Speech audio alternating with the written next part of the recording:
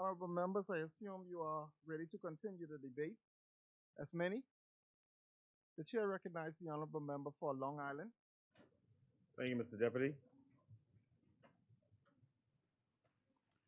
Mr. Deputy, I rise on behalf of the wonderful people of Long Island, those great people who have sent me to this place to serve their interests for 2 consecutive terms. I am most grateful for their confidence, and I look forward to continuing to serve their interests. Mr. Deputy, I want to extend my sympathies to a few families in Long Island, to the family of Mr. Bradley Leopard Knowles, his brother Cecil Knowles, his wife Judy Elton Knowles, his wife Laura, sisters Mitzi Cartwright, husband Frank, and Ruth Carroll, his sister, and her husband Patrick. Let me also extend condolences to the family of Mr. Charles Adderley from Milton, Long Island, to the family of Miss Alfreda Tynequest Pratt from Dedmanski, her siblings Shervin, Sherlock, Sherlyn Tynequest, and of course her son Joseph Rumor, otherwise known as Big Joe. Mr. Deputy, yesterday we had an incident in Long Island where a Canadian visitor died during some diving exercises. Mr. Joseph Allen McDonald. I extend my sympathies to his wife, Ms. Donna McDonald, and to his stepson, Mr. Kirk Vittor. Mr. Deputy, let me also extend birthday greetings to Ms. Dillis Smith, MCM Dillis Smith, a no-nonsense woman, seamstress extraordinaire, artisan. In fact, I have some of her work right here with me. This portfolio in a nice goat skin, did such a sheepskin. She did such a wonderful job. I'm gonna take that correction, Exuma. She's a businesswoman and one of the best straw work producers in this hemisphere. Mr. Deputy, I was a little hesitant to acknowledge a former student of mine who I see moving around these halls. His name is Roberto Larimore. He is one of the aides of the Prime Minister. Roberto was always a good student, and I was so happy to see him, and I applaud him for being put in the position he's now in. So, Deputy, Long Island could be a leading economic engine in the Bahamas. However, as it stands, the most pressing matter currently hampering Long Island's development, and that is desired by all Long Islanders, is an international airport. For far too long, our island has been the sleeping giant of the southern Bahamas. During our administration, the last administration, our island was finally waking up from hibernation. Finally, because as you know, we've been lagging behind our sister islands for many, many years. Long Island's fortunes were on the up and up. So I'm wondering what happened. Things have come to a standstill in Long Island. Mr. Deputy, I'll come back to that. But Mr. Deputy, in Long Island, we are in desperate need of banking services. And I have written, and I wrote in the last term, coming to the end of the last term, and I will do so again, requesting that the Bank of the Bahamas come to Long Island to provide these services for us. I see the bank has offices in smaller districts, Kemps Bay and St. Sal.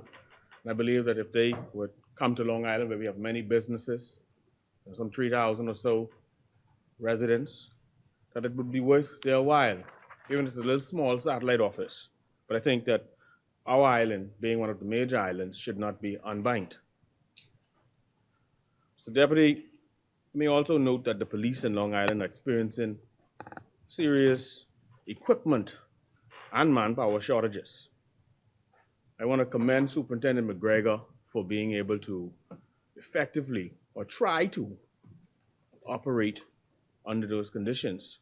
Because, for example, if you look at North Long Island, the police have no vehicles in North Long Island. They're not able to provide services to North Long Island. One has to, I got complaints from major business houses on the island just last night, but one has to wait for the police to ride from Central and South Long Island, which is about an hour to an hour and a half, to be able to respond to incidents. And that is not something that should happen in no part of this country.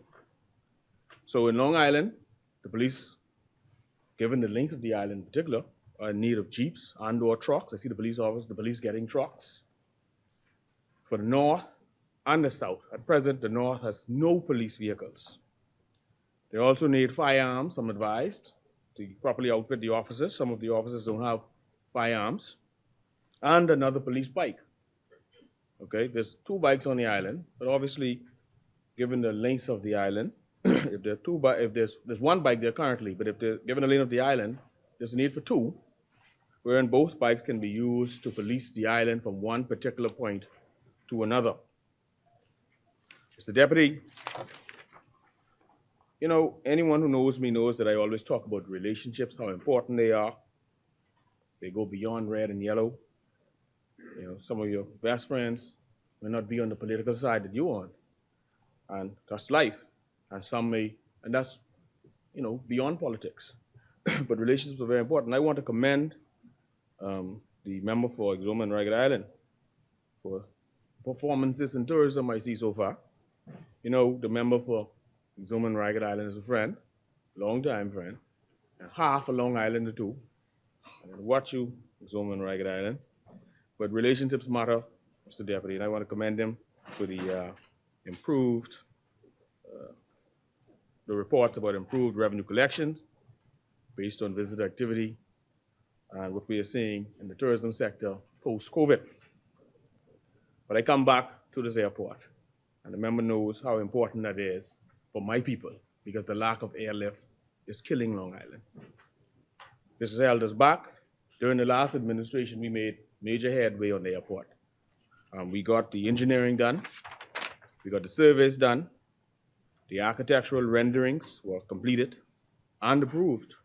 I personally took those plans to Long Island, to local government. Town halls were held. Tenders were issued for the land side and the air side, and bids came in, I was advised. And I was also apprised who the bidders were and the process and what. So my question is, what happened? But frankly, Mr. Deputy, we need that new international airport. Need. Anything less is not adequate and does not do justice to the people of Long Island. Mr. Deputy, an international port of entry with a runway of 6,500 to 7,000 feet, a decent terminal with concession and other booths that could house or could seat about 150 to 200 people at any given time, an apron to receive the traffic, an area for customs and immigration, and of course, parking space for vehicles. That is the need. Such a facility would last us another 20 or another 30 to 50 years. Mr. Deputy, with respect to education, I note that the government has stated in its communication that they've embarked upon a comprehensive school construction and repair program, and that this program will continue into the next fiscal year. It involves near complete rebuilding of campuses, renovations, etc. As an educator, you're never really a former educator, but as an educator, taught in schools in New Providence as well, there's clearly a need for one or two new schools in New Providence, because at present, even when I was teaching, it was in the 30s per class, and now teachers are telling me that there's some 40 kids per class now, and that's very difficult to manage 40 kids per class, particularly if it's one of those classes where some of the kids may have some behavioral issues. So overcrowding, and given the size of Nassau, the New Providence is an expanding island in terms of population, I think there is a need for the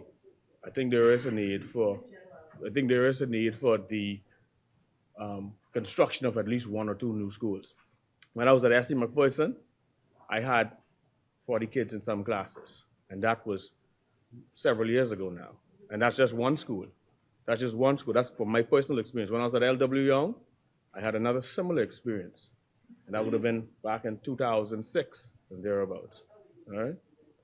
So, Mr. Deputy, as it relates to teachers, I see we got to pay teachers more.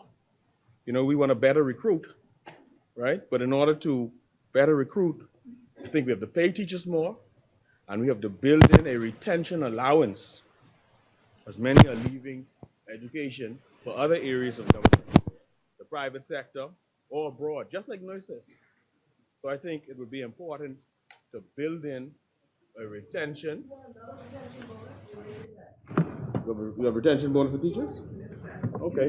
Congratulations. That's good to hear. That's good to hear. Congratulations. All right. That's good to hear. If that is the case, that is good to hear. But you must, whilst doing that, increase the salaries, increase the base salary, increase the beyond where it's at now. Because even where it's at now, it's not acceptable. To be a teacher, you have to have at least a bachelor's degree to start, along with a teacher's certificate. So I think there's much more that can be done. But with respect to special education, Mr. Deputy, and I've always talked about this in this place on multiple occasions, I think it's important that for us in Long Island at least, we get a special education teacher, because we have a number of children on the island who are not receiving a primary or high school education because they don't have these special teachers, or there are persons who are in classes with kids who may not have some of the challenges, and they are not able to keep up. I think it's important that the Ministry of Education considers, allows, or maybe even approves special education teachers so that we can get one, for Long Island. Well, we'll appreciate, if you have 15, we'll appreciate getting one in Long Island. Even if you could rotate them, even if you could, see, it doesn't matter if 15 is in college, we want some who are able to come to Long Island and assist the children of Long Island, because there are kids in Long Island who suffer, who have special challenges, and a special education specialist could assist with addressing. Mr. Deputy, let me tell you, I have been speaking on special education for many, many years. This ain't my first time addressing the issue of special education. Okay? For me, right, rather than engaging in youth exchanges, I think it's important that we are able to take the kids that are not having access to this kind of education, allow them to have an opportunity, by providing these specialists to Long Island. All right? I've been asking for this now for at least 6, 7 years. Certainly I did last year as well. Mr. Deputy, with respect to local government districts, I think, must be empowered to assist with real property and other tax collection, and ought to be able to share in some of the proceeds to fund capital improvements in our communities. Islanders have long been calling for a percentage of the revenue to be collected, and that is being collected, to remain and be reinvested in our communities. Government needs to improve and empower local government, I believe. Government needs to facilitate greater decentralization of central government. Government needs to ensure that a reasonable percentage of the resources and taxes collected on each island is retained for that island's development. Mr. Deputy, in Long Island, we have persons who've been employed in local government for a number of years, and some of them are trying to get some kind of permanency.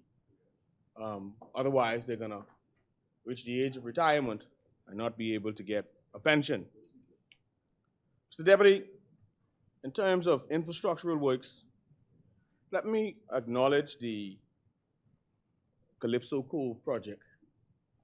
It's a $250 million project that we recently broke ground for.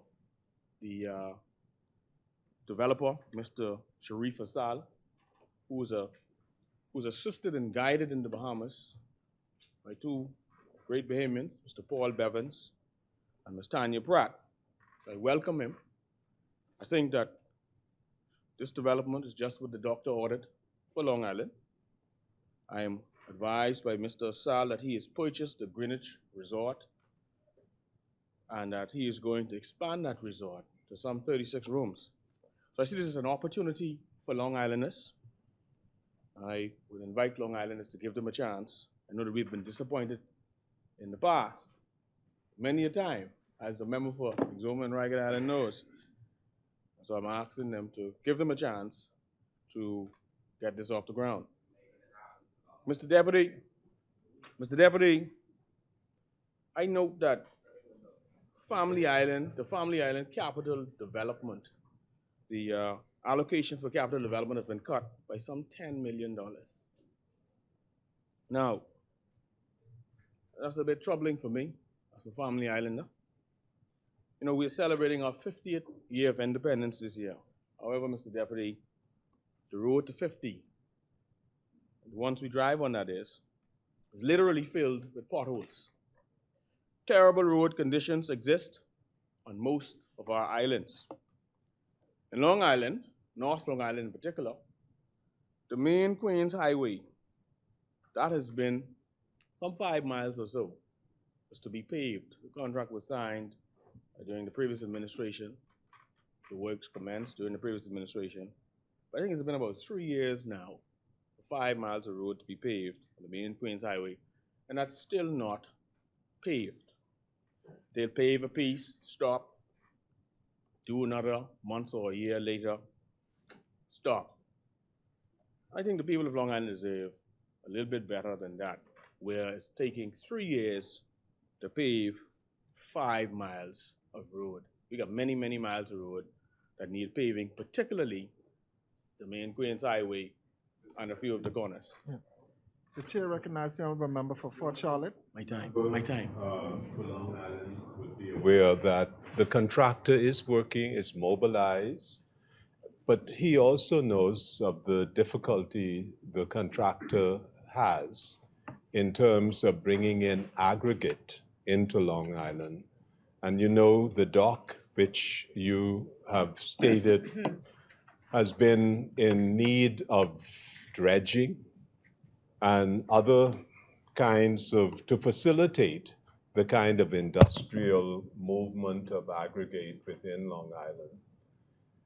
I met with the contractor, Mr. Stan Bethel, and he is mobilized. But you're well aware of the challenges he's been having.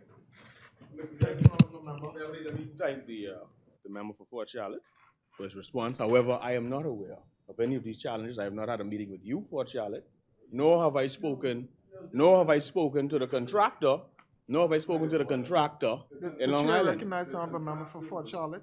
Engaged long before I was appointed Mr. Deputy.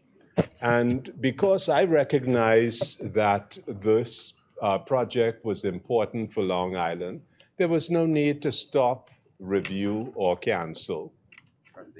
We've been trying to assist the contractor.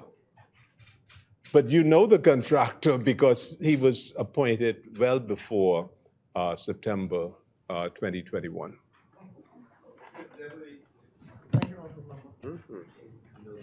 Mr. Deputy, I'm acknowledged. Okay.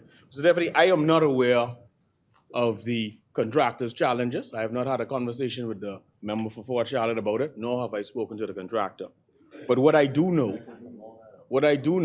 and the contractor is not a Long Islander, but what I do know, Mr. Deputy, is that there are 5 miles of road that were to be paved 3 years ago, right? And 3 years later, that road is still not paved. Furthermore, Mr. Deputy, the dock that the member for Fort Charlotte is speaking about, there are 3 docks in Long Island. One is in Clarence Town, one is in Salt Pond, and one is in Sims. You have huge vessels out of the United States and elsewhere that go into the dock in Clarence Town. Then there's no issue. But I've seen the vessels from Long Island that come into that dock. And I believe that any barge or aggregate, because I've seen others do it, can come in there. This isn't the first time Long Island has had its roads paved. So I believe that there has to be some review, some serious review of these works, because it should not take 3 years for 5 miles of road to get paved. That's unacceptable. Furthermore, Mr. Deputy, signage was a part of that contract. Okay? Road signage was a part of that contract. The signage that we are seeing in Long Island, I believe, is far too small. Okay, and I invite you to come to Long Island for a challenge. They're putting up signage, far too small. And in addition to that, the settlements, they're putting signs in the wrong settlement.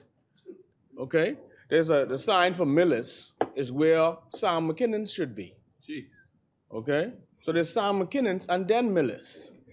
So I think they should consult with local government or the persons on the ground so that they can properly place the signs. And when you look at things like yield signs and stop signs, these are small signs about the size of this book. You can't really see those things driving on the road. So there has to be more done. To address this concern. Mr. Deputy, the government is paving the road to Bahama for CARICOM and for the Prince and Princess of Wales. How is it that we can run and quickly pave roads for visiting dignitaries, but there are gross delays or inattention or no attention at all to the much needed road paving on islands like mine?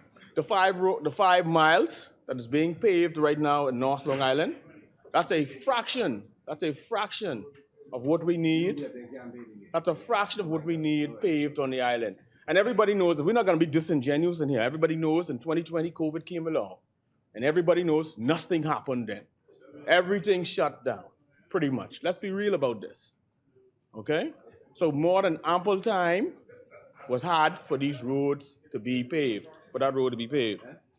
Mr. Deputy, Long Island is beset by a plethora of infrastructural shortcomings. We are making headway, but that has come to a full stop. I don't know a single new major government infrastructural project currently happening in Long Island. We have a number of heavily trafficked side roads that are desperately in need of repair, from O'Neill's to Hogan's Road, Harding's Road, Bridgewater, Dunmore's.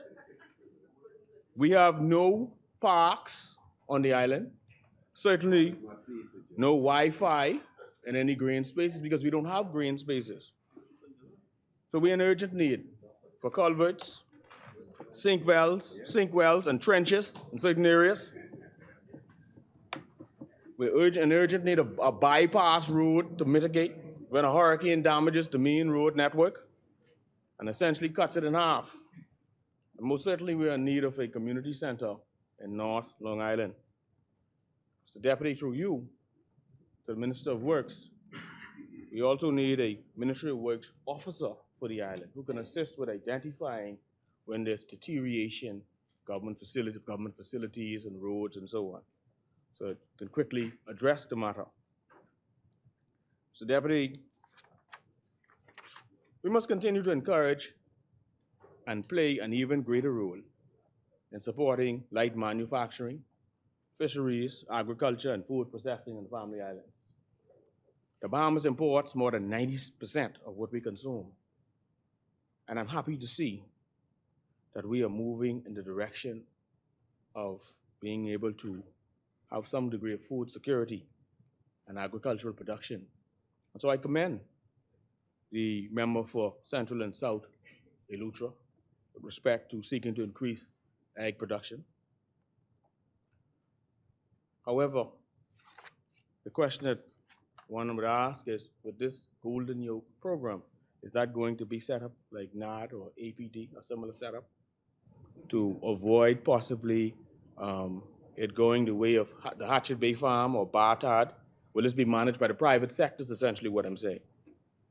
We see that the feed mills and the packing houses over the previous decades, they've not they have not, I think, yielded the results that we probably wished for them to, okay? And I think a lot of that has to do with effective management. So I believe this program can be profitable. This program can be impactful. However, I think that we have to put effective managers in place, most likely from the family islands, or setting up a system like NAD or APD.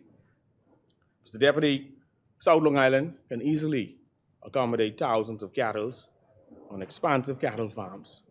We must encourage more inter-island linkages. We must develop boutique industries, including our sand and salt. We must set up more solar plants, especially in the southeastern islands. Conch shell, for example, in the Bahamas is pure calcite. This is an industry unto itself. Imagine specialty conch products. We must expand the straw craft industry throughout the country. You know, Long Island moonshine is a major draw for tourists. That's just the reality of it. And in places like North Carolina, moonshine is actually sold on shelves. You know, so just imagine intertwining farming and tourism and inviting tourists to visit a conch farm or a fish farm or to go and do these things at a cost.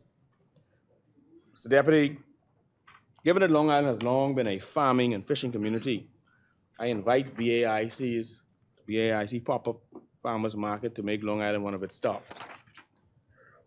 No doubt, this market will reinvigorate farmers. And so in the coming weeks, I'm gonna formally write to my cousin, the member. I'm gonna formally write to my cousin, the member for Southern Shores, the chairman of BAIC, to encourage BAIC to come to Long Island and to offer classes to teach islanders how to preserve fruits and vegetables, how to make jams and jellies, and straw craft, and so on. These classes will teach people how to preserve their farm produce and to market them to New Providence and elsewhere. We also need 2 immigration officers on the island. We don't have any immigration officers on Long Island at the moment. I think it would be most beneficial for us to have at least 2 immigration officers to come to the island. Mr. Deputy, with respect to the budget, we have seen various cuts in critical areas. And I want to thank the member for Tall Pines. You know, I had a chat right at the lunch break. We talked about healthcare in the island. And he's pledged to me that he's going to address the infrastructural concerns at the Sims Clinic, the Edmondski Clinic, and Clarence Town. He has indicated, told me that they have the money and they have an ambulance for the Edmondski Clinic. And he's also training EMTs for the ambulances. So I'm looking forward to that. I'm also going to be requesting that they look at sending a dentist or rotating dentists and rotating specialists to help the folks on the island. Mr. Deputy, as I said earlier, we've seen various cuts in critical areas in this budget. We see renewable energy has decreased by 3 million, and we have a 2030 goal of 30% renewables. So how would that be retained with such a decrease? I spoke on Family Island, the capital development cut by $10 million. I see our road maintenance has been decreased by some 3.7 million, and we have islands that are littered with potholes. See, gyms have been decreased by 1 million. Water infrastructure decreased by almost 4 million. Hurricane preparedness decreased by 300,000. And you see a decrease here again with ports and docks. You know, Mr. Deputy, for us on the islands, particularly as it relates to infrastructure, it is important that we see increases as opposed to decreases, because many of our islands have had deteriorating infrastructure for some time. And given that, you know, there's so much concerns in the Bahamas with so many different islands that need works, if you hit an island now and you do some work, you might not come back to that for another few years. Sometimes you get back to that the infrastructure deteriorated quite a bit. So I think it's important that government pays special attention to these islands. So Deputy, I also want to acknowledge Mr. Stephen Wells, a Long Islander, bright gentleman, extremely knowledgeable. Okay? Mr. Wells is now in Belize as the commissioner of the Belize Financial Services Commission. Mr. Wells is a tax expert, speaks about 4 languages, and is a leading financial, he's progressive. He's a leading financial professional who is also a member of the steering group of the inclusive framework at the OECD. I think persons like Mr. Wells, we should try to bring them back home. They have a lot to contribute, and I think that they can do well for a country like ours.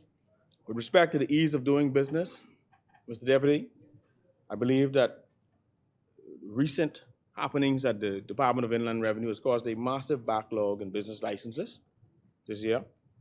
The question is, how many days should businesses in constituencies like mine expect to wait to receive their business licenses from the time that they file? Because there are many, many businesses that are currently waiting. My constituents feel like they're being taxed to pieces. Government is targeting some $146 million in business license fees this fiscal year, which is an increase of some $55 million from last year. You know, in the Bahamas, we already have commercial banks making a killing. And so on the monetary front, whilst we're hearing about liquidity continuing to expand and banks being quite liquid, we have poor access to credit by businesses in this country. So what can we do to help to encourage the banks to give qualified Bahamians an opportunity to start businesses or improve their current businesses? I think we must broaden the platform for greater ease of doing business in the Bahamas. I think we must do so, and we must do so soon. Mr. Deputy, given the time that I'm running out of time, I'm going to reserve much of what I have here for the, God willing, the budget in June, particularly as it relates to family island development, among other things. Thank you, Mr. Deputy. Thank you, Alderman. As many?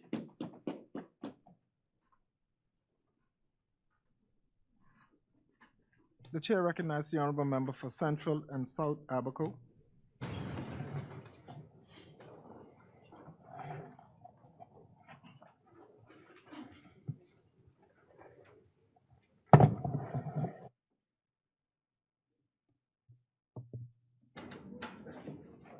Thank you, Deputy Speaker.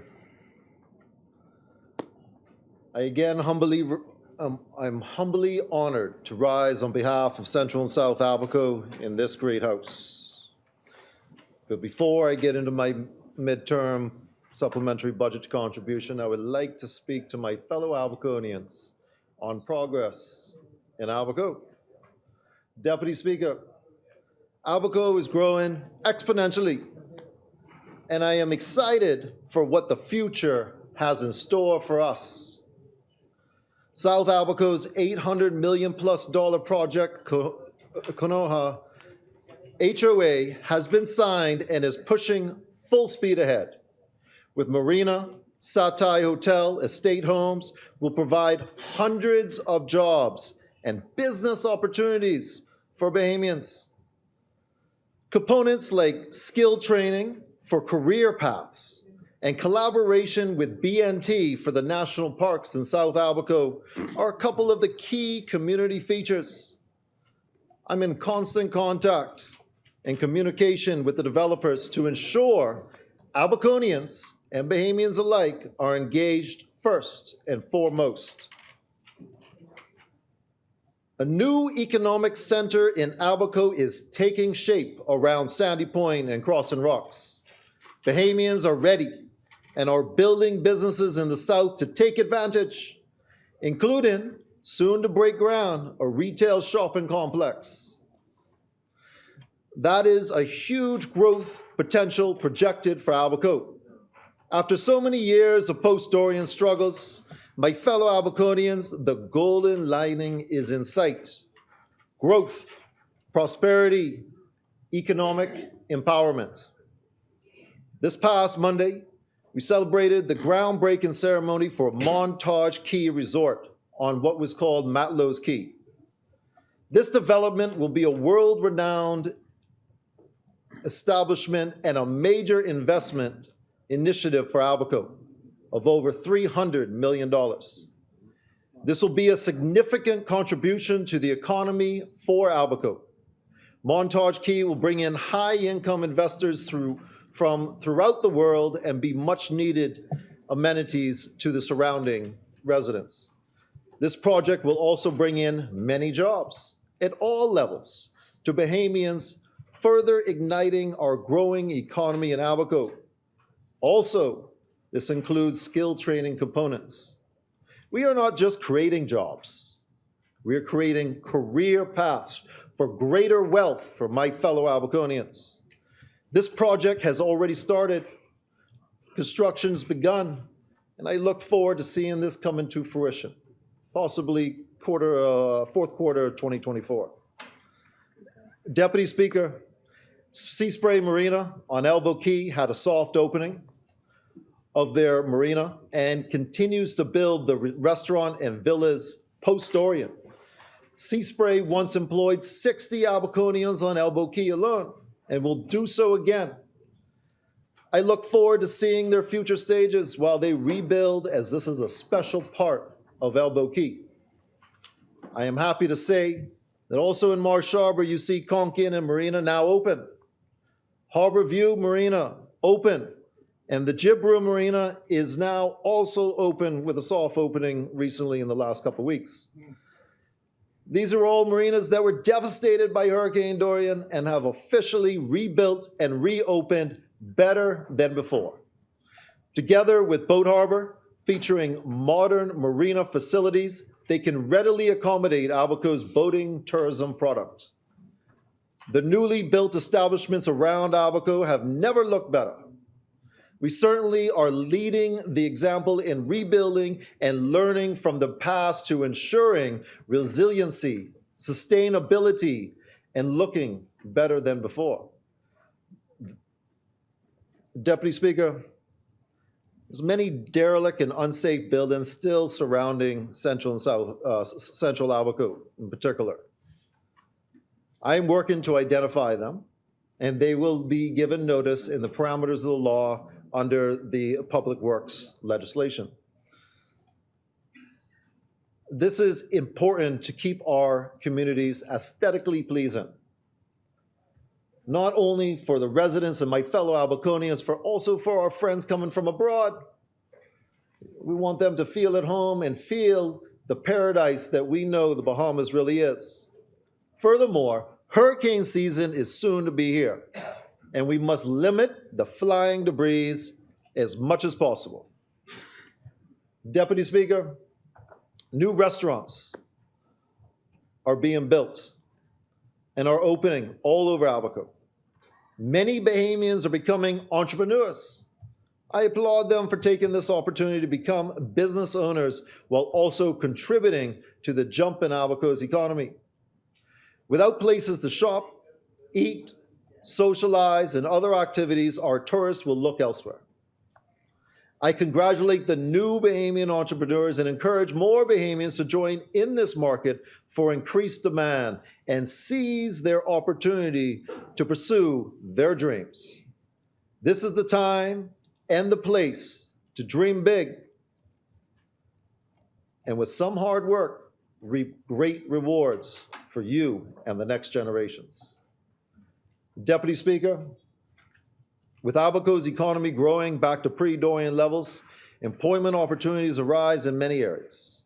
The most obvious is construction and hospitality, but I also encourage you to think outside the box.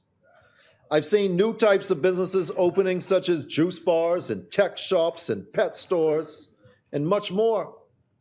Our Bahamians are very talented, and I personally light up inside every time I see a new Bahamian business opening. As I mentioned in my last speech on immigration, this David-led administration and the Department of Immigration and Labor have started on initiatives to solve our immigration issues and provide real action on this challenge. Exercises in Abaco and throughout the Bahamas will continue. Preliminary work is being done to tackle the shanty towns and those living in the bush. Seeing this firsthand, they're on ground working in Abaco. As I mentioned before, this is being done humanely, but also with a plan. As our Prime Minister said, we will not solve one problem and create an entirely new problem. This process is being planned and thought out so that those who reside in shanty towns and are here legally are relocated at employers' expenses. If here without approved documents, leave or be deported. Also, those that are Bahamian citizens, assistance in relocating them to proper dwellings is needed and is being thought through.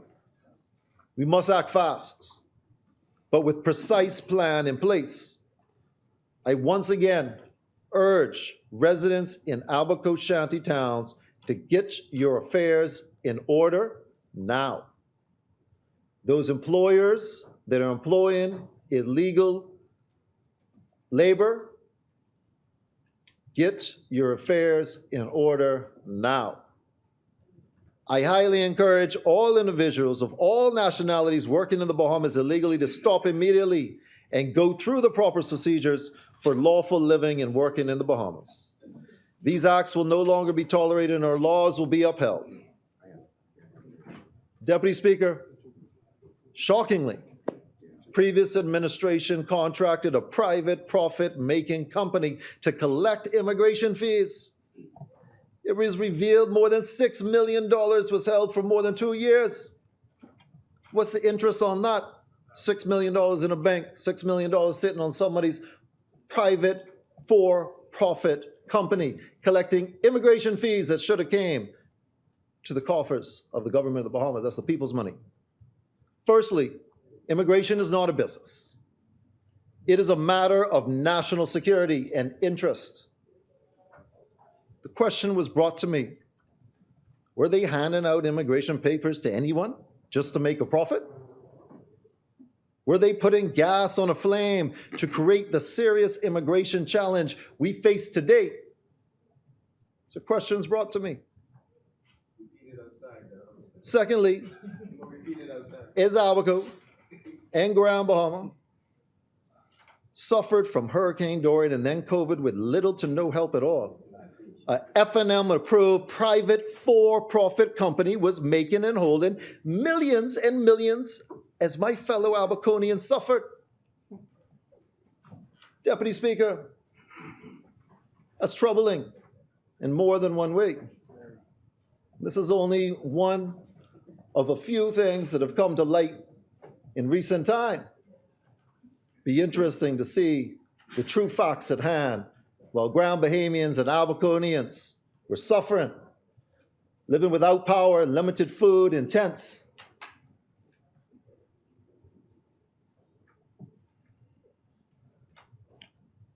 Deputy Speaker,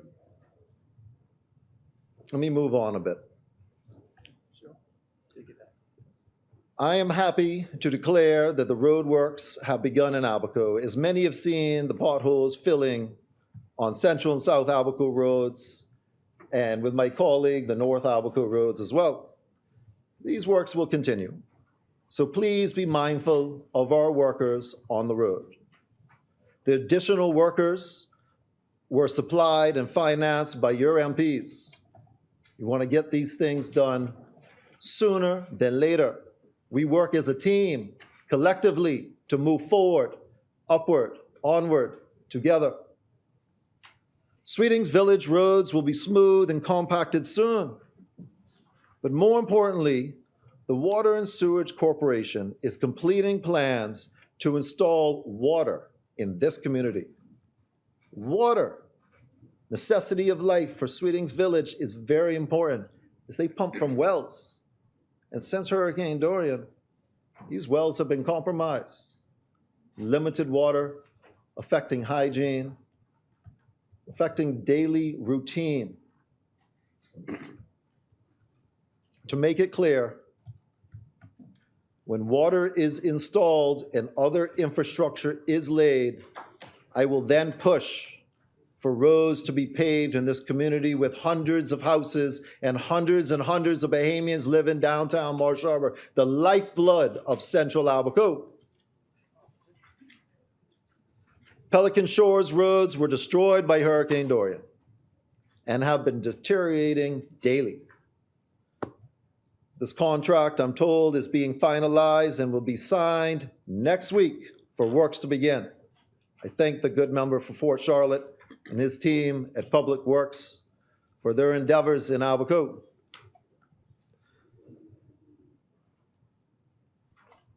The $1.5 million investment will promote growth in the community and drive business to that newly built and newly opened marina in Pelican Shores, locally known as Jib Room.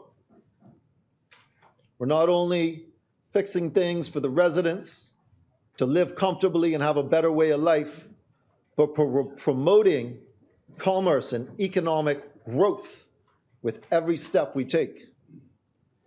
Equipment and supplies are in Moores Island right now, and infrastructure work is ongoing. Seawalls are under construction, docks, but I'm looking forward to the main pier being rebuilt in a proper fashion, a cement pier for the robust commercial fishing industry and freight landing. A lot of the seafood that we eat right here in Nassau, it's Moores Island. It's one of the commercial fishing capitals of the Bahamas, right there in South Abaco. It's a secret. Deputy Speaker, Abaco schools, there's repairs being had. Teachers' residents have been scoped. And I continue to communicate with the Ministry of Education to emphasize the needs of our Abaco schools and teachers. I'm also thankful to the good member from Ingleston for her dedication to education. It's important. None of us would be here today without education. I am thankful that Mrs. Dominique Russell, the previous district superintendent for Abaco, is now acting director of education.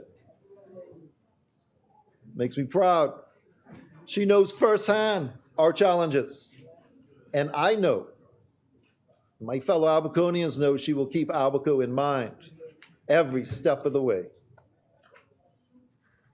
Deputy Speaker, it was an honor for me to attend the Abaco teacher retirement ceremony for these dedicated and most influential education practitioners. Many of them taught me. I am thankful to them and their influence on my path to this great house. I'll leave with a quote on that.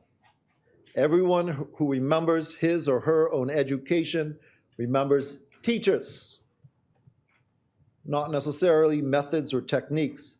The teacher is the heart of the educational system.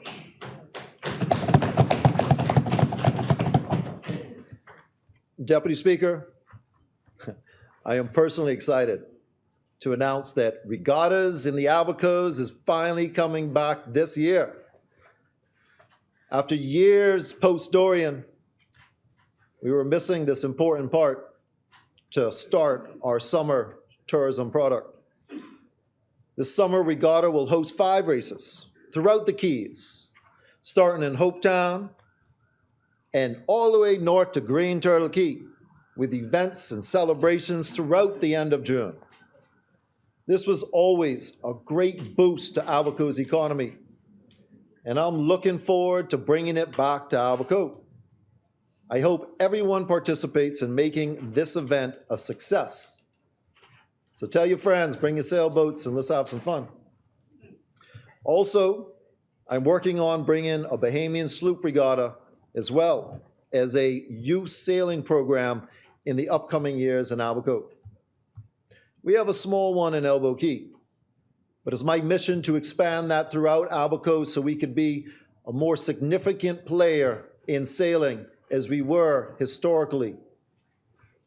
Sailing is something that is near and dear to my heart and is still in Bahamian culture. And I look forward to having Abaco sailing return to be a fierce contender and competitor at all levels, modern and Bahamian sloop. So stay tuned. Big things coming in Abaco.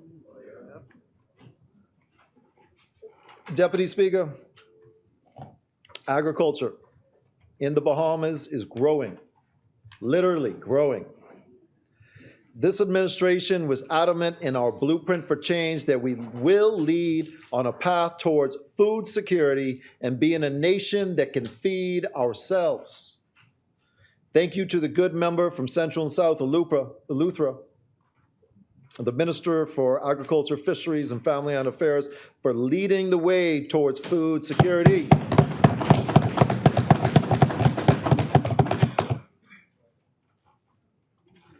And sustainability in the Bahamas. New farms and agricultural businesses are rising in Abaco and throughout this great country. Notably, I'd like to mention in Abaco, Sawyer Family Farms is projected to supply eggs to all of Abaco by the fourth quarter of 2024. See, this is exciting. Yes, exciting. Exciting. That's it, okay. And very encouraging. Agriculture and animal farmers, now is the time. Many good initiatives and help are being implemented. Take advantage, build your farm, and help the Bahamas with food security and cutting our massive import bill. More money in Bahamians' hands, less money leaving our countries and passing our borders. Abaco, I've requested backyard farming kits, and they will be distributed through to my fellow Abaconians soon. Deputy Speaker, tourism in Abaco and across our country is growing. We are close to and soon to surpass pre-Dorian and pre-COVID numbers in most areas. Investments across our nation are increasing, and we are focused on diversification with sectors and areas. We are a tourism focus on family islands and the geographic diversification of our tourism economy. This will expand our tourism product throughout not only Abaco as I'm doing, but also a focus throughout the Bahamas. We want to touch all corners of the Bahamas. The Bahamas tourism economy is growing, like our cruise industry, which steadily growing to record numbers. I'm sure everyone's seen this week the record 28,554 passengers with 6 ships alongside simultaneously. This doesn't even include the 10,300 crew members in addition. We're speaking nearly 40,000 people on the shores of Nassau in one day. The new Nassau Cruise Port will celebrate its grand opening on May 26, which will be a unique experience for our visitors and encompass authentically Bahamian. All retail will be Bahamian and many certified authentic Bahamian products. This will help showcase our nation's talents, our culture, and experience here in the Bahamas. Cruise visitors will have a Bahamian experience and ensure repeat visitors and more revenue per visitor. Emphasis is being put on double or triple destination cruises in the Bahamas. We want 5- and 7-day cruises with multiple destinations right here in the Bahamas. Let them go to Grand Bahama, come here to Nassau Cruise Port, and then go to their private island and come back. We want to make a full tourism cruise experience right here in our waters. Deputy Speaker, downtown Bay Street cleanup and revamp is moving along. It will help grow the economy and give more opportunity for shops and restaurants to capitalize. This cleanup initiative will ensure our visitors have a clean and enjoyable experience while in the Bahamas. We want to present an amazing experience from first steps ashore to anchors up. We must do our best to encourage repeat visitors and organic marketing. We want them to tell their friends and have their friends tell their friends. That's organic marketing. That's the best marketing. We are in need, my fellow Bahamians, we are in need of more activities and attractions for our cruise ship visitors.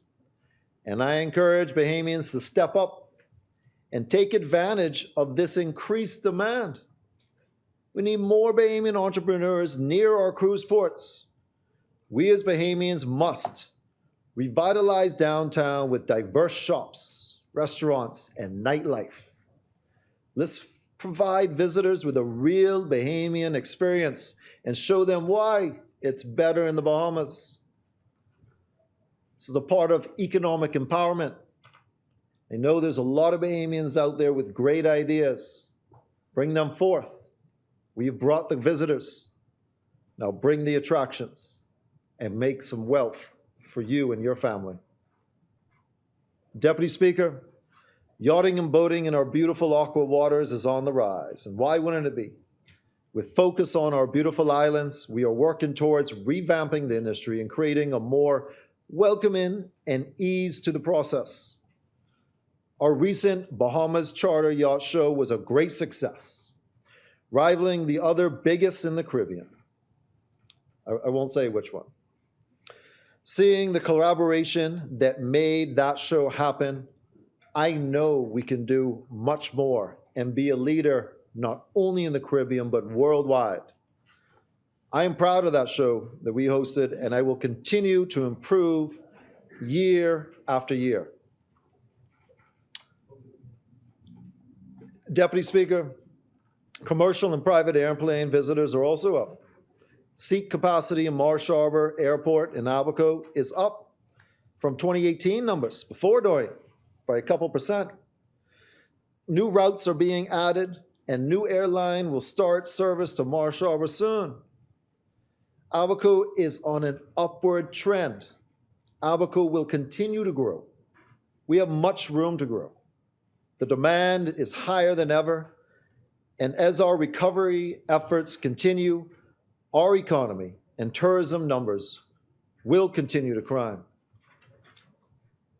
You've seen requests for proposal for publicly announced for airports across our nation, but this includes Treasure Key, Sandy Point, and Marsh Harbor airports. This also leads into my plan of diversification of Abaco. We want to bring economy to the south, all the way up to the north with my good colleague, Kirk Cornish, MP. And throughout the Bahamas, tourism destinations will spring up in places that have not normally seen those visitors. This message we need to emphasize is build it and they will come. Our tourism team will be highlighting destinations across our archipelago, and we'll be highlighting those locations to start now in preparation for increased tourism. We need to be ready to host, entertain, and provide tourism in areas that may have not had many or none at all in the past. Long Island brings to mind. Bringing tourism down Long Island in a big way. Every island and community has something different to offer, and we plan to spotlight that.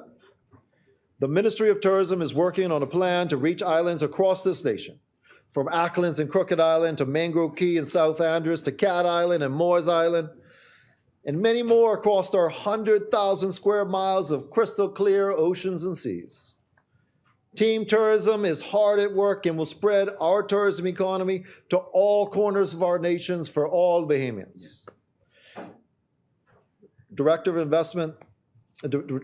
for Bahamas Investment Authority is working alongside me and a team to push new developments to these far-flung communities who need it most.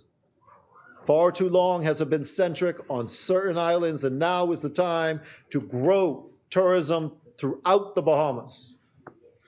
With proper planning, promoting, and marketing, they will come. Let's be ready. I am most thankful to the member from Exuma's Ragged Island, Deputy Prime Minister, the Minister of Tourism, Investments and Aviation, for entrusting and acknowledging my ability to make significant contributions to tourism, investments, and aviation.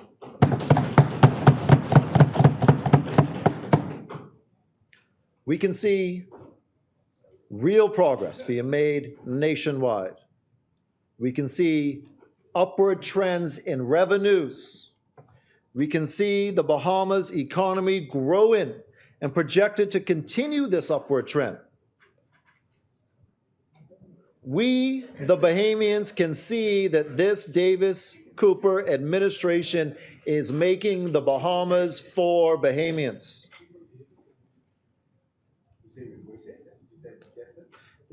Deputy Speaker, Central and South Abaco is in support of this Davis Cooper administration and this midterm supplementary budget. Deputy Speaker, my fellow Abaconians, this goes out to you. We have many challenges still ahead and many more issues to overcome and accomplish. But your up-to-date information is most valuable to me. I cannot be everywhere at once, and the emails flowing in and the phone calls makes my job easier to serve you.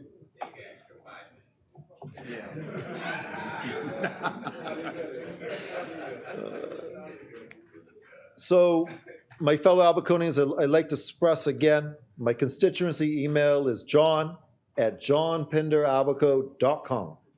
That's john@johnpinderabaco.com. There's many good things coming to tourism. There's many good things coming to the economy and the Bahamians across our nation. But Central and South Abaco is in support of this administration and this supplementary bill. God bless my fellow Abaconians and Bahamians across the world. And God bless this Commonwealth of the Bahamas.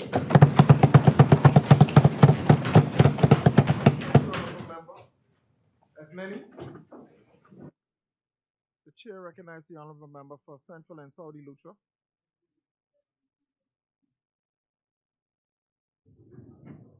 Deputy Speaker, when I am afforded the opportunity to stand in this place, I recognize that it is only because of the privilege to do so by the great, resilient, and industrious people of Central and South Eleuthera. I wish to thank them for their continued support. Mr. Deputy Speaker, since I last brought remarks in this place, several prominent members of the community have passed on. I take a moment to remember them and offer prayers and condolences to their families and communities. Clarice DaCosta, Patricia Cooper, Roosevelt Williams, Alame Anderson, and Jamal McNair. Also, the Slow Pitch and Fast Pitch Softball Association has felt a huge void with the loss of Edward McSweeney, also known as Eddie Mack, Brindley Cooper, Karen Burrows, and Bruce Joe Mackey. On Eleuthera, softball is the most popular sporting activity, and you would all know that Eleuthera holds the most Hall of Fame members in this country. Their loss to the sporting organization is considerable and will be sorely missed. Mr. Deputy Speaker, it would be remiss of me to leave out one of the most senior men on the island of Eleuthera. His contributions to the development of the island stems back prior to independence. He was a close friend of the late Prime Minister, Right Honorable Lyndon Pindling. Brother Joshua Culmer, M.O., Justice of the Peace, was a proud Eleutheran and even more a statesman. While he was a revered stalwart councillor of the Progressive Liberal Party, he had no qualms rubbing shoulders with leaders across the political divide and international leaders. He was one to make sure that Eleuthera was well represented and that his name was known and remembered. He was a godly man, a family man, adored his wife, children, grandchildren, and great-grandchildren. Brother Como was a praying man and an encourager. He never failed to ring my phone at least once a week around 7 o'clock in the morning to encourage me and offer his wealth of wisdom. He will be missed throughout Central and South Eleuthera, and on behalf of my wife Delia and son David, I offer my heartfelt sympathy to the family of Mr. Como and to all the families of the departed. May their souls rest in peace and rise in glory. Mr. Deputy Speaker, the state of utilities on Eleuthera has digressed over a number of years and across administrations. The constituents of Central and South Eleuthera have suffered significantly due to the lack of water and intermittent electricity. I am confident that my colleagues are placing significant time and investment in correcting these issues. The necessity for water and electricity is a priority for my constituents, and it is a priority for me. I wish to reassure them that this administration will fix it. Yes, yes. Mr. Deputy, Mr. Deputy Speaker, I am proud, extremely proud, that this Davis Cooper-led administration has taken to advance our country. There are many initiatives that we can boast on, such as an increase in arrivals at almost every land and seaport. And while we continue to find ways to diversify our economy, the reality is that we have solidified our place globally in the tourism industry, and we are still leaders in the sector. Yes, sir. Tourism still equates to a direct economic impact that touches countless lives throughout our islands. We have reaffirmed our position globally and in the region as a small country with big goals. We have stepped up to the plate and championed big ideas like climate change. We have increased investor confidence in our country as we continue to onboard new investment projects throughout the Commonwealth, as we maintain our commitment to developing our family of islands. We continue to make strides in managing our own affairs as a public servant's long-standing issues are being addressed, and Family Island staff have also had the opportunity to not only have their issues heard, but addressed, and they have an ongoing medium to address any concerns. This administration has addressed the housing challenge, significantly impacting the lives of hundreds of people who are now first-time homeowners and paving the way for additional housing needs through rent-to-own and extending the affordable housing program to Family Islands. Globally, the cost of living has risen, but this administration has taken steps to cut import duties on many items, raise minimum wage, and expanded price controls. Mr. Deputy Speaker, these are but a few of the many great things that this administration has accomplished. As Mr. Deputy Speaker, should I go down the list, I would exhaust my entire time allotted here today, and I would not get the opportunity to speak on the advances in agriculture, marine resources, and Family Island affairs. Mr. Deputy Speaker, the Bahamas was once a thriving agricultural nation with the capacity to feed ourselves. The agricultural industry hasn't received the focus it should have for some time. Until now. Now, it is said that this is a world cycle. Yes, sir. Here we are, full circle, and in this new day, we not only recognize and acknowledge the importance of agriculture and food security. Sexy back, that's it, man. That's it. Brothers, brought it back. We in this Davis Cooper-led administration are putting our money where our mouth is and investing in Bahamians in agriculture. In June 2022, I stood in this honorable chamber to present the contribution of the Ministry of Agriculture, Marine Resources, and Family Island Affairs to the annual budget debate. Today, I am here to share what has been accomplished over the first 8 months and what is planned for the remaining period. We have taken bold steps to revive the industry, bold steps to bring transformational changes that will ensure that the agricultural sector remains resilient and is advanced for generations to come. Mr. Deputy Speaker, On the 28th of February, in the business column, there was a headline by a farmer in Abaco. Farmer, blowing smoke of 30 years seems over. Yeah.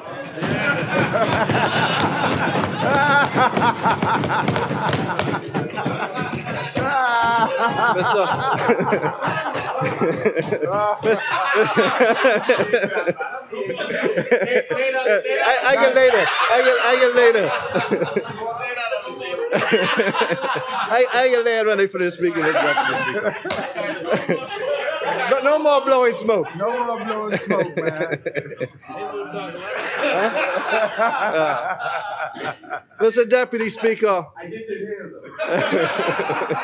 No, you don't have to. No, you don't have to. Step one, to ensure that agriculture is sustainable, a select committee of farmers and industry partners is being engaged in developing a strategic plan for the agricultural sector that will create a roadmap that keeps us on track to achieving food security.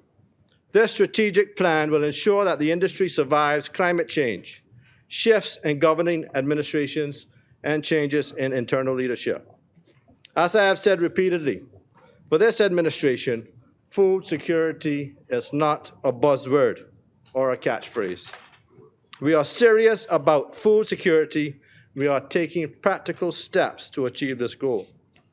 Step two, by now you have all heard about this exciting news that we are reviving the poultry sector.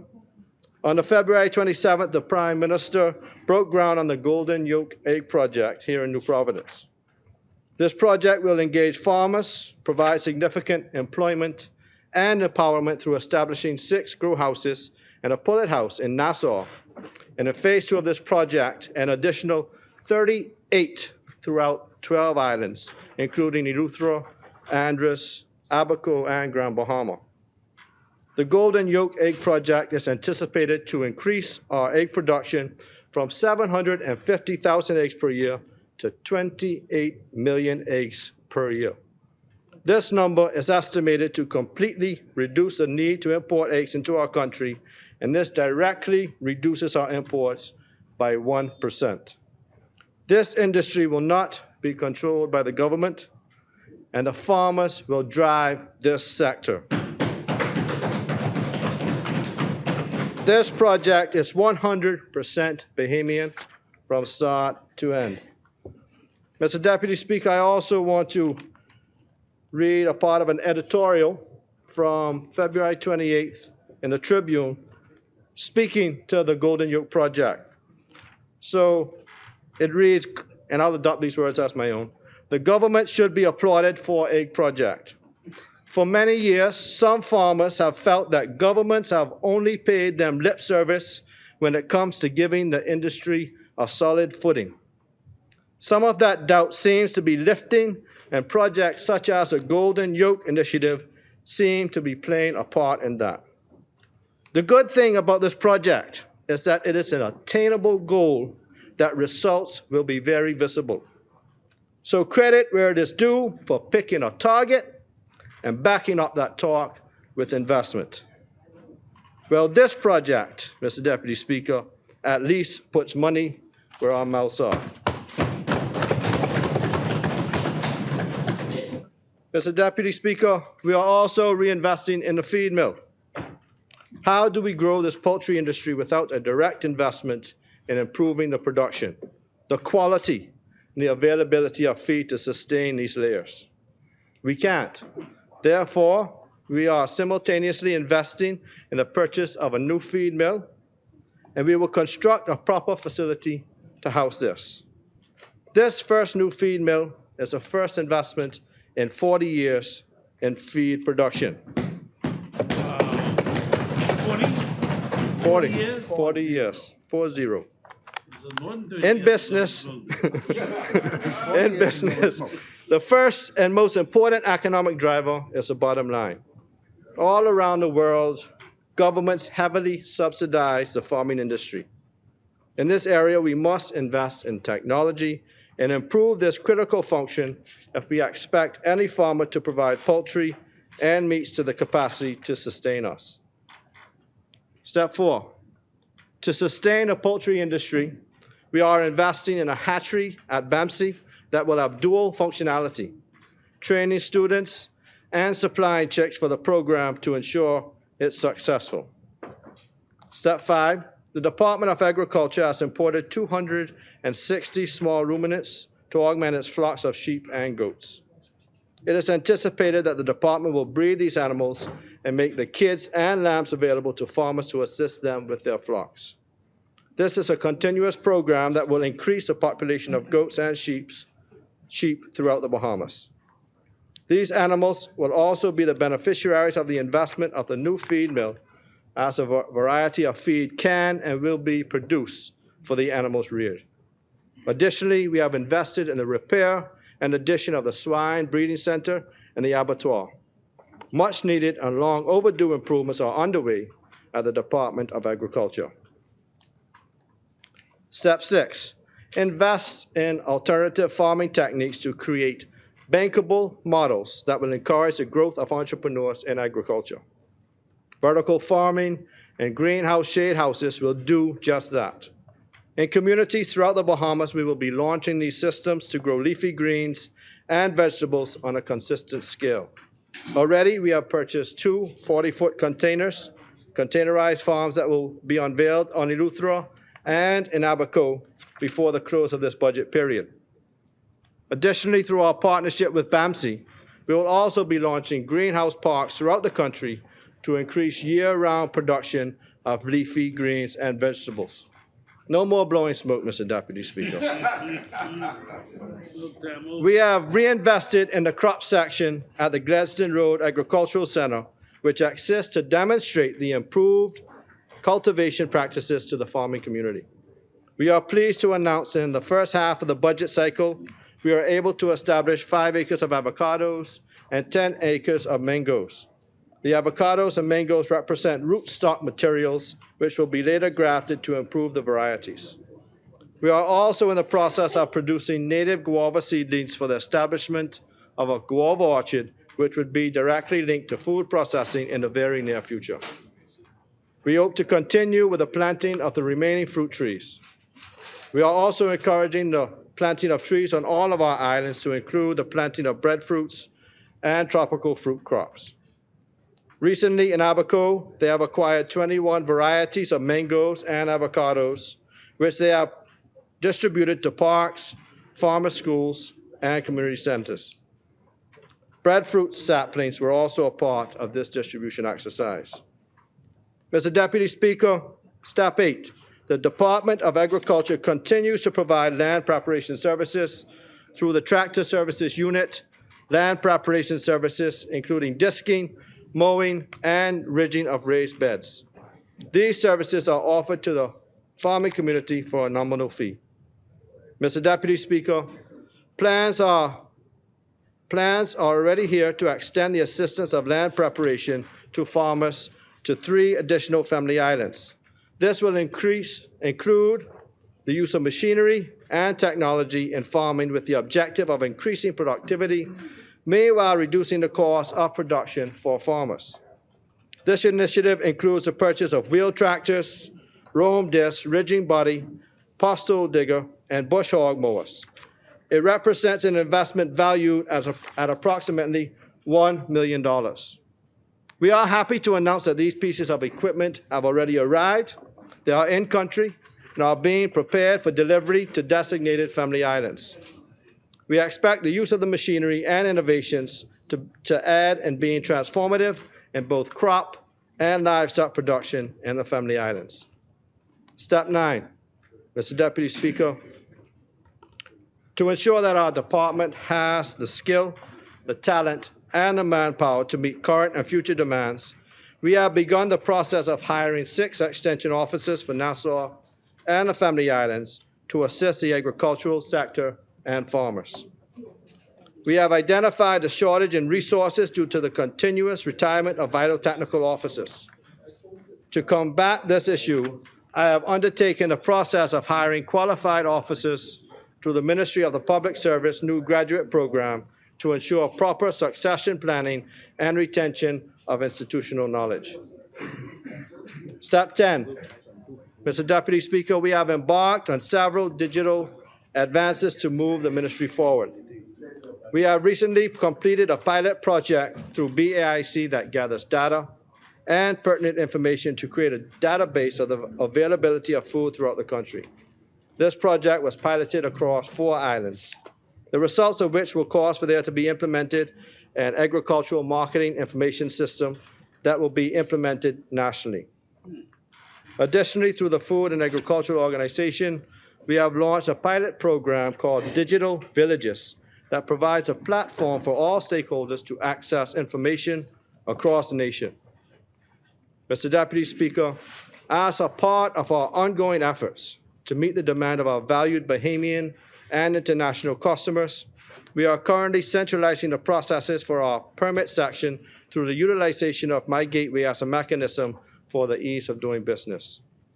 Currently, Abaco is being used as a pilot for the implementation of 7 of our import permits to include fruit and vegetables, plants and flowers, dairy, meats, poultry, eggs, and bananas. Soon, eggs won't have to be on that list anymore. Other services have been prepared and launched on the website to make it easier to do business in agriculture. Mr. Deputy Speaker, we aren't quite at the end of our report to this House on what has been accomplished in just 8 short months. Mr. Deputy Speaker, step 11. One of the challenges we face in this country is providing processed foods of our own. We have the capacity to grow a variety of fruit, vegetables, roots, and tubers that can be processed into foods such as jams, jellies, chips, flour, and juices. However, the state of the Food Technology Laboratory does not foster a proper environment to meet modern standards. There is a shortage of space for processing, staff, and training. There were extensive communications with the Ministry of Works to provide architectural drawings for the modification and expansion of these laboratories. This expansion is important for continued research and advancement in providing value-added products to mainstream markets. Imagine looking at over 50% of our items on the shelves of food stores and reading "Made in the Bahamas." Yes. Progress. This is not a far-fetched idea, as we have already invested considerable amounts in a proper facility here in New Providence and the Family Islands. Mr. Deputy Speaker, my ministry has advanced 2 of these community kitchens to assist with our plans for food security. The community kitchens will provide extension training to farmers. The facilities will provide co-packing to farmers, allow for entrepreneurs to lease space and use of this equipment with guidance. Facilities will conduct in-house processing of value-added products to reduce post-harvest losses, provide jobs for entrepreneurs, and to reduce imports. Mr. Deputy Speaker, my final point on agriculture today is to reaffirm the commitment of the Ministry of Agriculture, Marine Resources, and Family Island Affairs to supporting farmers directly. Through Access Accelerator and the Small Business Development Center, the ministry has invested over $1.1 million, which is in the process of being dispersed to successful applicants across this country. Additionally, Mr. Deputy Speaker, we initiated another grant, and this grant program was provided to up to $500,000 for climate-smart initiatives in the sector and technological advances. We remain committed to directly impacting farmers and fishermen as they continue to advance their sectors to our benefits.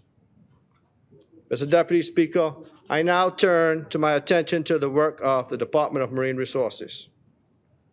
Mr. Deputy Speaker, I wish to note work on the new draft fisheries regulations, such as a consultative process with stakeholders, has been completed, and the draft document is presently with the Attorney General's office, where it will be reviewed and fine-tuned. Mr. Deputy Speaker, the flats fishing regulations was enacted in 2017. As stipulated in Section 7 of these regulations, it calls for the establishment of a committee consisting of relevant ministries and relevant non-governmental organizations, as the minister may appoint. Mr. Deputy Speaker, I'm happy to report to this honorable House that this committee, this 12-member committee, has finally been established. Further, Mr. Deputy Speaker, as we place a considerable focus on supporting the flats fishing industry, BAMSI is currently providing the practical training for 12 students. There are 4 females in this program, and the students are all around the young age of 20. I would like to recognize that this has been accomplished through a collaboration between BAMSI and the Ministry of Tourism, Aviation, and Investments. Both ministries are heavily invested in supporting the flats fishing industry as the economic returns for the Bahamas is significant.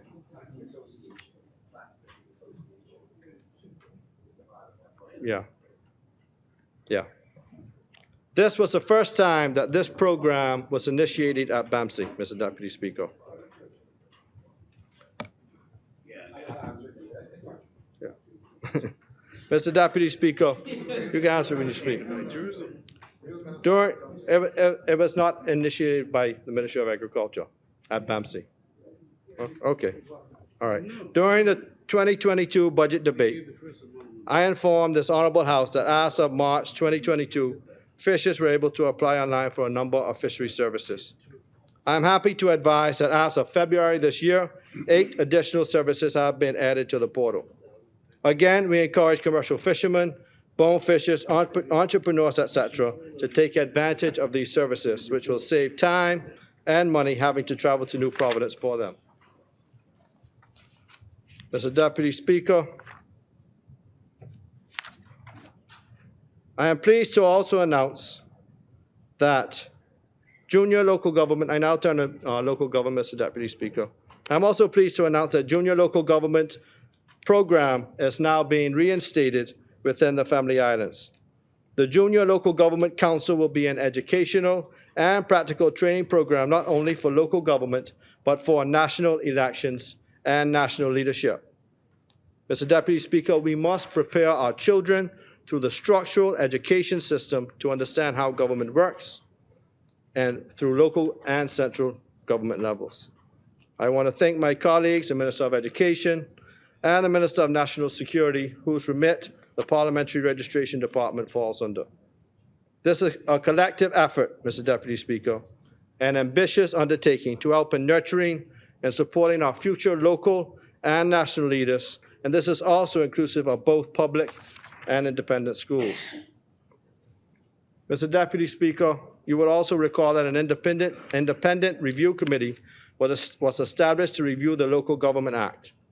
Please note that the review committee, Chairman Dr. Preston Cunningham and Acting Director submitted the committee's report that is now before the Law Review Commission. This also speaks to the member for Long Island in regards to beefing up local government in the Family Islands. And we hope that once this goes to Cabinet, we get approval, and we can bring it to the House to ensure that local government has some teeth and able to do some real things in the Family Islands. Mr. Deputy Speaker, as I conclude, I want to advise this honorable House that I try to keep within time, and there's so much more that I could say. So much more that I could say. However, in short order, you'll hear from my member, the Parliamentary Secretary in the Ministry and member for North Andros and the Berry Islands, who will provide additional updates on other areas under the portfolio. Mr. Deputy Speaker, I would be remiss if I did not recognize the senior staff at the Ministry of Agriculture, Marine Resources, and Family Island Affairs, who will be retiring this year. Ms. Cheryl Beaumont, the Director of Societies.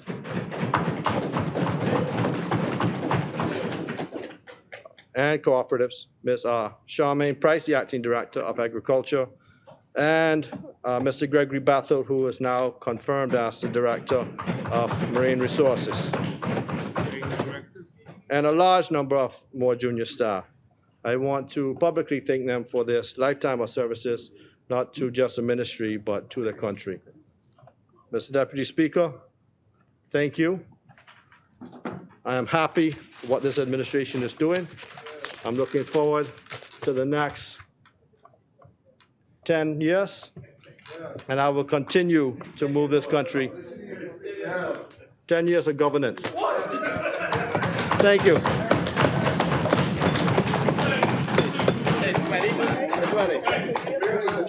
Let's go for 20. Hey, I take that back, 20. Now you blowing smoke.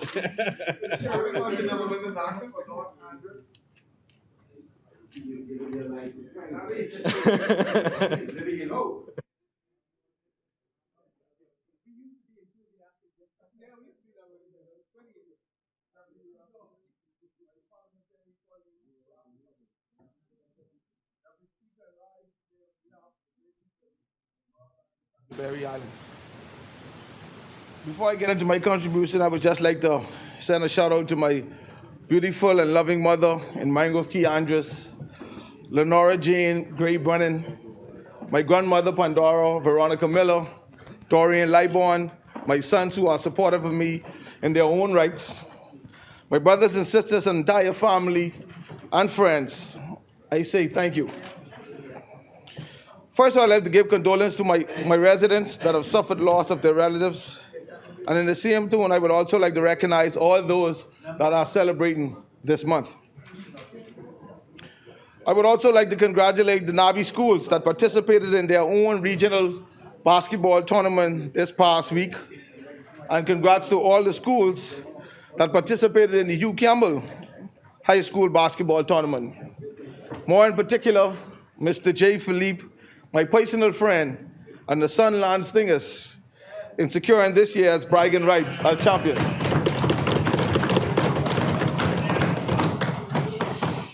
Deputy Speaker, Luke 12:48, to whom much is given, much is required. Deputy Speaker, the last year and a half as the Member of Parliament for North Andros and the Berry Islands has been filled with much enthusiasm and motivation.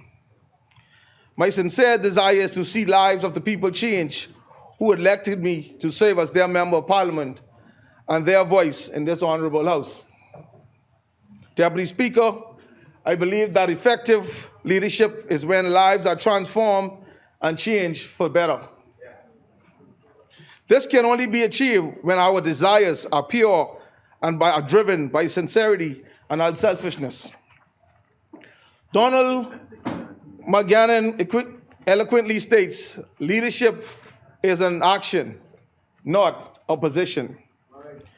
Madam Speaker, Deputy Speaker, I believe that God never makes a mistake. He placed us in these positions to lead his people and to make their lives better than they were before. All through Scripture, when God wanted to lead his people out of a situation, he chose us as a leader to accomplish this goal.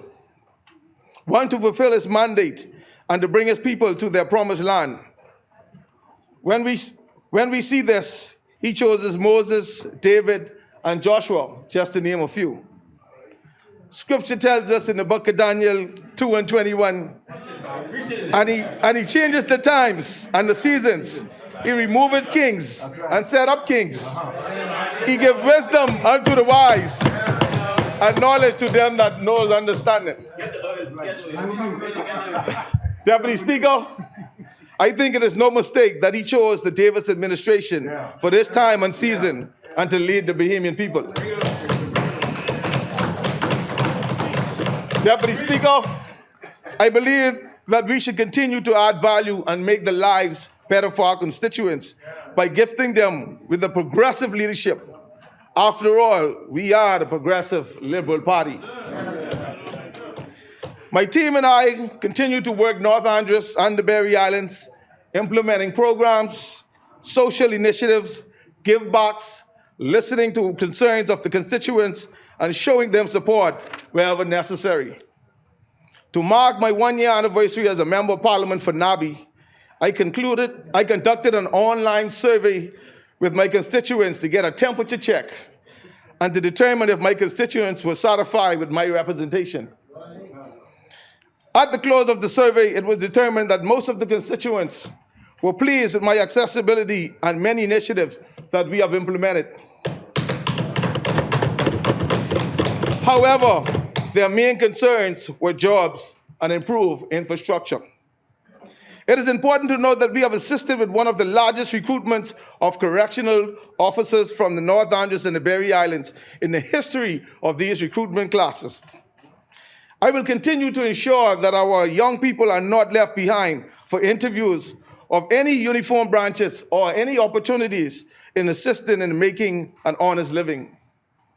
Deputy Speaker, these are my people.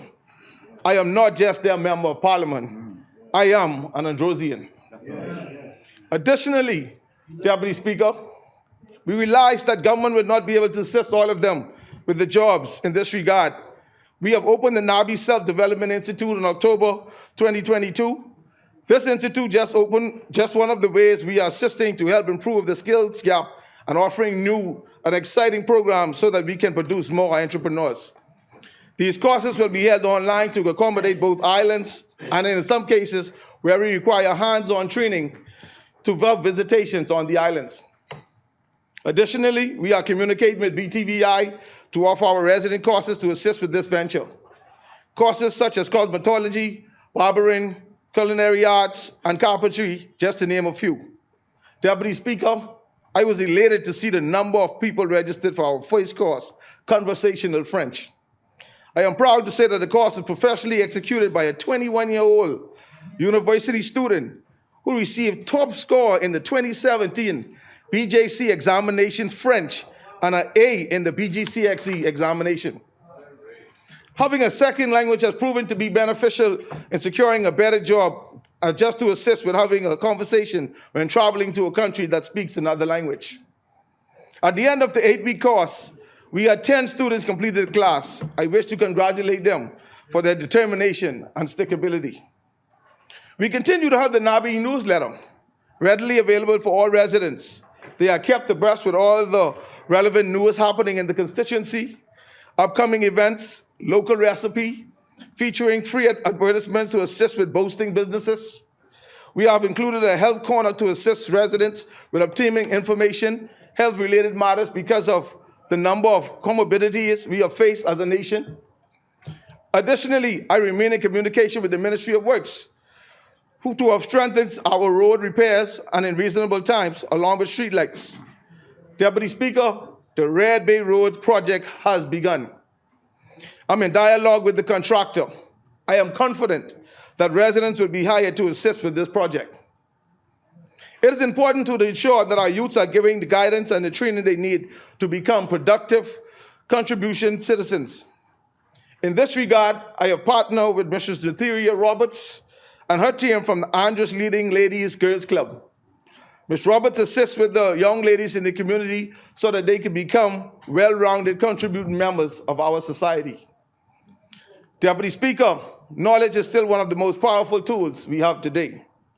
Our informative Zoom sessions are still available to residents where they are given timely information to assist with their everyday lives.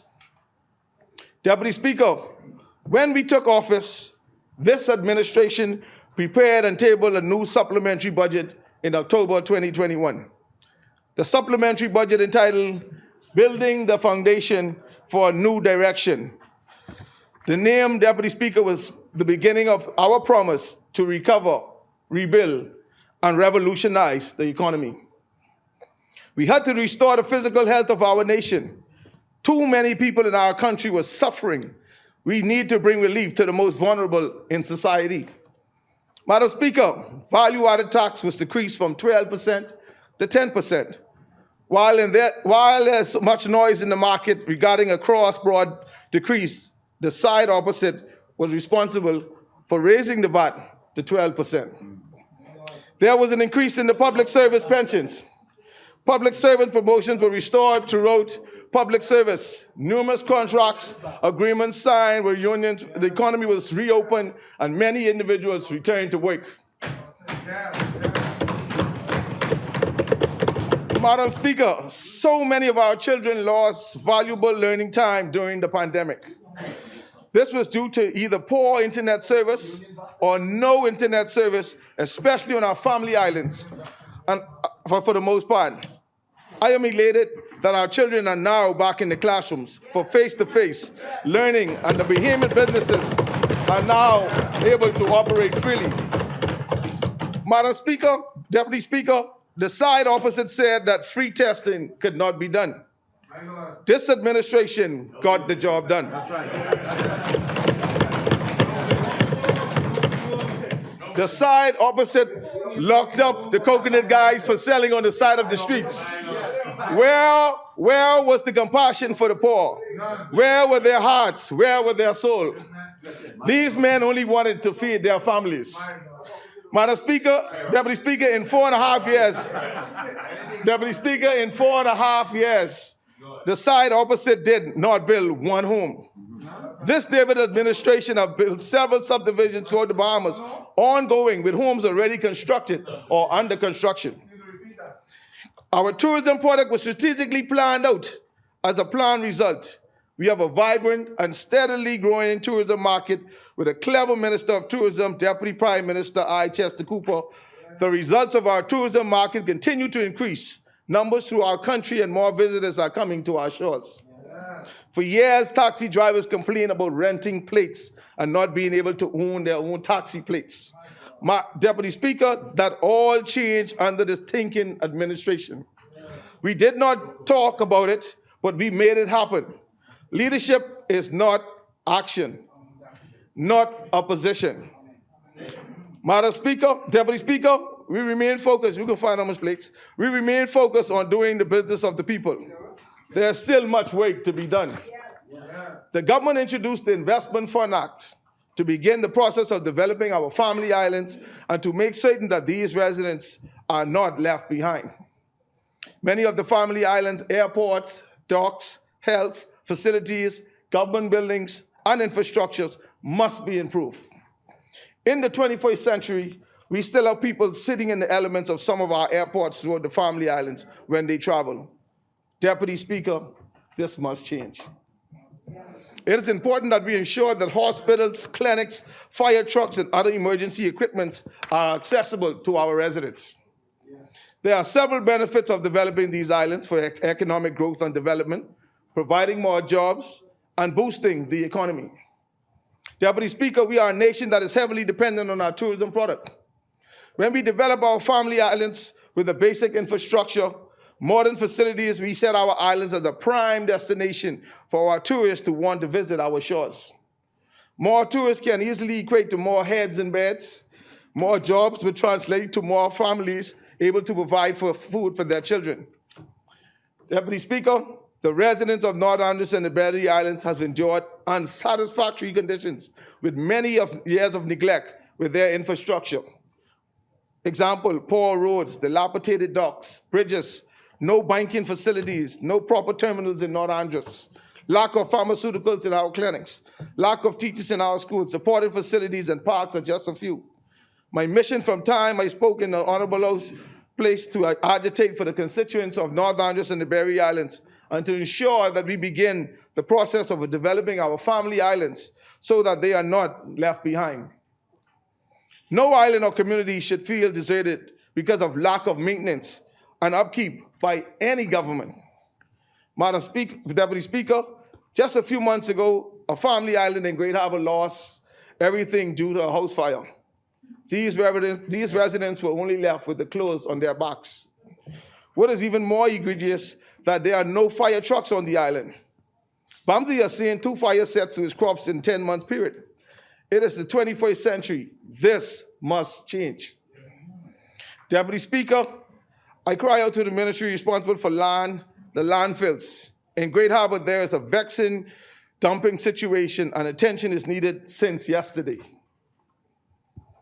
Deputy Speaker, in our blueprint for change, we spoke about climate change and how vulnerable we are as a small island states, especially those islands that deals with rising tides and the winds that are unbearable. Seawalls are not present in some areas where the elderly and disabled residents live. Numerous areas in my community are lacking seawalls. The streets are deteriorating with the oceans running across the highways. Deputy Speaker, this must change. More must be done to ensure that infrastructures are in place, and it is our duty to protect the vulnerable. Deputy Speaker, I now turn my attention to my role as Parliamentary Secretary in the Ministry of Agriculture, Marine Resources, and Family Island Affairs. Deputy Speaker, we have been given the mandate to ensure that we are placed in a position to feed ourselves as a nation. For over 40 years, our predecessors in this place have talked about making an impact in agriculture. In 17 months, this Davis administration is setting in motion practical solutions to address the issues in agriculture and move it forward. This comes with much criticism as Bahamians have been disenfranchised for so long, that very thought of the Bahamian project seems unusual.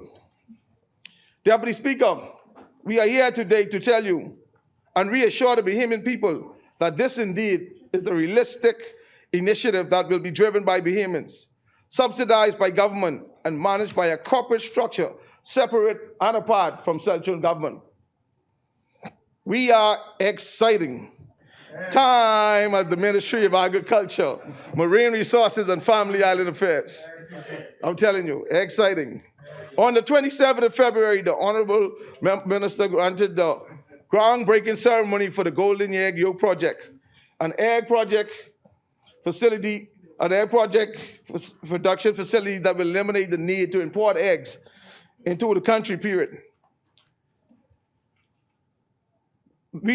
A fresher egg program grown in the Bahamas by Bahamians. In this Golden Jubilee, the Ministry of Agriculture, Marine Resources, and Family Island Affairs presents the Golden Yolk. In addition to the facility on New Providence, we will be initiating smaller, similar projects of 12 family islands: Grand Bahama, Abaco, Bimini, Berry Islands, Andros, Eleuthera, Exuma, Cat Island, San Salvador, Long Island, Ragged Island, and Inagua. This does three things in particular. It ensures that these islands, those surrounding it, have access to the same fresh quality eggs daily. It allows for considerable investment in the family islands to further boost economic activity. It also ensures that we are preparing for climate resiliency and biological and environmental factors. Deputy Speaker, at the Ministry of Agriculture, Marine Resources, and Family Island Affairs, we are demonstrating teamwork across the ministry, departments, and corporations as this project is being spearheaded by BAIC. Similarly, the ministry will be working closely with BAMSI to further develop this program. It is anticipated that the day-old chicks will be imported to be grown for 3 months to the egg-laying age. As time moves ahead, it will be necessary to replace the initial flock of hens. BAMSI anticipates that it will produce the chicks for projects all over the country.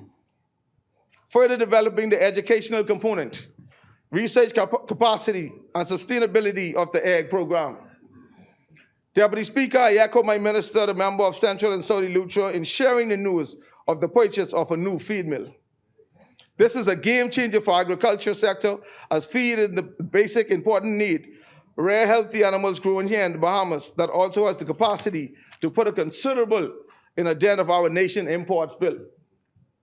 Deputy Speaker, the public is fully aware of the products imported that say boldly for export only, or see the meats in the package in the food store written with foreign languages.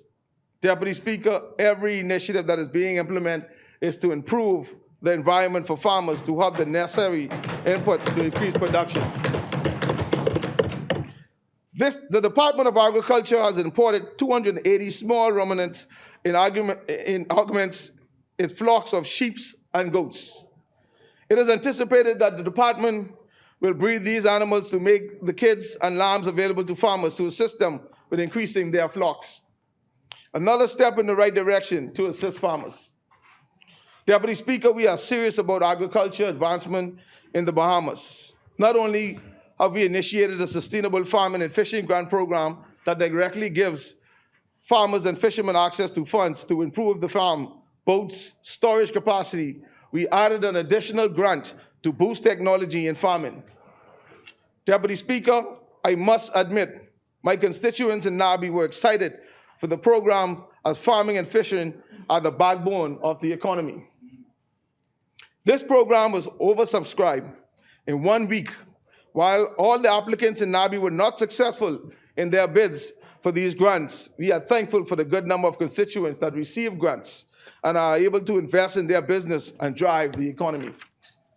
To those applicants in Nabi and across the Bahamas that were unsuccessful, I implore you to ensure that your documents are updated, your licenses are current, and your business plans are well prepared.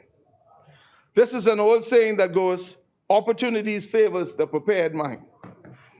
We are certain that the program will be continued as it's a direct investment to the farmers and fishermen throughout the country. Deputy Speaker, as I indicated, farming and fishing are major economic drivers in Nabi, and I wish to especially highlight the bone fishing industry. This administration has settled a long overdue issue that will further drive the Bahamian economy.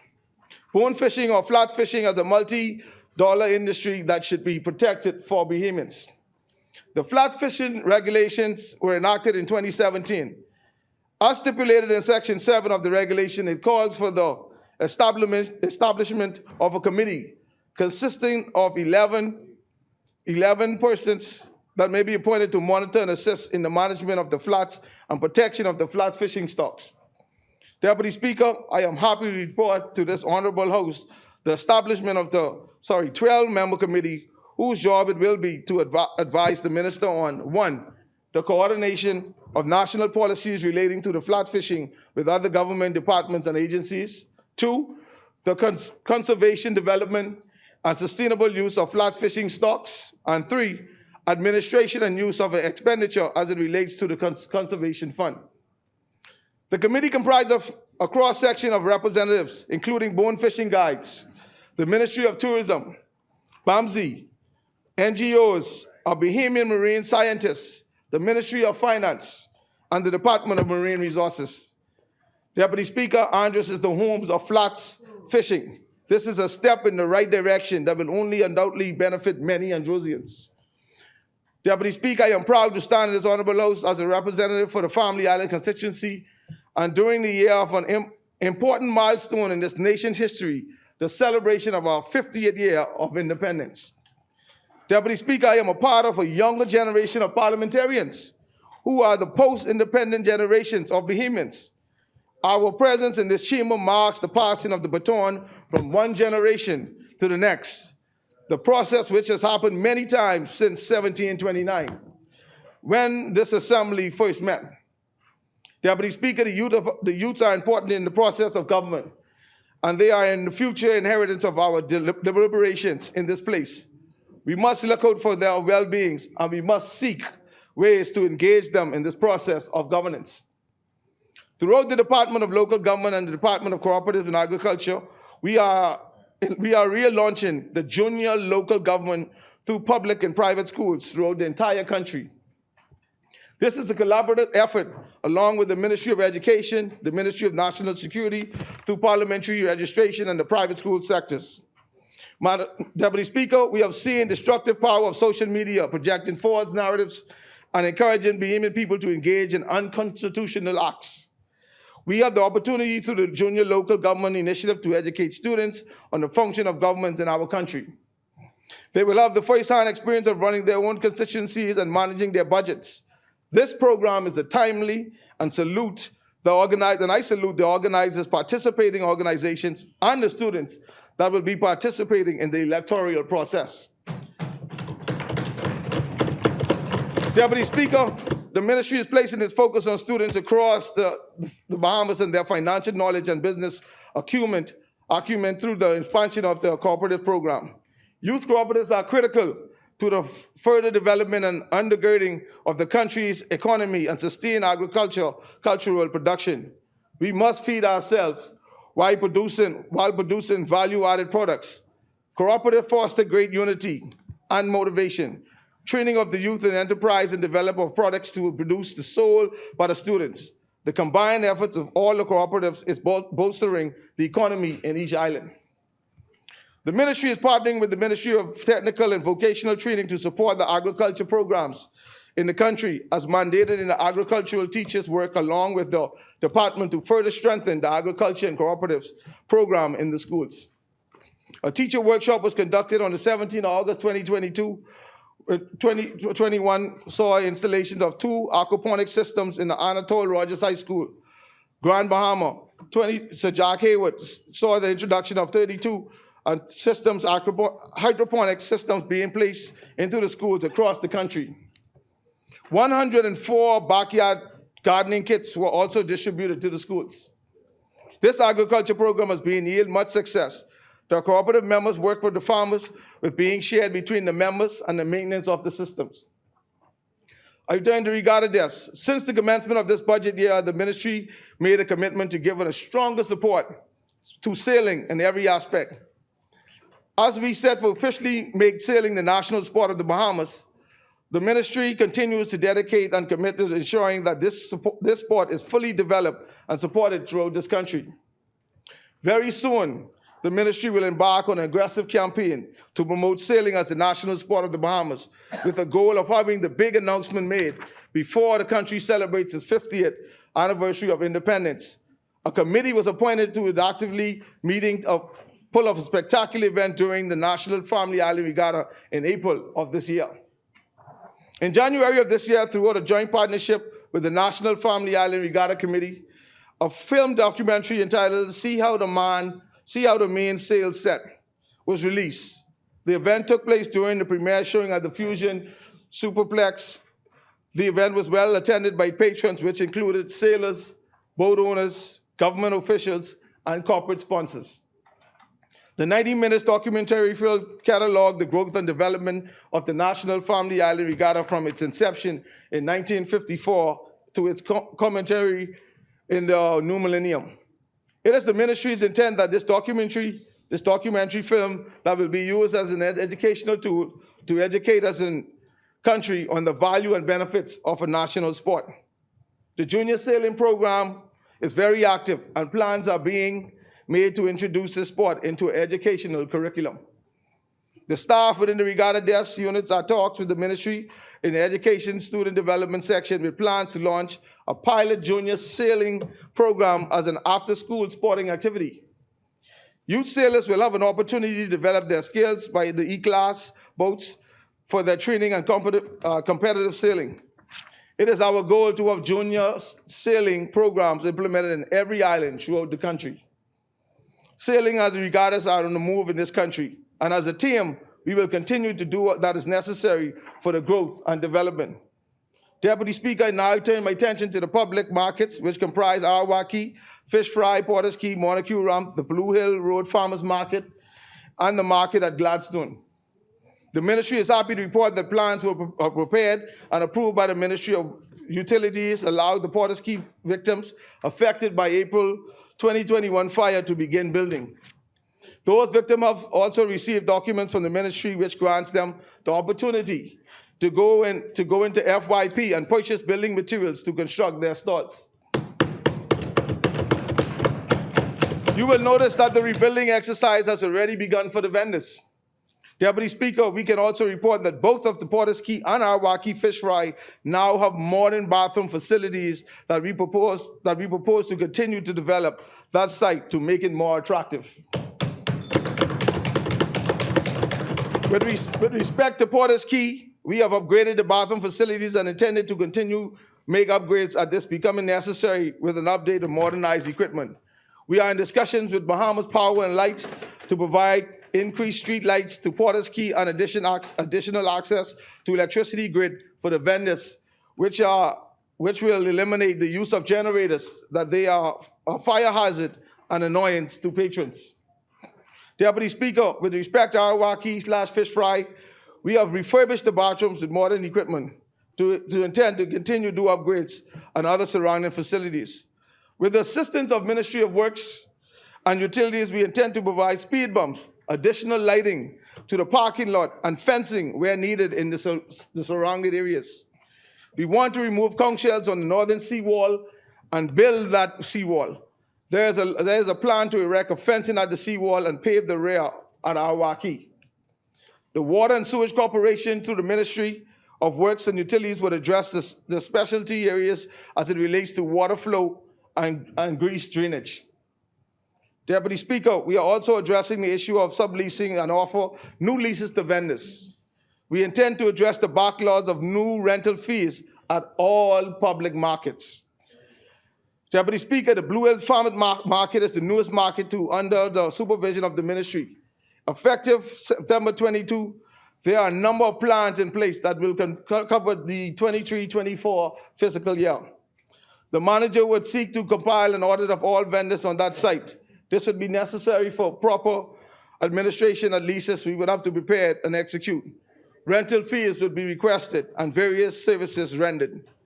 We intend to totally redesign this market, and we will seek to address the stall design and layouts, landscaping and fencing and bathroom facilities, amongst other things. We intend to provide for daily collection and disposal of garbage, as well provide security service. I got 2 more minutes, Mr. Speaker, if you wish. Thank you. There's much work to be done at the site, and other government agencies would be asked to assist in this regard. Deputy Speaker, the ministry intends to continuously strengthen the public market section of ministry that will recruit additional staff and provide the necessary training to these new staff to better supervise our public markets. As I indicated earlier, we will hire a manager for Porter's Key and Montague Round. Deputy Speaker, as I said this before, I want to be remembered on my legacy as an MP will not be fixing of the roads, the parks, the schools, the government buildings, seawalls, or Bamsey. I want my legacy to say that in Nabi, our life is better today than it was yesterday. Due to what Mr. Lightborn would have left done and left behind for tomorrow. Deputy Speaker, we are on the right track to make things better for our people. We must remain focused to get the job done. With God on our side, we can and will make it happen. North Andros and the Berry Island approves this budget.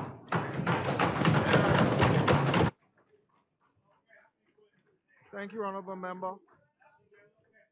As many.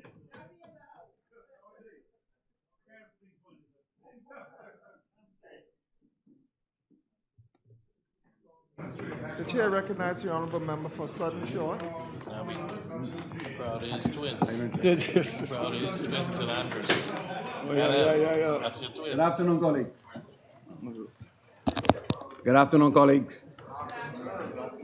I rise on behalf of the greatest constituency in the South. Yeah, the South. Southern Shores. To lend our support to this midterm budget 2022-2023.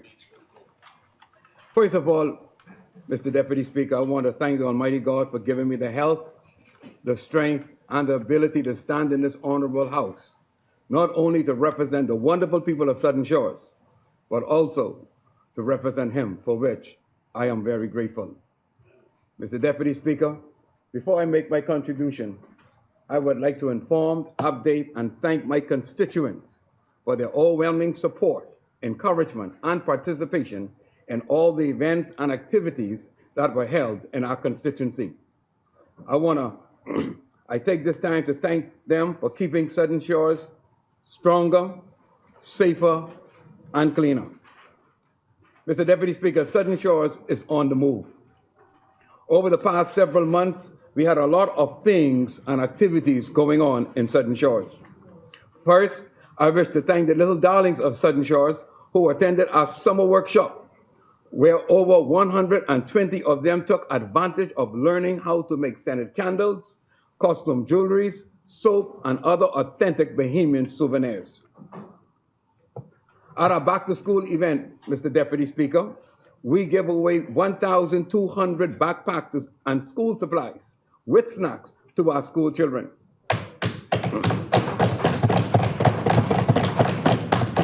I tell you, Mr. Deputy Speaker, Southern Shores is on the move. Mr. Deputy Speaker, on November 26th, we held our health fair where hundreds of constituents came out to get their blood pressure checked, glucose check, cholesterol check. Also, many of them got their flu shots, medical consultation, and free massages. I wish to thank Dr. Sherilyn Dorset and Michelle McVie for a job well done.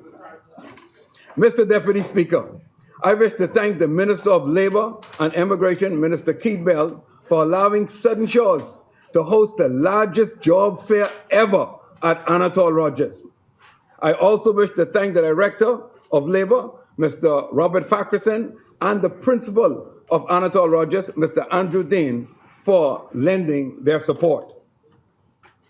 I was told that little over 400 persons were hired on the spot. I tell you, Southern Shores is on the move.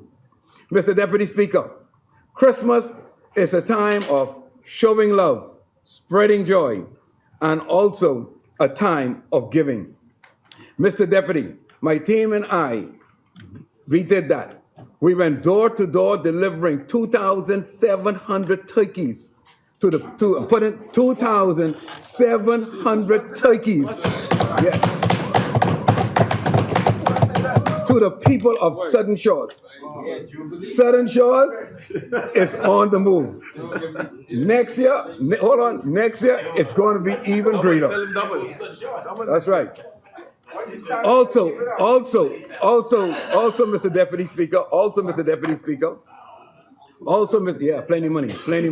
Also, Mr. Deputy Speaker, on Christmas Eve, our children enjoy a magical Christmas party where Santa distributed over hundreds of toys to our little darlings.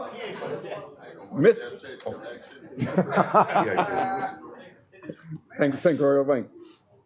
Mr. Deputy Speaker, I wish to thank my constituents who braved the cold weather on January 14th to support our first annual Southern Shores Day and Mini Fair.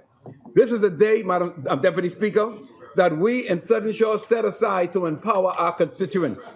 We allowed 25 of them sign up to have a booth, and they could sell whatever they want to sell, Mr. Deputy, to empower themselves. Again, I want to thank the constituents of Southern Shores who braved the cold weather to come out and support each other. Mr. Deputy Speaker, on a sadder note, I wish to extend my heartfelt sympathy to one of our great stalwarts in Southern Shores, Laura Sherman, who passed away last week.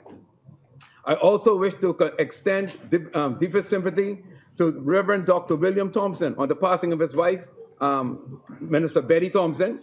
Also, stalwart Councillor Carmetta Burns, we hope we memorialized today. Richard sent our condolence to her family. And then in Southern Shores, Apostle Neville James Roll, who also passed away. We pray that God will continue to bless his wife, Pastor Janet Roll, and the family as they go through a time of mourning. And may the soul of all the dearly departed rest in peace. Mr. Deputy Speaker, I now turn my attention to the midterm budget. And I must say that the Davis-Cooper administration is heading in the right direction.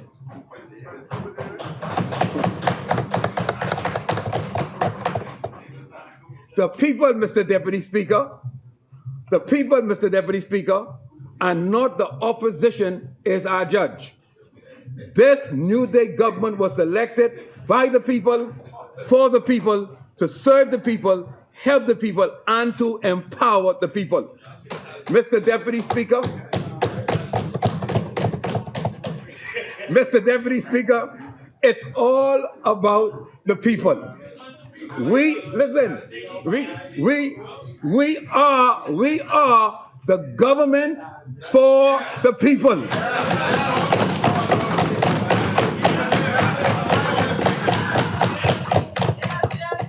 We put people first.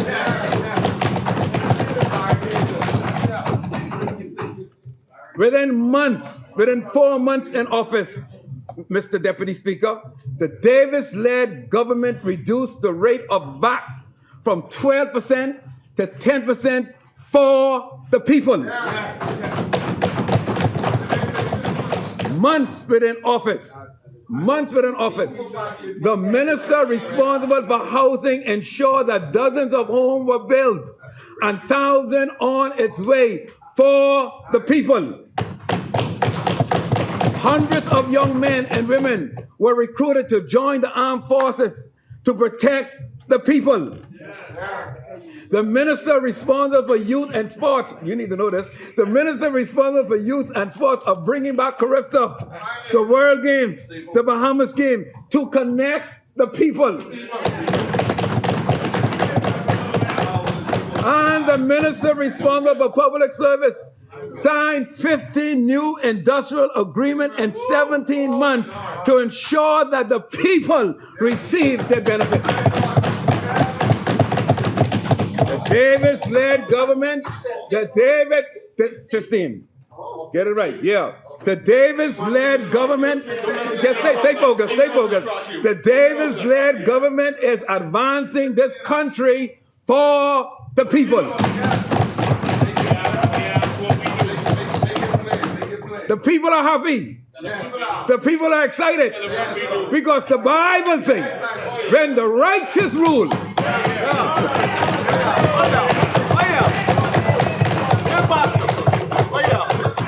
the people rejoice. But when the wicked rule,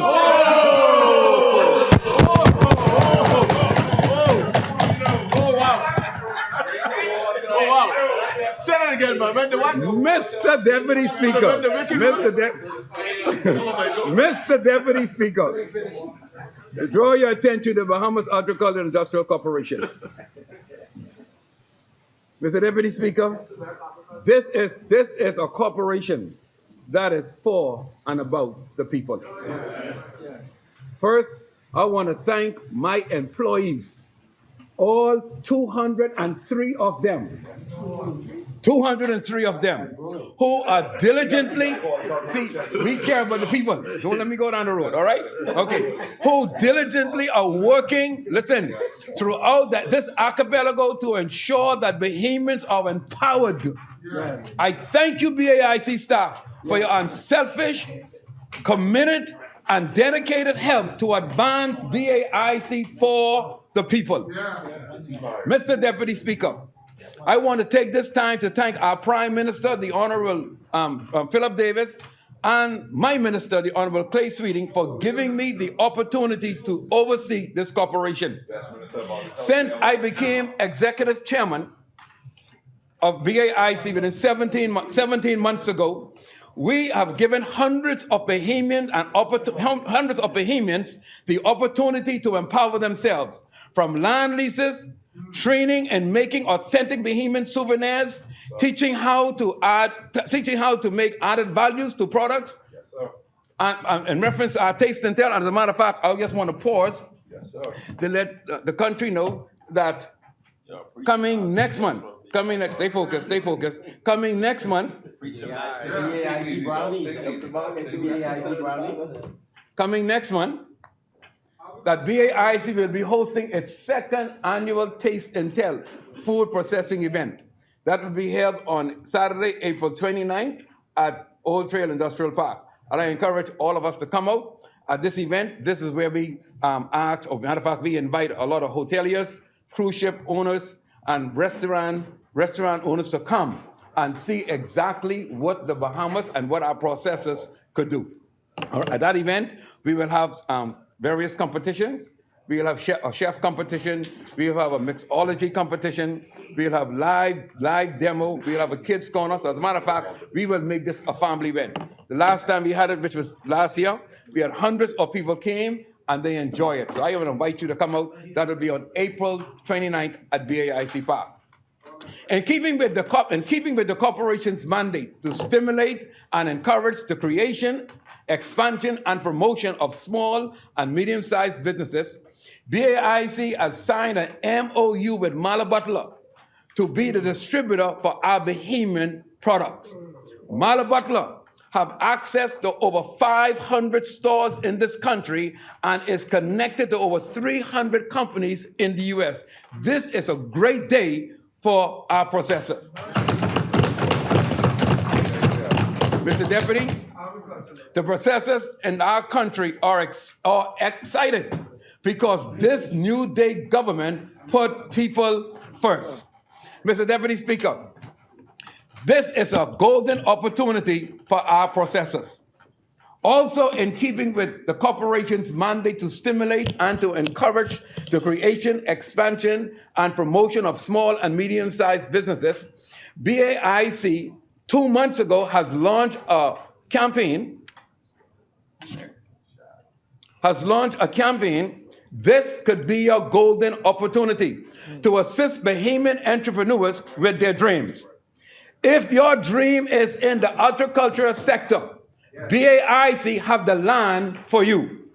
If your dream is in the manufacturing sector, BAIC have the land for you. If your dream is in the touristic sector, BAIC have the land for you. BAIC has one of the largest land holds in the country, with acres in Abaco, Eleuthera, Andros. Just holding. Okay, holding. All right, thank you. Okay. Stay focused. And New Providence to give Bahamians an opportunity to empower themselves. Mr. Deputy Speaker, since coming into office, BAIC has leased more land in 17 months than the former administration did in 4 years. That's because you cancel all the land leases we gave. Guilty.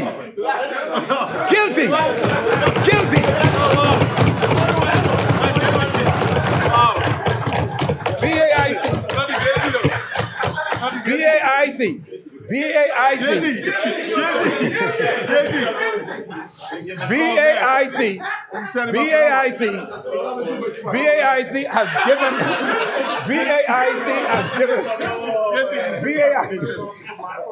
Guilty. Stop the clock. Oh, man. Mr. Deputy, I don't like to interrupt the gentleman when he's sharing.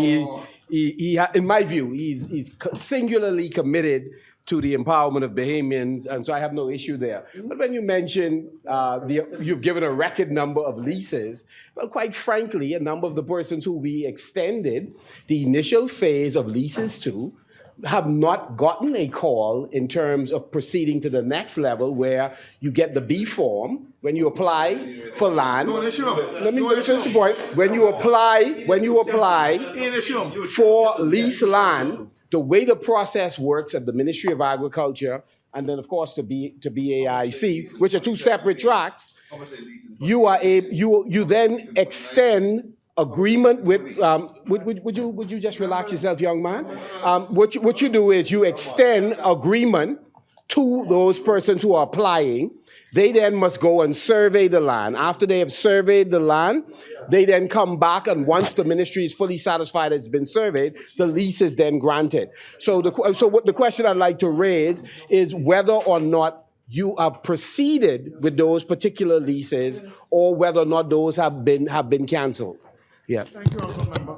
The Chair recognizes the Honourable Member for Central and South Eleuthera. BIC land, right? Yeah, in both cases, have you proceeded or? So I'd like to say that during the member for Marco City's this last budget communication, right? Your last budget communication. During your last, when you was minister. Yes. Right? According to that, he issued one lease in New Providence the year prior. My Lord. One lease. So I wasn't going to raise this. After that, between your budget communication and election, there was a number of leases issued. That is correct. Pull your speech up. So what we did when we took office, we reviewed all leases issued after that, and we have proceeded with all that you issued. All. So again, well, we did review. okay. So you said you've continued with all of them. Yes, sir. Right. So everyone. So yeah, just for the sake of accuracy, if you look at the records, we had a moratorium on the granting of leases. I then petitioned cabinet, and all of those leases were lifted. We signed the B form. Many leases to be signed in Abaco, in Grand Bahama, and in Andros. So you're saying that those have continued? That would be a wonderful thing. Okay, good. Yes. not be distracted. Thank you very much. Mr. Deputy, since becoming into office, I talk about BAIC now, okay? Since becoming into office, BAIC has leased more land in 17 months than the former administration did in 4 years. My God. BAIC, listen, to date, BAIC has given out 186 Bahamians an opportunity to empower themselves. To assist in building their country and to get a piece of the economic pie. Yes. Under the former administration, BAIC gave out 10. Wow. 186 Where's your heart? in 17 months. And in 4 years, under the former administration, 10. I tell you, 10. You wicked. I tell you, the Davis Cooper administration is the government for the people. As a matter of fact, that's a crying shame. Crying shame for the government who call themselves it's the people's time. Which people? Mr. Deputy Speaker, my minister has already alluded to another golden opportunity that the government has methodically planned, crafted, and designed to empower Bahamian poultry farmers. The Golden Yoke Project will be a game changer in this country and will be the greatest impact in food production for the past 30 years. Mr. Deputy Speaker, this administration is serious about food security. The Golden Yoke Egg Production Project is designed to empower Bahamians from start to end. This project, Mr. Deputy Speaker, will create some wealthy farmers who have been struggling for many years. The Bahamian people are excited. The farmers are excited. And the region is excited for the Bahamas because if they could do it, we could do it. This Golden Yoke initiative is aimed to promote the production of sale and the quality of affordable eggs throughout the Bahamas and to reduce our importation of eggs and to make the Bahamas self-sufficient in egg production. Let me make it clear. This New Day government have no intentions to go into the egg production business. We are laying the foundation, setting up the infrastructure, that this will not be yet another failed project, but it will grow into a vibrant, productive, and profitable industry. This project will be managed by a special purpose vehicle who will be responsible not only to see the construction phase, but also to manage this soon to become industry. This project will affect every family island, every settlement, and every person in the Commonwealth of the Bahamas. The good news, I have good news for the livestock farmers, whether you're growing or farming sheep, goats, swine, whatever it is. The New Day government has invested $350,000 to purchase a new state-of-the-art animal feed mill. That will produce pelletized feed, crumble feed, fish feed. My God from Zion, we are on the move.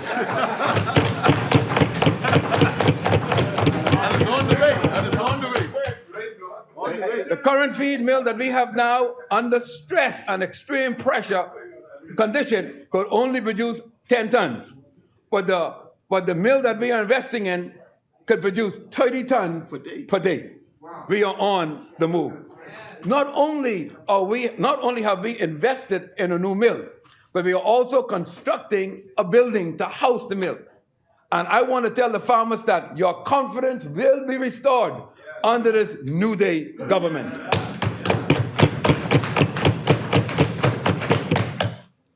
Mr. Deputy Speaker, I speak of yet another golden opportunity for farmers. BAIC will, in short order, unveil a proposed national crop schedule where we will engage and encourage farmers to grow a specific crop or two to ensure that our country not only have the quantity and the quality, but also the variety. Once our farmers buy into this program, there will be about 21 varieties of products on the shelves in this country all over, in our stores all over this country. 21. The problem that we have now is that all the farmers are growing the same thing at the same time. But we're going to fix that. That is what's so unique about this administration. To the farmers in North Andros, we heard your cry. Within months, BAIC will be opening a new fish and farm store to ease your financial burden. And to ensure that inputs are readily accessible to you. Mangrove Key, I have not forgotten you. To the sponges, to the farmers, the sponges, and the fishermen of Mangrove Key, we heard you too. Your fish and farm store will be next. Long Island, I hear you. All right? To the New Providence farmers, the ones that are in the south, deep south, BAIC will be bringing a fish and farm store to you too. We will be opening our store on Cowpen Road to ensure that the farmers' input and animal feed are readily and accessible to you. As a matter of fact, you don't need to go looking for the feed. You don't need to go looking for the inputs. The inputs and the feed are coming to you. To my member of Parliament, North and Central Abaco, BAIC have good news for you. BAIC will be constructing a new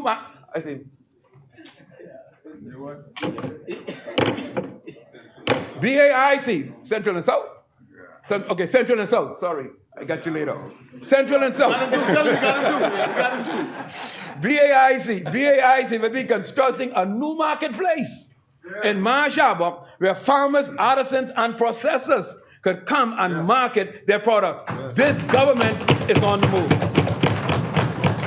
Mr. Deputy Speaker, many entities have requested the engagement of BAIC to assist with the horticulture initiatives.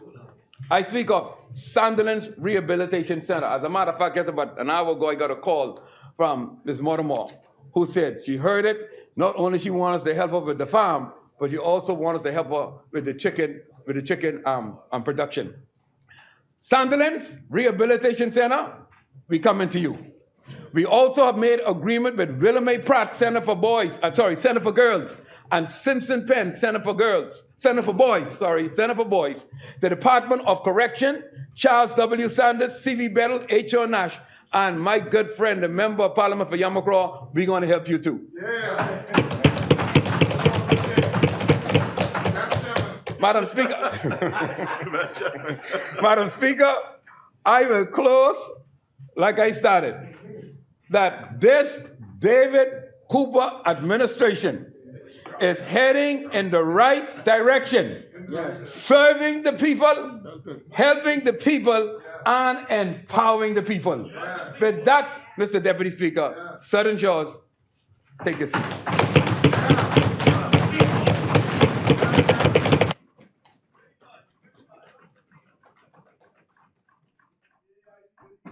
Thank you, Honorable Member. As many, the chair recognizes Honorable Member for St. Barnabas. Doing a good job. Good What, man. what name you called just now? You had a good chairman too. No mind. Huh? You had a good chairman. Oh, well. Good Christian fellas. Good thing is, Two Christian fellas in a row. the good thing is, I'm in here, and that person is in another place, you know? So you can say what you want to say.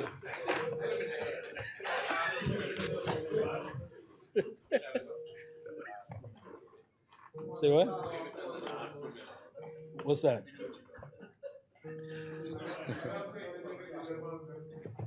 Mr. Deputy. Thank you very much, Mr. Deputy. Mr. Deputy, I rise on behalf of the great people of St. Barnabas who have given me this honor and privilege to be a member of Parliament for a second consecutive term.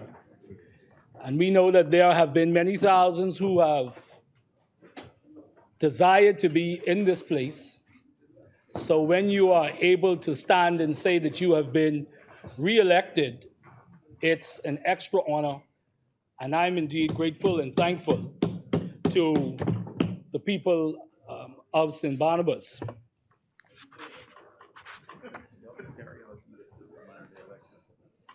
Yeah, they keep on calling that day, right? You know? Give it 2-0, you know? 2-0. Mr. Deputy, as I begin my contribution, I just wish to emphasize something that I would have said last week, because I think that it's vitally important, and I'm sure that all members here agree. I talked about this being 50 years, about to celebrate 50 years of independence in the Commonwealth of the Bahamas. And I'm sure all of us each day, whether we come here or in our just personal walks, we think about where the country has advanced to and where we look forward to for the next 50 years. And so just to say that we know of the great history in terms of longevity of this Parliament, September 29, 1729.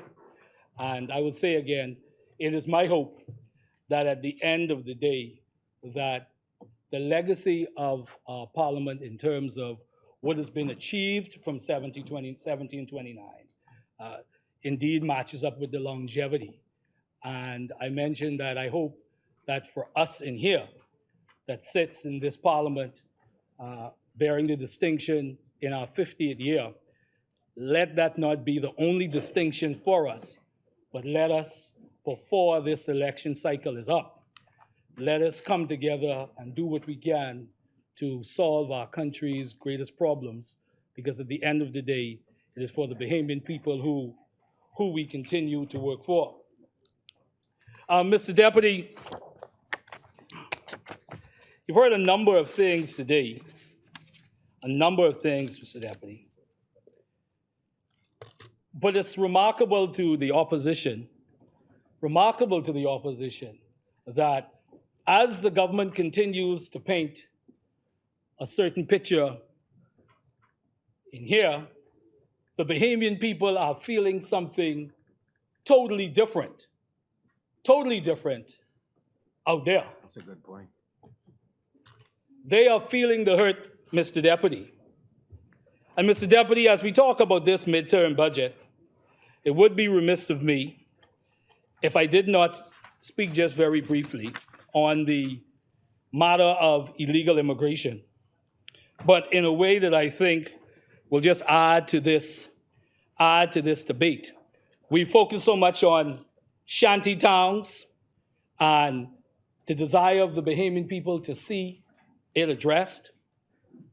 And often has been the case very recently, Mr. Deputy, to kind of sidestep the impact of illegal immigration on the overall progress and the overall advancement of the Bahamian people. Because as we know, the issue of illegal immigration and the extending and surrounding issues impacts all aspects of Bahamian life. So it is something that affects the national interest and the national advancement of the people of the Commonwealth of the Bahamas. And I know that the Prime Minister and the member for Carmichael would have talked about the amount of repatriations that have been done since they've been in office, and I think it was some 4,700. And we know that the Ministry of Finance talked about the cost of repatriations for every 100 migrants. It's repatriated, costs the Bahamian people some $500,000. So if, as we even look at this 4,700 number that has been announced by the government, you're talking about $23.5 million used to repatriate 4,700 migrants. So you ask yourself, Mr. Deputy, $23.5 million. I'm sure if I was to ask the member for West Grand Bahama and Bimini, who's the Minister of Social Services, couldn't that $23.5 million, or couldn't other resources be used in the Ministry of Social Services to ensure that we strengthen the social safety net of the Commonwealth of the Bahamas and for the Bahamian people? I'm sure if I asked the member for Angleston, who's the Minister of Education, on the impact of illegal immigration on her ministry and the opportunity and the ability for us to provide world-class education for our people, I am sure she would say that she could use this $23.5 million or additional resources that's pulled away because of the issue on illegal immigration. I'm sure, Mr. Deputy, if I spoke to the member for Fort Charlotte as the Minister of Works, he too could find many things to do with $23.5 million and would also be able to articulate, as he always does, the impact of illegal immigration on the resources of the Ministry of Works. I can speak to the Minister of National Security, the member for Freetown, and without a doubt, he would be able to articulate what $23.5 million can do for his ministry and the overall issue of the impact of illegal immigration on the Ministry of National Security. Simply put, and I believe that this is the unfortunate thing, Mr. Deputy, in terms of the government not supporting the Select Committee on Immigration, it would have been an opportunity for us to deepen this discussion in a real way, stripped of our politics and stripped of our political biases, away from the political field to address the issue of illegal immigration. Mr. Deputy, this government continues to fail the Bahamian people in a major, major way.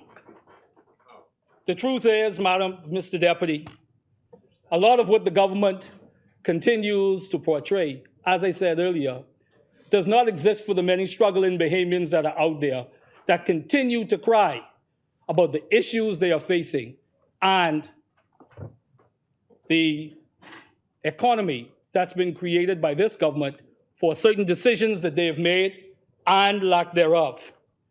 Mr. Deputy, I want to speak for a second on the people over the hill. The former administration would have engineered what was viewed as a pioneering program in the Over the Hill initiative to empower the persons over the hill. It had a focus on economic empowerment, social upliftment, environmental enhancements. And this government that continues to say that they are for the people over the hill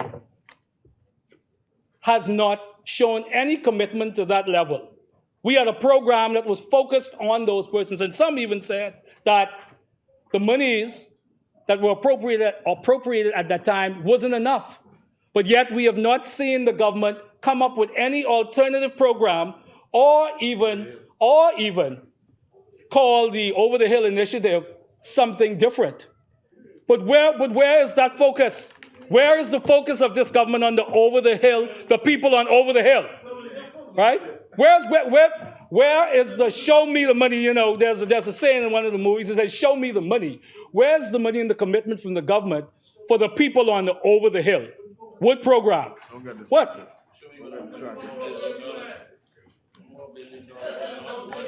The people of Over the Hill have been wondering where this government is, who says that they are for the poor, who says that they are for the marginalized, who said that they would wage a war on poverty. They're still waiting for that war, Mr. Deputy.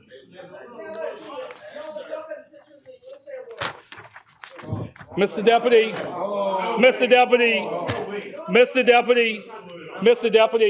the truth hurts, Mr. Deputy. The truth hurts. They talk a lot about being a champion of the poor. They talk a lot about being a champion of the poor. And so they are really letting down the people who are marginalized and the poor in this country. Yes. And that is the reality. Yes, sir. They pay a lot of lip service, Mr. Deputy. Yes, sir. Mr. Deputy, also, this government, Mr. Deputy, continues to look in the rearview mirror to blame the former administration for what they have control of right now. And they, Mr. Deputy, please, thank you. Mr. Deputy, they want to pick, they want to cherry pick. Like I said, it's amazing when they say pre-pandemic level, because pre-pandemic means F&M administration, but they don't want to say that. So when they said they want to get tourism back to pre-pandemic levels, what they want to say, what the F&M was doing was good. But they don't want to say that. They say pre-pandemic. So they want to cry, no crying, y'all in the government, y'all got to fix it. Fix it. Your job is to fix it. Fix it. Your job is to fix it. You can't cry about it. Don't cry about it. Take responsibility. Mr. Deputy, I had an uncle. Uncle Walben. Mr. Deputy, I had an Uncle Walben. Uncle Walben was from Auckland, And Uncle Walben, you know what he used to tell me? He always used to tell me as it relates to when I was younger and wouldn't take responsibility and always would point the finger somewhere else. You know what he would say to me? He'd say, son, put on your big boy jockey. That's what he would say. Put on your big boy jockey. So, we say to the government to fix the problem, and the government needs to put on their big boy jockey. That's what they need to do, Mr. Deputy. Mr. Deputy, right? I heard a member earlier, Mr. Deputy, say that they don't have to resort to taxing due to creative strategies of the government. I had one of my boys who used to say, well, Rasta. So I can say to him now, well, Rasta, right? The member actually said that the government doesn't have to resort to taxing, right? But look, even in the paper this morning, travelers, Bahamian travelers will ultimately have to pay user fees. Another tax, Mr. Deputy. This government continues to tax the Bahamian people to the hilt because of the fact that they have no creative ideas and no innovative policies. They are being taxed. Levy, fee, whatever it is, it's a burden. It's a financial burden to the Bahamian people. Same business. Mr. Deputy, this government promised to wipe the tear from every eye.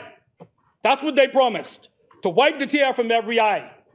But they've brought tears to the eyes of many families in the Commonwealth of the Bahamas because they keep taxing the Bahamian people. Firing them, laying them off. Yes. Everything that's out of this government's mouth, a noun, a verb, and a tax. That's what out of this government's mouth, a noun, a verb, and a tax, Mr. Deputy. They promised a blueprint for change, Mr. Deputy. Promised a blueprint for change. But what the Bahamian people are saying now when you go out here, all it has been is a blueprint for pain. They continue to tax the Bahamian people, Mr. Deputy, and they talk about this increase in revenue, some $121 million. $121 million. They brag about that. Of course, it's on the backs of the Bahamian people with all of this taxing. But $128 million in spending. That's why we say that this is a tax and spend government. Tax and spend government. That's what they're doing, Mr. Deputy. So $121 million they've gotten off of the backs of the Bahamian people, but they spent $128 million. Well, you're all in charge now, because we paid y'all on. All right, so, all right, Mr. Deputy, Mr. Deputy, I will not be distracted. Mr. Deputy. So, the Bahamian people knows this. It don't take much for the penny to come out. Effective. Don't take much for the penny. The former Minister administration. Don't take much. The former Minister administration had the heart enough to take VAT off of bread basket items. Shame. Had the heart to take VAT off of bread basket items. So, but then the government that says that they are for the people The government that says that they're for the poor, tax baby cereal, baby food, baby formula, bread, butter, canned fish, cheese, condensed milk, evaporated milk, flour, fresh milk, grits, margarine, mayonnaise, mustard, powdered detergent, and rice. This government did that. This government taxed the Bahamian people on bread basket items. But not only did they not tax bread basket items, not only did they not just tax bread basket items, but Mr. Deputy, they've also taxed medication. So in a country where we are dealing with so many Bahamians who are faced with non-communicable diseases, this government put a tax on medication. This government made that decision. They've taxed the Bahamian people. Yes, yes. What's so amazing about this VAT on bread basket items? Food costs. You just saw recently that food costs has gone up by 11%. Mr. Deputy, here's the truth, This is what the Bahamian people feeling. But guess what? I don't blame them. I don't blame them. You know why, Mr. Deputy? Because we used to be just like that, ignoring what the people saying. And then we know what happens, All right? The amazing thing is, Mr. Deputy, Mr. Deputy, please. Good message, please, I can't hear myself. Good message. Thank you. Protect the Mr. member. Deputy. Then what's so amazing about this, we talked about how they've ignored the people over the hill, is that they've had tax breaks for the rich on yachts and on high-end real estate. Yes. Mr. Deputy, Both. the Progressive Liberal Party, the party that says that they are for the people, right, have given tax breaks to the rich, the yachts, right, and high-end real estate. That's what it is. So they rather tax the poor people of this country than the people, and the Real Estate Association, said that they didn't even ask for the tax. Mr. Deputy. The chair recognizes the honorable member for Exum and Ragged Island. Mr. Deputy, the member is You're on fire. spouting erroneous information on the floor of the House. During the last budget presentation, this government increased cruising fees for yachting through the waters of the Bahamas, and we justified doing so. So for him to imply that we've had some reductions for high-end yachts and high-end real estate is completely false, and he ought to withdraw it. Easy. We're going to talk about that. Yeah, let me continue. Distraction. Mr. Deputy. Honorable member, are you going to withdraw? No, Mr. Deputy. I never said. You're talking about something totally different. He's talking about something totally different. I'm talking about cruising fees. Different. Mr. Deputy, the government, Mr. Deputy, the government also, Mr. Deputy, the government also has $60 million in consultancy. $60 million, Mr. Deputy. $60 million. So again, the government has committed $60 million to consultants. Yet, the number of answers that the Bahamian people are still waiting for, $60 million in consultants. And when you think about the fact that the member for Pinewood, the minister who's in charge of national insurance, said the other day that national insurance presently right now is in a $4 million shortfall monthly. Wow. And you think about $60 million on consultants. $60 million. These are the things that the Bahamian people are talking about out there on the streets, Mr. Deputy. Okay? Brokers' fees have gone up. You wouldn't know but the streets. You use a suburb. Brokers' fees have gone up. Suburbs. Mr. Deputy, brokers' fees have gone up. So, as I continue to talk about these taxes and these fees and these levies and all of these things, they're not being challenged. The government is a tax and spend government. Yes, they are. Taxing the Bahamian people, left, right, and center, like I've said before. First class. The increase in road traffic fees. Taking selfies. Increase in road traffic fees. It seems, Mr. Deputy, Mr. Deputy, that the government is simply raffling off which tax they're going to put on the Bahamian people today. Who knows what it will be tomorrow? My Lord. We've seen this announcement now with the Airbnbs. Just register. You know? Like somebody called me yesterday, somebody who owns an Airbnb. They said, Mr. Cartwright, we know what that's about. Say the tax man coming. Yes. Say the tax man coming. Yes. We don't know if that's what it is. I'm just telling you what they said. Yes. Say the tax man coming. Yes. All right? Yes, yes. Mr. Deputy, the Bahamian people, Mr. Deputy, We ain't rich like Nabi. despite how this government may continue to massage itself and make itself feel good, and have internal cheerleading contests, the Bahamian people are hurting out there. The people of Grand Bahama are still talking about the failed deal in Grand Bahama. The one that was supposed to make Grand Bahama grand again. Right? They promised Grand Bahama a rejuvenation, but they failed. No, you can't say stay tuned. That's what you said 8 months ago. Mr. Deputy, Mr. Deputy, in a month, Mr. Deputy, in a month, right? Mr. Deputy, in a month, BPL, people's electricity bills going up by 33%. Most vulnerable. BPL, everybody's bills. If you can hear me, if you're watching me, the bills are going up 33%. Why? Minimum, because of the decisions this government has made. Yeah. They've made it worse. So when you open up your bill at the end of the month, you blame this government. Yeah. And that's the truth. They can't get around it, Mr. Deputy. Yes.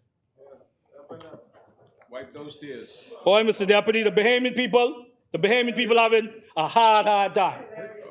The Bahamian people are having a hard time, Mr. Deputy. All right? Mr. Deputy, Mr. Deputy, no water. The truth stings, eh? Mr. Deputy, The truth no stings. water. The people of Eleuthera have been talking about what they've been experiencing with no water. As I said again, can't flush the toilet, can't bathe. Right? This is the reality. This is the reality of the Bahamian people and what they are facing. They talk about it every day, Mr. Deputy, what they would have experienced. Well, Mr. Deputy, know what's happening. Right? This is all concerning the budget. See, that's the problem. That's the problem, Mr. Deputy. All right? It's painful, eh? Mr. Deputy. Mr. Deputy. Painful, eh? And then Bahamians are concerned about this business license policy. Oh, please. Hey, Mr. Deputy. Hey, Mr. Deputy. About this business license policy, right? Business license policy, which in effect, right, is asking Bahamians to spy on other Bahamians. Yes. All right? Be tax All right, this thing about getting the number for the tenant and so forth. Nonsense. Right? Yeah. Mr. Deputy, talk about not having the ingenuity. Tax for the government. Talk about not having the ingenuity and the creativity. This government has resorted to taxing the Bahamian people like crazy.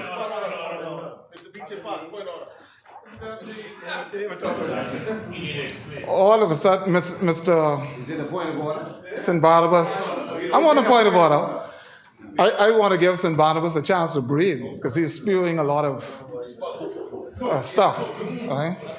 I would like the member to carefully, in his rant, carefully proceed without all of the antics, including suggesting this government is spying on people. That is highly inappropriate as well. He should be made to withdraw it immediately from the record. Immediately from the record. Even to suggest, thank you. Are you going to withdraw? Mr. Deputy, Honorable I have member. nothing to withdraw, Mr. Deputy. Nothing to withdraw. I have nothing to withdraw, Mr. Deputy. Nothing. The member for Yamacraw, the member for Yamacraw, the member for Yamacraw, I'm not yielding, Mr. Deputy. I'm not yielding. I'm not yielding. The chair recognizes the honorable member for Yamacraw.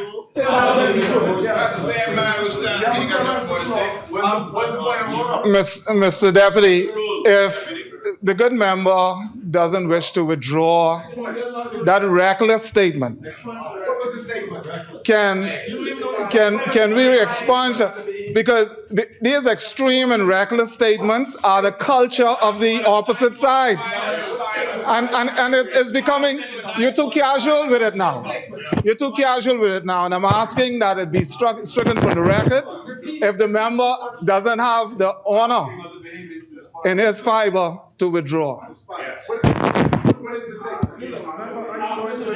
Mr. Deputy, what the member is claiming, I did not say, so I'm not going to withdraw anything, Mr. Deputy. What is the statement? All right? Exactly. You can't repeat the statement for the Mr. Deputy, Mr. Deputy, Yeah. Mr. Deputy. No, we can get past it. That's my contribution. Yeah, the chair recognizes the honorable member for Yamacraw. The good member, hopefully honorable member, has made a very reckless statement suggesting that the government is using persons to spy on Bahamians, and this is just reckless. Why would you even suggest that? Completely irresponsible. Mr. Deputy, you know, it's amazing. They're talking about completely irresponsible. I remember, Mr. Deputy, in one election, the Progressive Liberal Party put up some signs, put the murder numbers at the bottom of the bridge.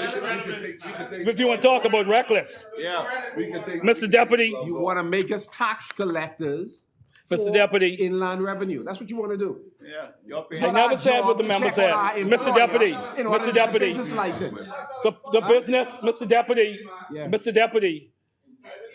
The business community. Violation about 7 The different business financial community, laws. Mr. Deputy, the business community are equally concerned about some of this government's decisions.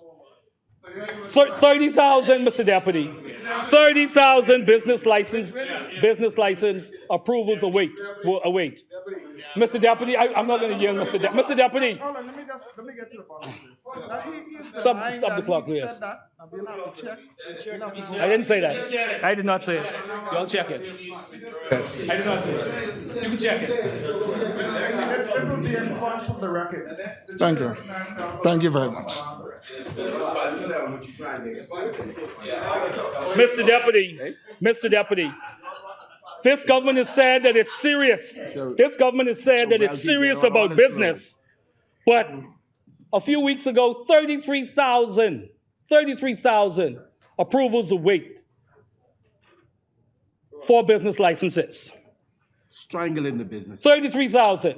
Suppressing business and commerce in the Commonwealth of the Bahamas. I understand now it's up to 19,000. But can you imagine, if that's the people who are waiting on renewals, can you imagine somebody who's trying to start their business? Yeah, they strangling them. They're not serious about small businesses, Mr. Deputy. You can't import goods without your business license. Mr. Deputy, Y'all need to expunge your attitude. the Bahamian people continue to be concerned about the travel budget that continues to increase, Mr. Deputy. Continues to increase. Mr. Deputy, this is interesting because in this midterm budget, right, you saw a decrease in the capital budget for Family Islands. That's right, Family Islanders? Right. So the Family Islanders are watching that you say you are serious about the people of the Family Islands. 10 million. But yet you decrease by $10 million in the capital budget for Family Islands. Mr. Deputy, small business support, Mr. Deputy, decreased by $4 million while taxes are going up. The Bahamas Developed Bank decreased by $2 million while taxes are going up. Renewable energy decreased by $3 million, Mr. Deputy, while the Bahamian people deal with constant taxes from this government. Shame. Shame. Road maintenance for works decreased by $3.7 million. And I would have to assume that I'm sure that cabinet obviously is a collective responsibility body. I'm sure that the minister himself, I'm sure that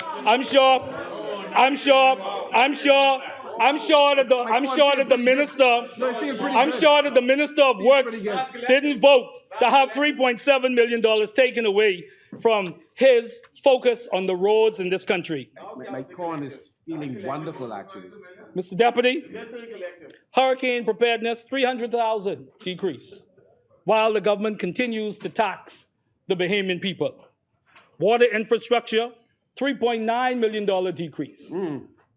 The government is short on prioritizing the needs of the Bahamian people. Yes, sir. And no amount of cheerleading, no amount of smokes and mirrors, and no amount of verbal gymnastics in here will change that, Mr. Deputy. We're proud of it.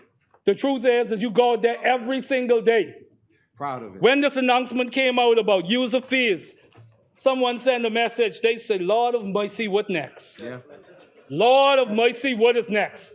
And the truth is, what they've become accustomed with this government is they're just waiting to see what tax is next. Yes. Like I said, Mr. Deputy, every other announcement out of this government, every other word is a noun, a verb, and a tax. Amen. So unfortunately, the Bahamian people does not believe that the government is doing what it can, or what it should, I should say, Mr. Deputy, to alleviate the stresses put on their pockets by the decisions that the government is making. $20 for some people, Mr. Deputy, in my constituency, $20 is their lifeline.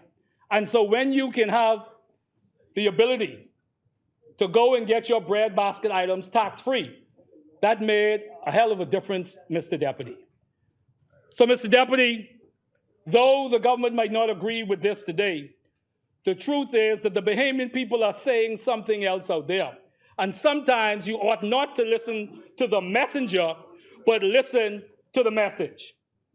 So the Bahamian people want this government to fix it. Stop complaining about the past. Yeah. You won the election in September of 2021. It's soon time for another election. But yet the government continues. But yet this government continues, Mr. Deputy, to not take responsibility, Mr. Deputy. And so, to quote Mr. Deputy, Mr. Deputy, and to quote my Uncle Wildman from Auckland, yes, the Bahamian people have asked this government to stop complaining, stop crying, and to put on their big boys jockey and do what they need to do for the Bahamian people. Mr. Deputy, as I close, Mr. Deputy, we mean that in a gender balanced way, of course. As I close, Mr. Deputy, right? As I close, where I started talking about 50 years of independence, 50 years of independence. You know, I trust and hope that we can get to the point, as I said, where we're able to come together, both the government and the opposition, to deal with these major issues. 128 murders, Mr. Deputy, last year. 128 murders in the Commonwealth of the Bahamas. Right? No, nobody. No, y'all don't try that. Y'all can try that all y'all want. Mr. Deputy, 128 murders. 128 murders. Mr. Deputy, please. Thank you. Mr. Deputy, you know, instead of the members opposite standing up and say, you know what, member for St. Barnabas, it is sad, it is unfortunate that it's 128 murders. They're trying to suggest that someone is being gleeful, but this comes from a party that put up billboards at the foot of Paradise Island Bridge and across the election about murders in the Commonwealth of the Bahamas. So on behalf of the Bahamian people, Mr. Deputy, we tell the government that they need to fix it and to put on their big boys jockey.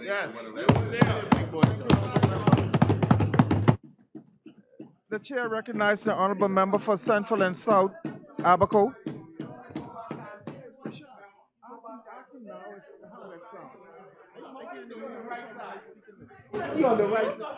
It's a generic. Order, order, members. The chair recognizes the honorable member for Central and South Abaco. Thank you, Deputy Speaker. I think it's proper to clarify something when the good member from St. Barnabas was speaking about hurricane preparedness. I think it's good for the Bahamian people to know what kind of preparedness that they were ready to give the Bahamian people, particularly the Abaconians in Central Pine. Wait, hold up. In speaking about hurricane preparedness, the foundation laid for the hurricane shelter in Central Pines, Abaco, cannot be used. $900,000 later, and there was 3 racks of blocks, and it cannot be used. For 700 people, 70 people couldn't fit in there if it was built. If they would have built that properly, the next hurricane would have took it, and more lives lost. So when they talk about hurricane preparedness, I just want the good members to be perfectly clear to the Bahamian people what kind of preparedness they were prepared to give them. Y'all stand up and talk about questions all the time, and now when I do it, y'all got issues? Come now.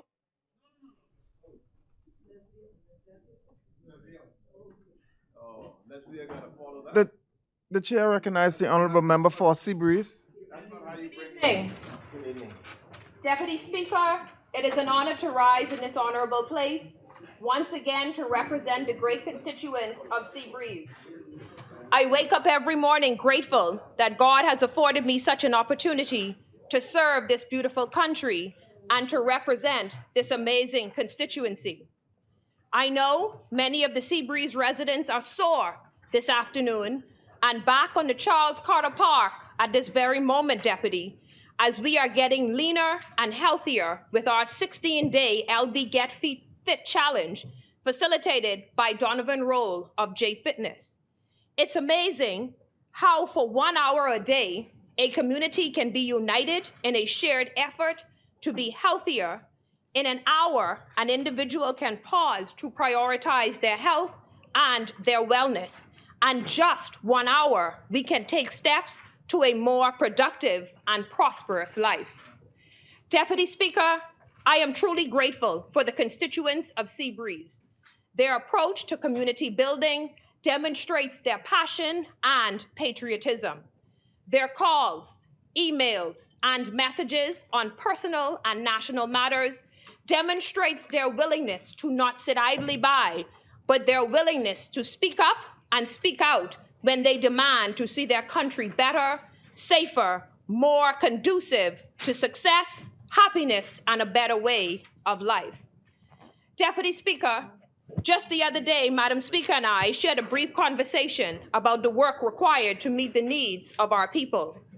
Me, on one end, working to assist some residents with unemployment, and her, on the other end, in and out of meetings seeking to address the infrastructural priorities of the great people of Bamboo Town. I commend Madam Speaker in her absence today, as I can only imagine how difficult it is at times to not be able to speak as freely as the rest of us on her constituents' behalf due to her capacity and role within this honorable place. But it is evident that in her work, her actions and speaking much louder than words, going much further than these halls and making a positive impact in the lives of so many of her Bamboo Town residents. I commend Madam Speaker and I thank her for her stewardship.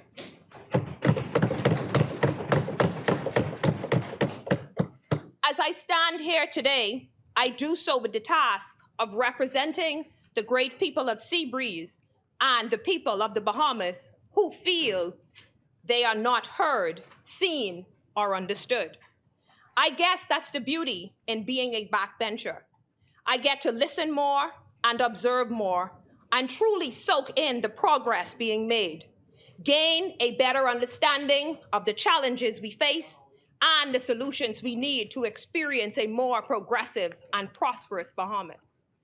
As I mentioned, Deputy Speaker, we kicked off our Sea Breeze Get Fit Challenge yesterday, and this morning, one of my residents shared with me via WhatsApp, and I quote, "I expected to wake up a lot lighter today, Ms. Bryce." I smiled and shared with her, "At least you're one step closer to your goal today than you were yesterday." This reminds me so much of where we are now as a country as we make this transition to a new day. Just a year and a half ago, we were heavier, burdened with much uncertainty, overweight with fear and anxiety, and according to all tests, we weren't in the best shape. A year and a half ago, the Bahamian people made a step, a choice for a better, healthier, more progressive Bahamas, and elected this new day government. Now, I must say, within the first few months, we felt lighter. Schools were opening, businesses returning to a new normal, COVID restrictions relaxed, and we felt the tide shifting. How better it felt, waking up knowing this new administration was more competent and compassionate.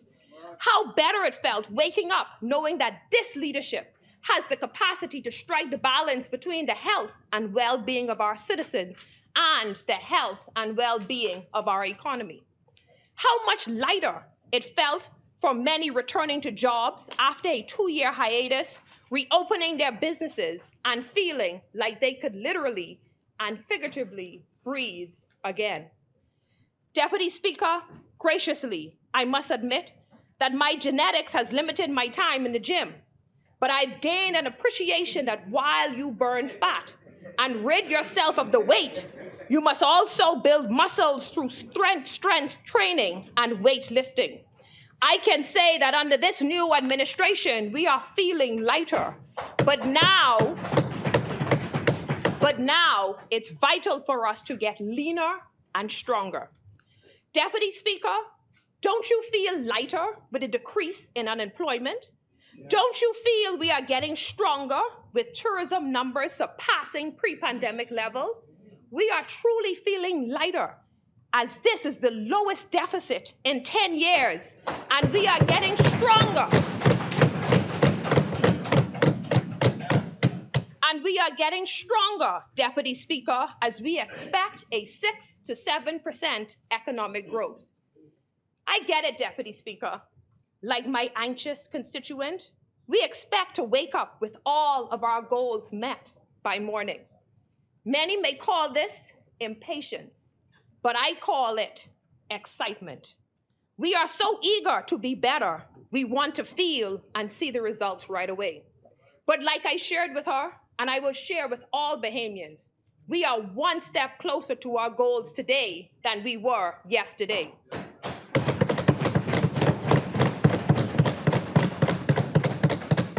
Increase in minimum wage, one step closer. Increase in salaries and benefits for nurses and teachers, one step closer.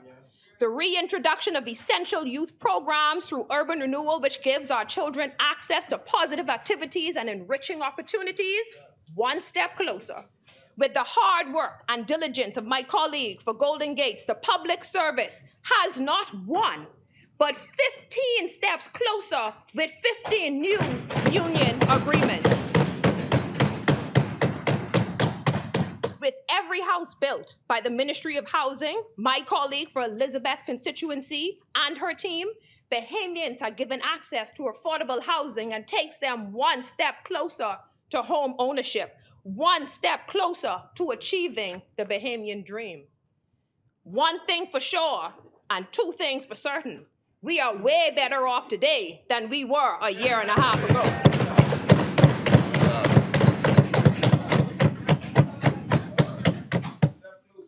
As we navigate our ongoing health crisis and the residue of global pandemic, we are strengthening our healthcare system, upgrading our clinics, renovating our hospitals, strengthening our policies, and hiring more doctors nurses, and specialty healthcare professionals.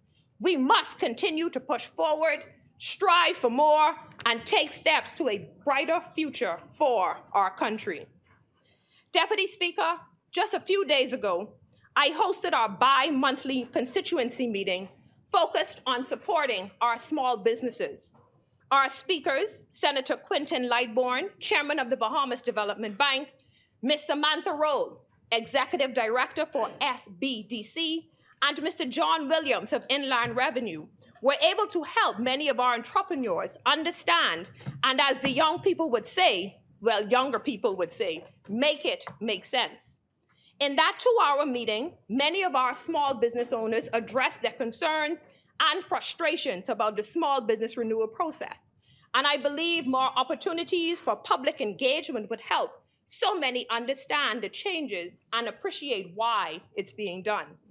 I know in the public space, it is so easy for others to define the cry as frustration or simply complaining.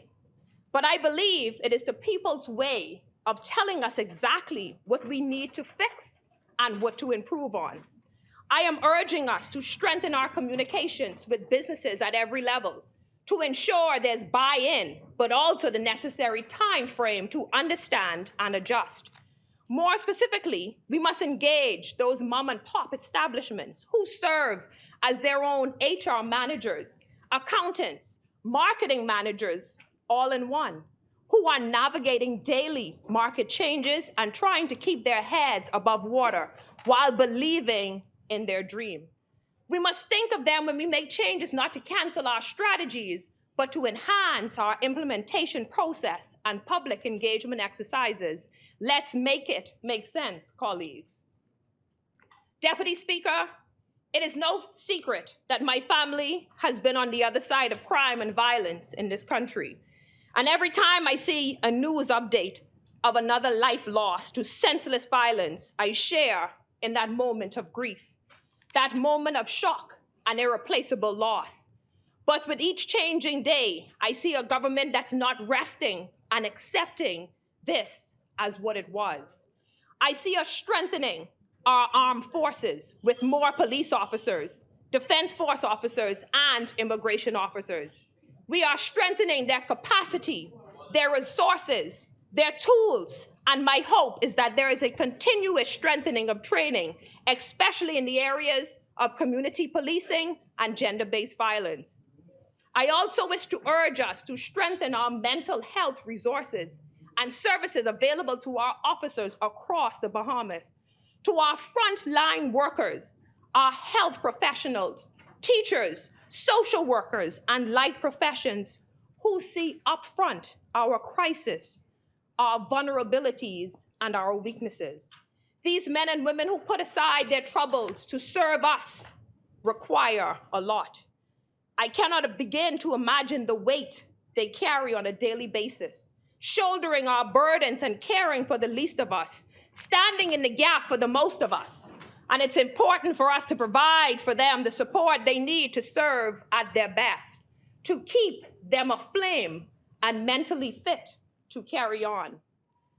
Madam Speaker, Deputy Speaker, as the High Commissioner for the Bahamas to CARICOM, I can confidently share that we are also strengthening our reputation, our relationships, and our position within the region and the world.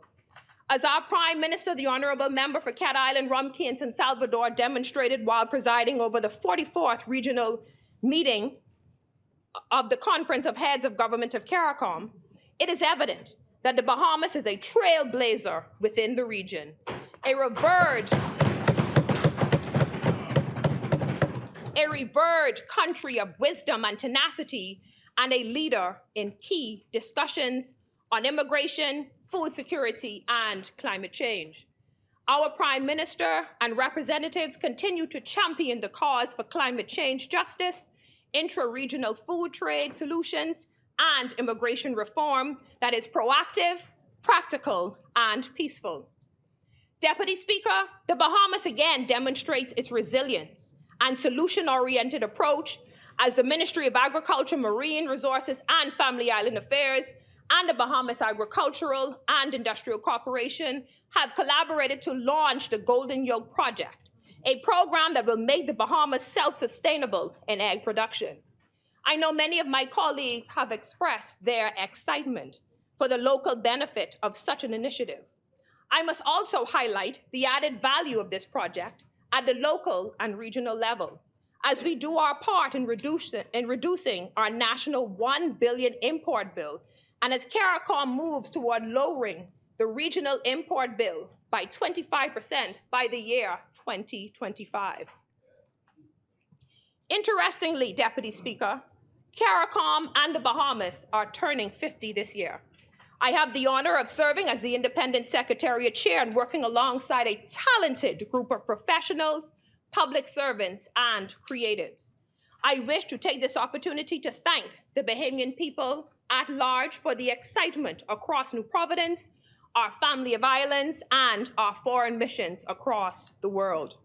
Your creativity, ingenuity, and Bahamian pride continues to fuel our efforts to showcase our nation's accomplishments and set the tone for the next 50 years. Thank you to all who celebrated in the inaugural 242 Day. It is our hope that the road race, the unveiling of the logo and theme, and this 242 Day has truly sparked your interest, your patriotism, and your enthusiasm. Deputy Speaker, I may wish to add and advise this House and the Bahamian people that the official calendar is ready for dissemination. It represents the official calendar of events that's happening across our archipelago as our 32 family island districts have submitted their activities, our foreign missions events, and all endorsed and supported events being hosted by government ministries, agencies, and reputable private institutions and NGOs throughout this year of Jubilee. There's truly something special on the calendar for everyone, from community engagement to health and wellness to celebration of arts and music, history, and informational sessions to youth programs and recognition activities. It is our hope that as you look through the calendar of events, you find something that grabs your attention, sparks your excitement, and ignites your Bahamian pride. We look forward to sharing this calendar, and I look forward to celebrating this significant milestone with each and every one of you. Deputy Speaker, as I prepare to take my seat, I reflect on this symbolic connection between a midterm budget, our independence celebrations, and the aforementioned journey of getting healthier, leaner, and stronger. We cannot deny the opportunity to reflect here and recognize that for us to achieve our goals in whichever capacity, we must share the weight of excuses, release ourselves of inherited problems and mismanagement. We must rid ourselves of toxic mindsets and habits that delay or threaten our success. We must silence the distractors and naysayers who doubt our capacity.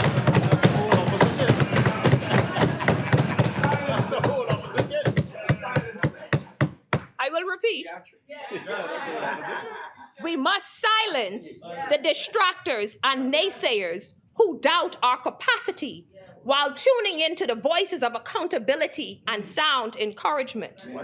Bahamas, I challenge you to become healthier and lighter. As we navigate this budget and the new day opportunities, let's continue to make strides that eases the burdens off the backs of the Bahamian people. Let's choose policies and plans that position us as a country, as communities, as families, and as everyday citizens to be our best selves. Simultaneously, let's never forget the heavy lifting required to achieve our ultimate goals. The hard decisions, the leaner financial strategies, and the strengthening of every sector and agency for optimum performance and production. Let's aim to reduce waste, add value, and improve our communications, our public engagement, and our implementation process. Seabreeze is already geared up. Let's strive to be physically and fiscally fit Bahamas. Good evening.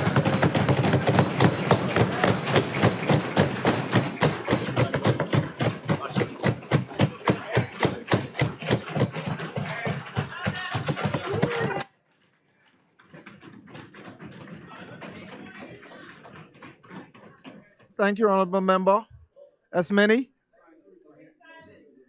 The chair recognizes the honorable member for Fort Charlotte.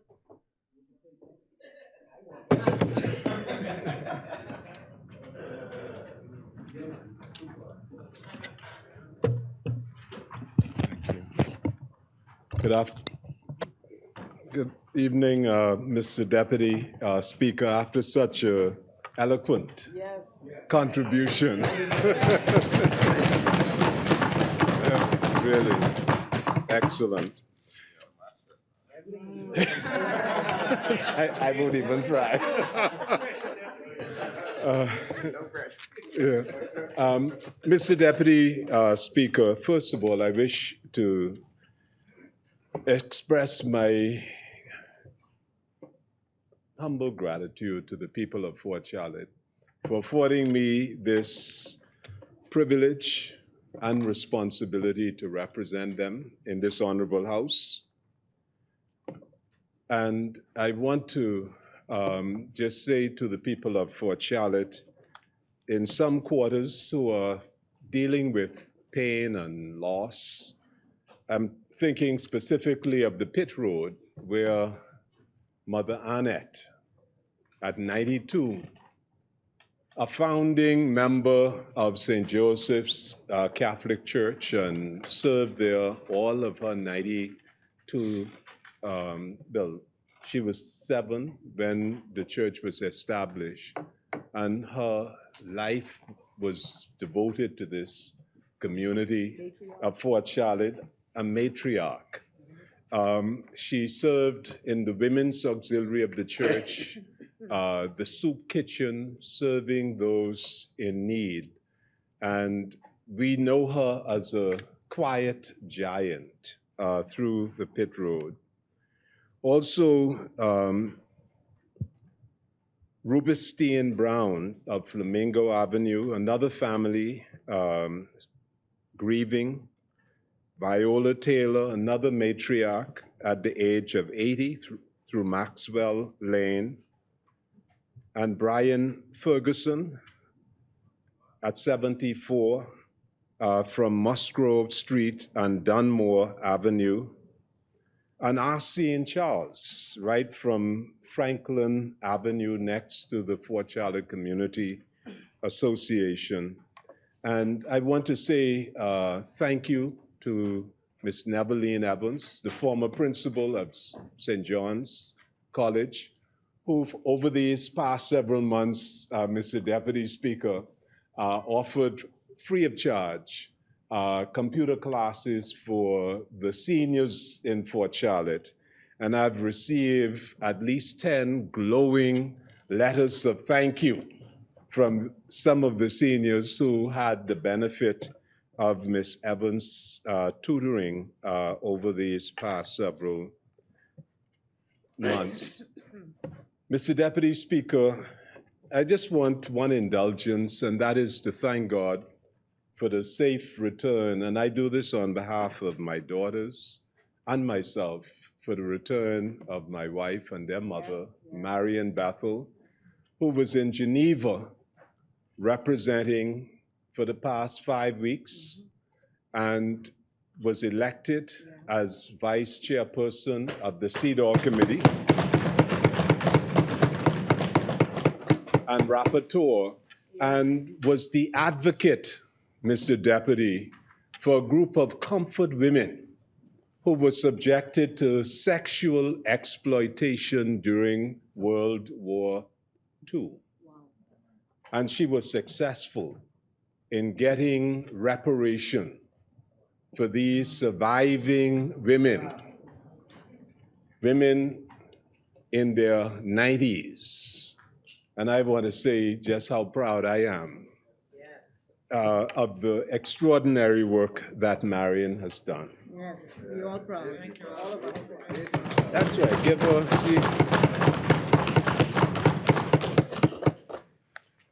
Mr. Deputy, in support of this midterm budget, the Prime Minister and Minister of Finance has laid out the micro and macro trends.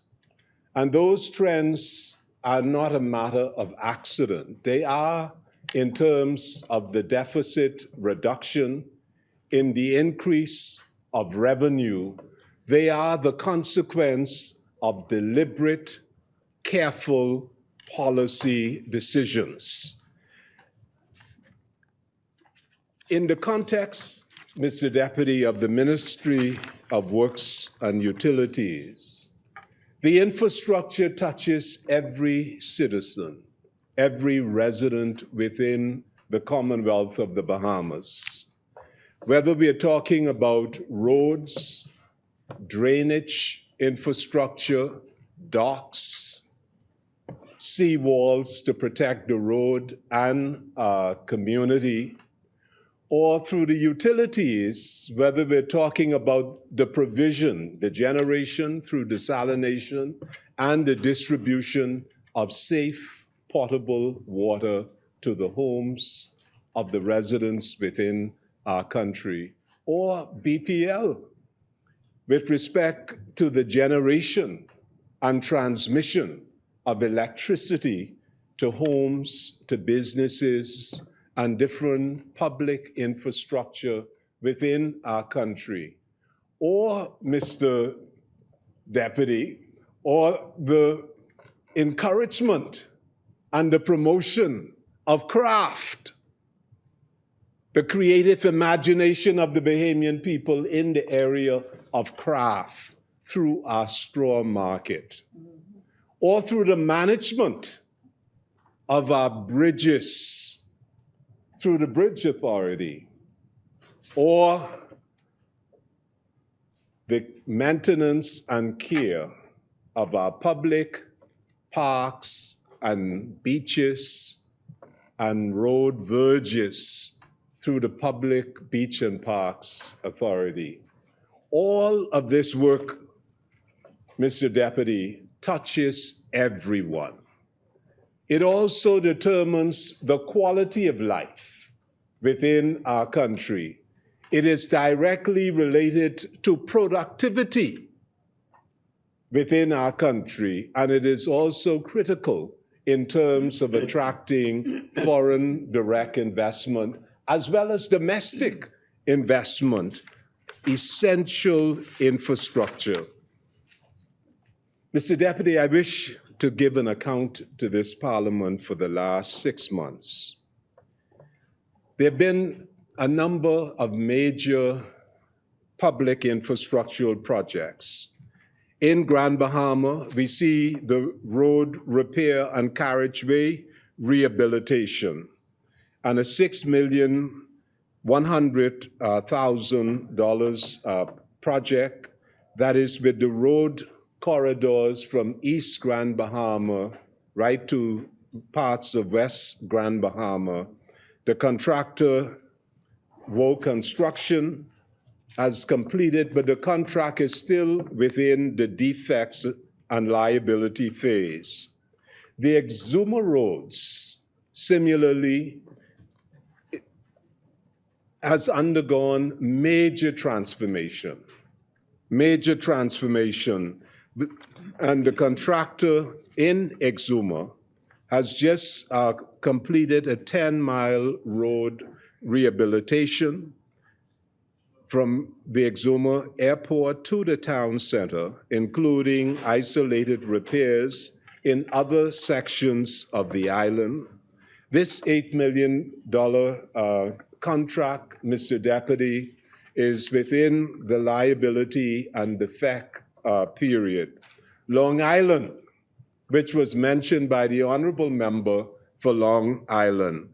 This contract is 65% completed, involving, as the honorable member said, 5 miles of road. And the contractor, due to a number of global logistical challenges, this contract experienced delay. I am pleased to inform this honorable House that the contractor is working, putting up signs, and the honorable member, I invite the honorable member from Long Island to engage the contractor who is working in your constituency and issues about the size of the signs, I'm sure the contractor would welcome the collaboration of the Member of Parliament in the conduct of this $4.3 million contract. Black Point in the Exuma Keys. Again, another site of a road development project. This is the smallest of the Family Island road projects, $1.5 million. And this contract by Carib Construction and Project Management Limited is proceeding. Harbor Island Road repairs. Again, this project, reconstruction and repairs of over 6 miles of roads in Harbor Island, in P-Rock and San Seal. The project was awarded to the Rowdy Boys Construction in February 2021 at a cost of $2.6 million. In Central Andros, again, another road project which is 45% completed, and this involves the reconstruction of approximately 17.5 miles of road from Fresh Creek to Bering Point in Central Andros. And due to the vigorous and persuasive advocacy of the Member of Parliament, this project, which began as sand seal, has been upgraded to asphalt paving. South Andros, Mr. Deputy, again, another road project which is 50% completed. And this involves the reconstruction of 19 miles of road in South Andros along the main Queens Highway from Driggs Hill to Mars Bay in South Andros, yes. Yes. And this contract, $8.5 million, is being done by KW Paving. There's also the dredging, Mr. Deputy, of the McLean's Town Dock and the Sweeting Ski Dock in Grand Bahama, which is ongoing as we speak. That's right, working. This project involves maintenance dredging of the route between McLean's and Sweeting Ski Docks, approximately 28,800 feet, and a minimum depth of 5 feet to 20 feet wide. The contractor, A&D Gators Equipment, Rock and Sand. This project, which is approximately $370,000, is ongoing. The Hatchet Bay in Eleuthera Settlement Road has been completed. And this project was estimated at $862, and the work was done by Quick Fix Construction from Rock Sound, Eleuthera. Also, Mr. Deputy, in Tappan Bay, another road project repair in P-Rock and San Seal in the Tappan Bay settlement of South Eleuthera was completed by contractor New View Construction at approximately $800,000. The Governor's Harbor Road Settlement project is currently underway. Repairs to existing roads in Governor's Harbor, estimated cost at $1.4 million. Yes. The Abaco Seawall carriageway rehabilitation work is approximately 90% completed. Working. Similarly, Mr. Deputy, well, this work, the seawall, Big Cat Equipment Limited, at a cost of $1.2 million. In Crooked Island, the seawall carriageway rehabilitation project, the original contract is completed. Additional funding is approved for works which are now in progress at $3.5 million. And this work I'm pleased to say I will have an opportunity to see within the next month when I visit Acklands, Crooked Island, Meguana, Inagua, and Long Key. Great Harbor Key Airport, civil works are in progress and 85% completed. The terminal building is 100% completed and was officially opened several months ago by the honorable member for Exuma, our deputy prime minister, and our prime minister. Mr. Deputy, carriageway rehabilitation also in Great Harbor Key, Berry Islands. This project is now mobilized, and Berry Islands will see a major improvement in the airport terminal and runway, and the roads on the island will be paved. And as I visited the Berry Islands during the dedication of the airport, Mr. Deputy, we cannot have an island like the Berry Island, where it is the gateway to surrounding keys, where some of the most sophisticated, upscale homes exist. And the people on Bullock's Harbor, you have the roads are not suitable, the public infrastructure. So the airport is the beginning, and what we are doing now is a massive upgrade in the road. The Cat Island road repairs and carriageway rehabilitation. Here we have a PPP, and it is proposed that the developer of the project is the Cat Island Development Company, which is now in the final stages of negotiating a PPP with the Ministry of Finance. Also, Mr. Deputy, in Bimini.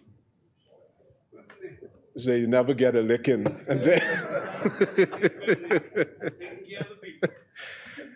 A $2.4 million project for the roads in Bimini. Yes. And these roads, Mr. Deputy, were constructed as long ago as 2002. And this is the first time since the initial construction that there will be a major rehabilitation.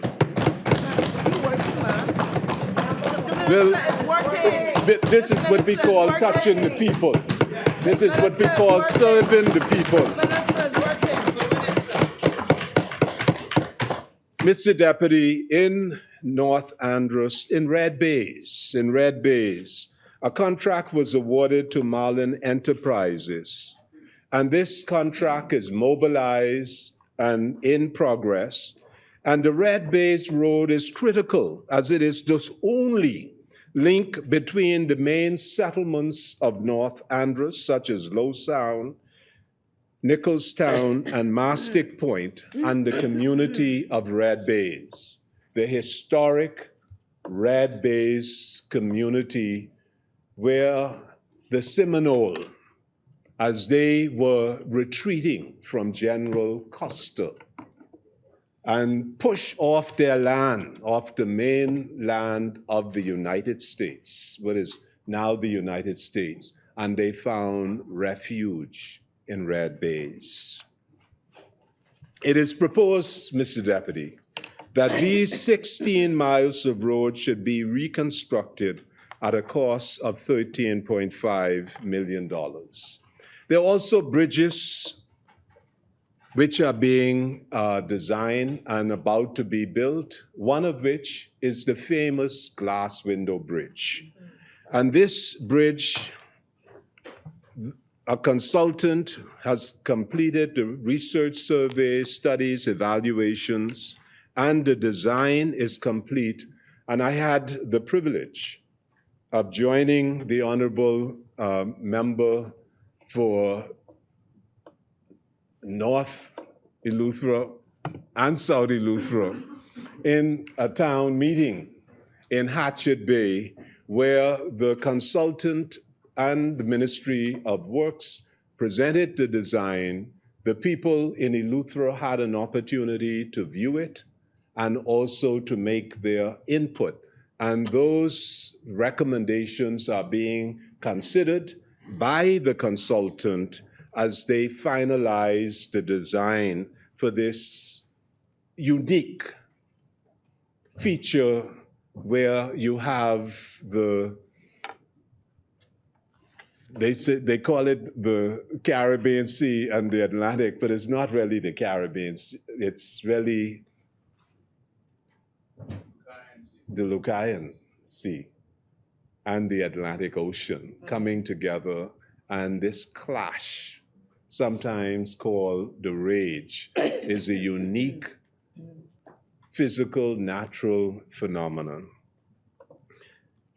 The design will make this a destination, not only a bridge for its functionality, but also a place where people can come, spend an afternoon, spend a morning, or spend a day. And it will provide an opportunity for the people of Eleuthera to engage in entrepreneurial activities serving the guests at the new bridge resort that has been designed. Similarly, Mr. Deputy, 2 other bridges have been designed and are just about ready to go through the procurement process, and that is the Stafford Creek Bridge and the Fresh Creek Bridge in Andros. And both the Caribbean Development Bank as well as the African Export-Import Bank have expressed an interest in funding these projects.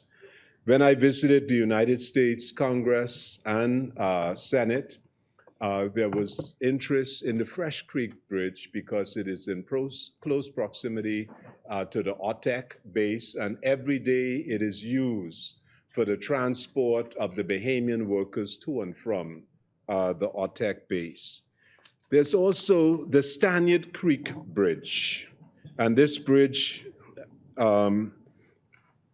has just recently been completed for $1.3 million. The diversion of water main and demolition of old bridge will be completed by July of this year.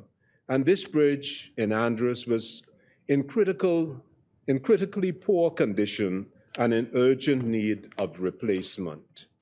Similarly, in Abaco, we had the opportunity last year to dedicate the Angel Fish Creek Bridge. Again, a very important connector, but also what was important about these bridges is that older bridges had suffocated the creeks and interrupted the ecosystem within these islands. And what we see with these bridges is they're opening up the creek and giving the marine life the opportunity to flow through, and also allowing navigation under the bridge. So smaller boats can navigate under the bridge. We also have the replacement of the Davy Creek Bridge in North Andros at $345,000. And this project is about to go out to tender. We also have the Staniel Key Bridge in Staniel Key, Exuma. Again, this is budgeted at $300,000. This is a timber bridge which provides crossing over a small creek in Staniel Key, Exuma. And it is currently in poor condition, and it is a priority project. There are also a number of ports and docks. We have repairs to the docks at Nicholstown, Red Bays, Low Sound, Conch Sound, North Andros. And these are all already designed, they're already quantified, and they are now going out to tender. and the package is approximately $1.2 million. We have the refurbishment of the Lisbon Creek. And when I was in Andros with the honorable member from South and Central Andros, we visited these docks along with our technical colleagues from the ministry who were able to complete and gather vital information for the design work that they were undertaking. The contractor here is AAA Marine Transport, and the value is $2.3 million. We also have the replacement of docks on Moores Island. And this, I know the honorable member for South, from Central and South Abaco, again, brought this matter and was insistent because Moores Island is a very thriving fishing community, and the docks play a critical role in the economic life of the community, as well as the leisure industry. And we're very pleased that at $7.5 million, the mailboat dock and the fisherperson's dock on Moores Island are being rehabilitated. Restrooms are also being installed. There's also the dock in the Berry Islands, the Bullocks Harbor Dock. And I couldn't believe, you know, Mr. Deputy, when I went to the Berry Islands and I went to the dock where the mailboat has to come. And there's no placement, you know, for roll-off from the mailboat. I mean, you have to kind of catch the tide at a certain point. But if the tide were to shift, then the mailboat is disconnected. So this is a project that we will be giving priority at $2.5 million, and the work is expected to take 8 months. Landroll Point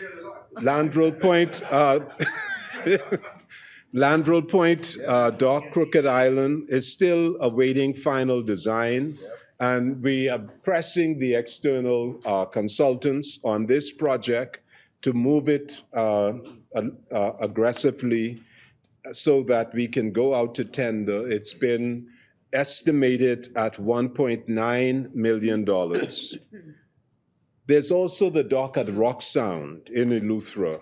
Contract works were completed, but the contractor is completing additional work via contingency funding. And this project, Mr. Deputy, is to rehabilitate both the main mailboat dock and the fisherperson's dock at Rock Sound, Eleuthera. Mr. Deputy, there are also a very aggressive national building and maintenance of public infrastructure.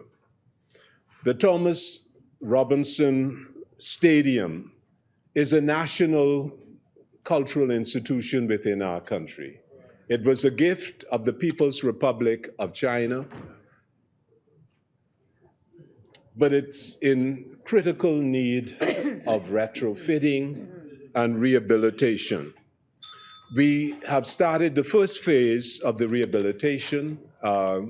SJK Construction Company is carrying out the work, and we are also negotiating with China with respect to phase 2 and phase 3. Drainage is another area of critical focus by the ministry, and we are not doing the same old, we're incorporating an ARCO system for Pinewood. We have also put in a 600 feet well for the first time in one of the critical areas where there's been a consistent challenge with drainage.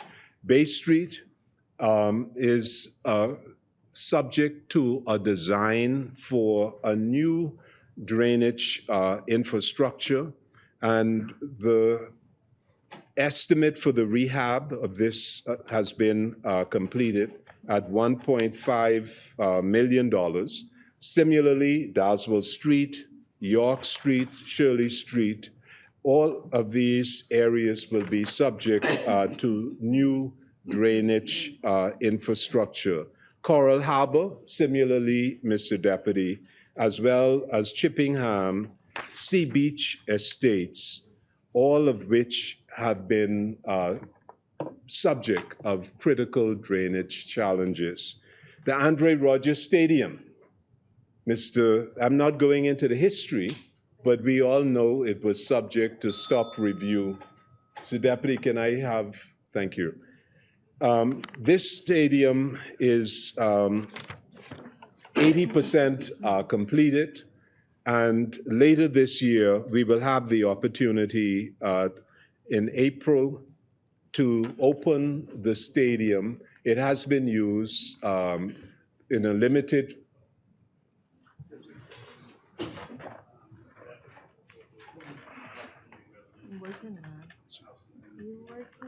Is there a second? Second. It has been moved and seconded that the business of the House will continue past 7 p.m.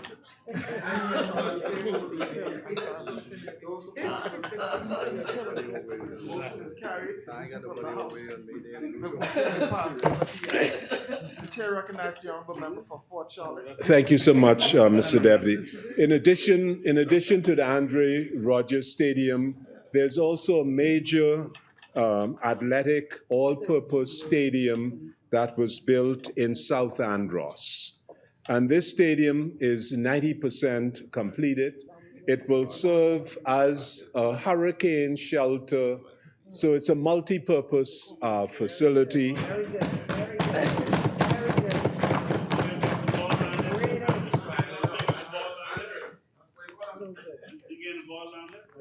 The Hope Town, we are trying to also to preserve the historic Hope Town Administration complex. And this project, we have engaged a conservatory architect to assist. The Village Road project in New Providence is, the paving is completed, and now we're building the sidewalks. We are tying in all of the parking lots and the side roads, which may have been chipped and so on, so that there will be full restoration. The businesses are meeting with the Ministry of Finance to ensure that those who can establish loss would get some consideration. The Gladstone Road, Mr. Deputy, also will be retrofitted and rehabilitated. Two dual carriageway, 6 feet sidewalks on both sides, shoulders on the side of the road, and from Carmichael Road to Cowpen Road, we will also put a bicycle trail so that we can encourage the residents of those communities to have some leisure.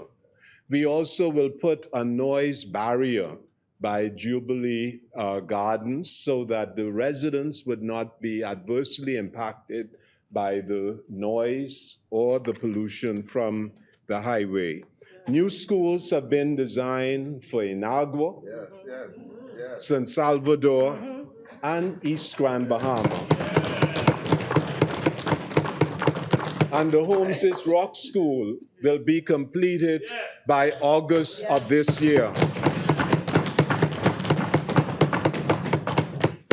We sit in this building, but we know it doesn't reflect our sovereignty. So we're building a new parliamentary complex.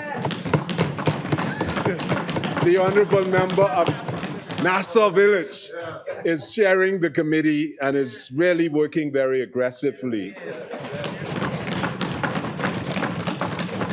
Unregulated communities is receiving the attention, and given the fact that the case has been dismissed and the injunction discharged, an interministerial committee has been constituted by the cabinet. They're meeting, they're being guided by the security in terms of intelligence, and action will be announced in the context of the humanitarian obligations that the country has. BPL, Mr. Deputy, has been working very aggressively to meet the peak demand this year, and they have established a 25 megawatt battery storage system at Clifton Pier. The Wärtsilä management contract has been terminated, and that savings to BPL. BPL's staff will basically manage Station A. They have the expertise. We have the complete confidence in their capacity to manage this infrastructure.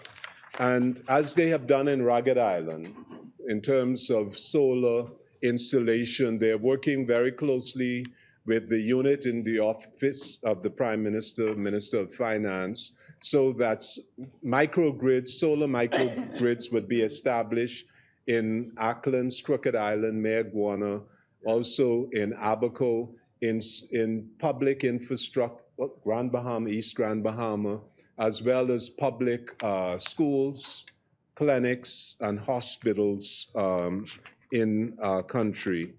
Also, Mr. Deputy, we have the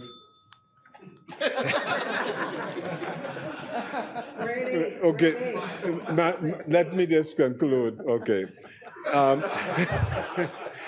Similarly, in conclusion, the Water and Sewerage Corporation is extending water distribution in Cat Island, in San Salvador, where in many of the homes you don't have the distribution of potable water.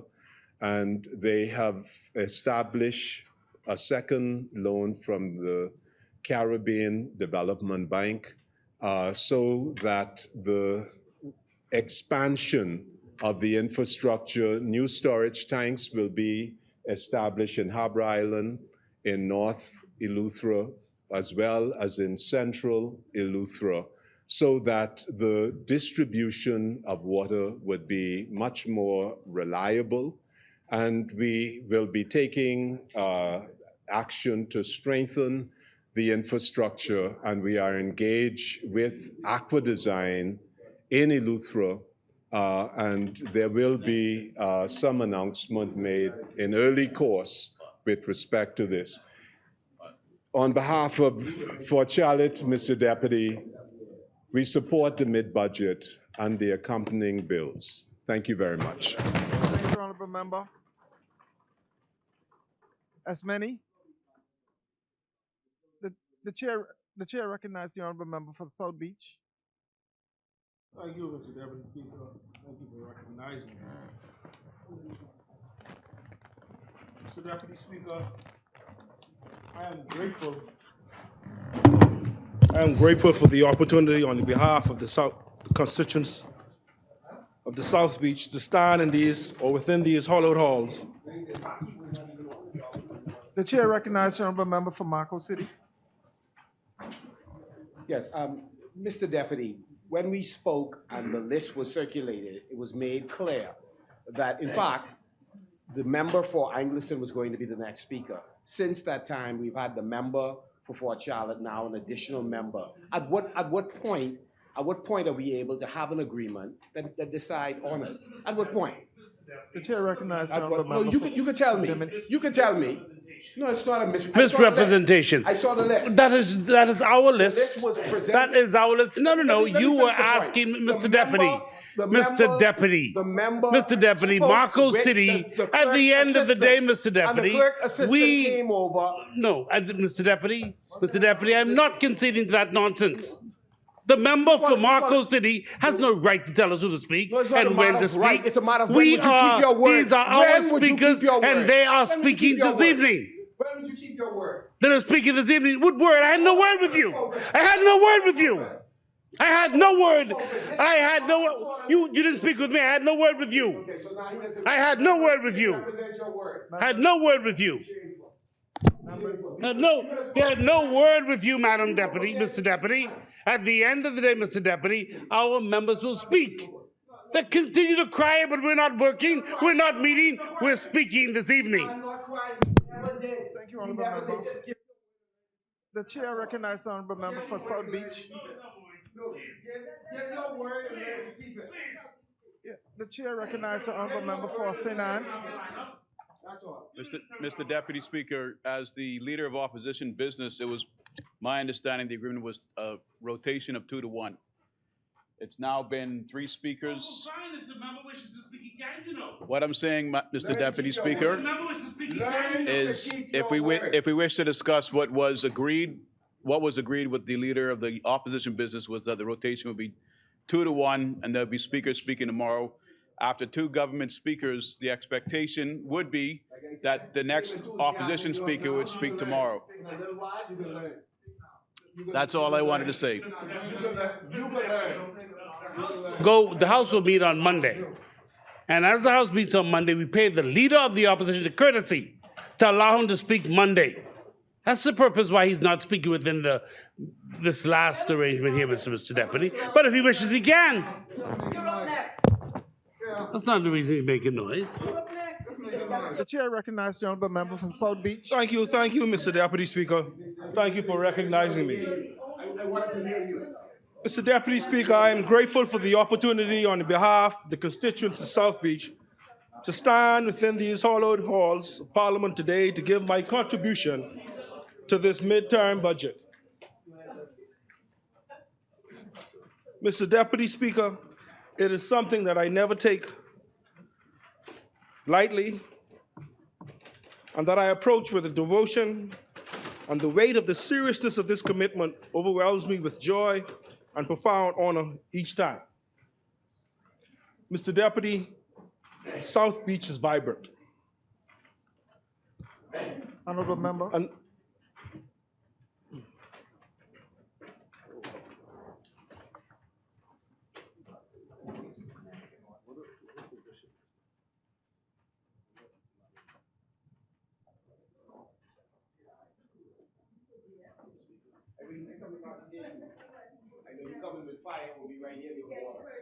Member for South Beach.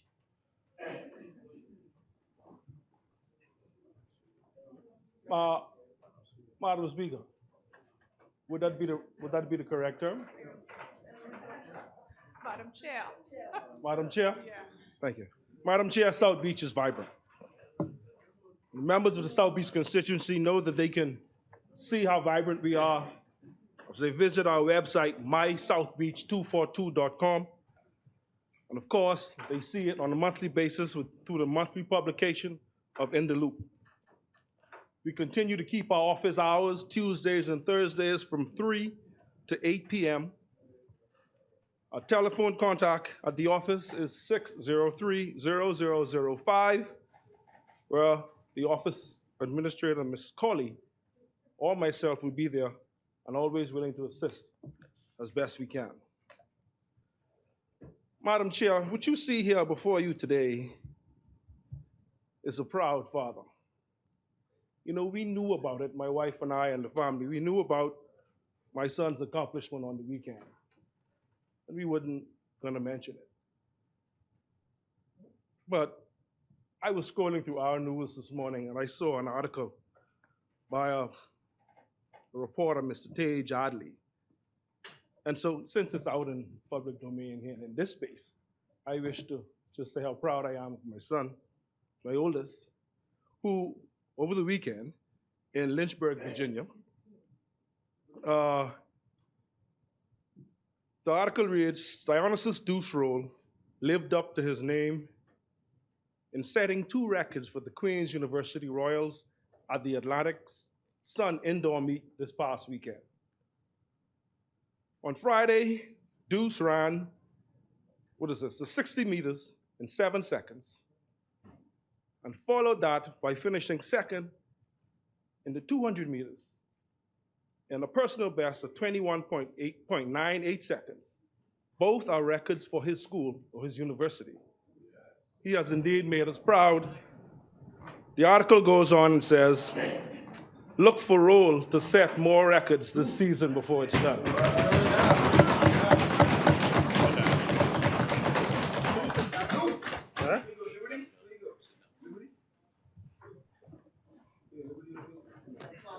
arranged with the virtual this morning. That's good speech. The chair recognizes the Deputy. honorable member for South Beach. Thank you. Mr. Deputy, it is important that we continue to push young Bahamians in their athletic pursuits. There's no secret on the athletic prowess of myself and, of course, my wife. And you know, interestingly enough, Mr. Deputy, we sent this young Bahamian in the United States to further his education in the 8th grade. We pushed him in the area of basketball. And a very accomplished basketball player he is. Somehow, in his last year at high school, he was bitten by the track and field bug. And it pains me that he looks like he prefer track and field to basketball. But nonetheless, we are proud of his accomplishments, but we are also proud of those young Bahamians who were of this past week during the BAISS championships who would have qualified for the upcoming Carifta. It is these types of events that help to build and mold our Bahamians. Never underestimate the power of sports. Mr. Deputy, before I begin my contribution, I would like to join with my colleagues and offer thanks to my parliamentary counterparts in thanking the various ministers and ministries for the assistance they would have afforded me and South Beach over the past 17 months. I especially would like to thank the Minister of Works and his team of professionals, the director, senior engineers, senior architects, quantity surveyors, Bahamex, and all of the line staff, from the security and the janitress to our persons or comrades in the northern compound, for the guidance and training they would have willingly imparted to me during my time at the Ministry of Works. Additionally, I'd like to thank the Ministry of Works for beginning the road reconstruction work on the roadway known as East Street South, just outside of C.V. Bethel School, heading south. So South Beach, as you are listening, the intent is to raise the road, put in place an additional drain, and pave the road from C.V. Bethel all the way to the beach, straight down to the end of East Street South. I'm advised that once this is completed, paving will continue on Blue Hill Road south of Cowpen Road, all the way to the beach. So, Ms. McLean, we got you on East Street South. We coming. Take your time, we coming. And Ms. Knowles, we got you on Blue Hill Road south. She's been begging me, I can get you straight. When we're done with that, I am told that we'll be paying attention to Sea Link Drive, which is in need of paving as well. I'm asking the Minister of Works, sir, if he would be mindful, considering the power vested in him, since the machines will be in the south, that you would ask the senior engineers to consider Zion Boulevard, as it is falling into a dilapidated state. And it is a main thoroughfare from East Zion Boulevard. It's a main thoroughfare as we travel from east to west. It is heavy with traffic for residential, commercial use, and of course, school traffic.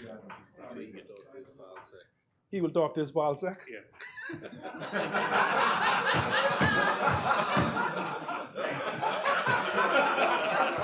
Consider it done now. Consider it done. Minister, we would ask we would ask that the paving be done with the precision that was done on the overlay of the Gladstone Road. And it was done utilizing nighttime paving for the most. I must congratulate you and the team on a job well done in Gladstone Road. If we could duplicate that throughout this New Providence, we'll be fine. Special thanks to the Minister of Health, who communicated this morning in his midterm budget debate. He advised this House and the Bahamian people of his intentions to begin a major upgrade at the South Beach clinics and his intent to create an accident and emergency room / services with extended hours. South Beach, this is something that I have been agitating and fighting for from day one. I am not excited. I am excited. I am elated that it is officially on the agenda. Services of this nature in the South not only help to relieve the load on Princess Margaret Hospital, but it will satisfy a need in South Beach and the surrounding constituencies. I must say thank you to the Minister of Housing with the development of the newest housing projects, completed housing project, more or less, in the country, in Pinecrest, where we would welcome or would have welcomed at least 48 new families into the South Beach constituency. And we're excited to have them and excited to see the growth of Pinecrest as phase 2 and 3 continue in the coming months. Special thanks, of course, again to the Minister of Environment with assistance in the removal of derelict vehicles and the community cleanup. Mr. Deputy, the Great South Beach constituency is unique. It covers several amazing communities, all with different needs, and I am grateful to the Ministry of Works for their assistance with drainage and for their ongoing plans to address the flooding patterns and problems in a part or various parts of our constituency. As of late, I've been in constant contact with the Minister of Agriculture as we are discussing a surprise. We don't want to talk too much about that, but it's expected to be on the waterfront of South Beach. It is a pity that such a beautiful coastline does not have the development of commercial amenities similar to that of what is happening on the northern side of our island. This will be used to draw visitors to the south and to, of course, input economic development within the constituency. Mr. Deputy Speaker, we'd like to offer condolences to the Reverend Dr. William Thompson and his family and the family of Faith United Missionary Baptist Church on the passing of Mother Betty Thompson, his dedicated and committed wife for many, many years. They're my neighbors in Coral Lakes, and of course, on behalf of the Coral Lakes family, we send our condolences. Condolences also to the family of the late Mr. Samuel Turnquest of South Beach, who will be laid to rest on Saturday. We'd like to say to his wife, Judy, and their sons, Sammy, Sebastian, Sylvester, and Sharif, that our prayers are with you today and in the months ahead. A wonderful father he was, a true Bahamian. Only thing with Sammy was die-hard Saxon. You know that don't sit too good with me. Condolences also to the family of Mr. Marcus Bullard, who is an employee at the Ministry of Works in the Northern Compound, passed away last evening. We just want to say to his family, sincere condolences, and of course to our family at the Ministry of Works. It is never easy to have to lose a comrade that you work with every day. So we will continue to pray for the Bullard family as well. Mr. Deputy, during this midterm budget, I intend to be brief. I intend to be as brief as possible. Brief as I've ever probably been in this place. And you may ask why, Mr. Deputy.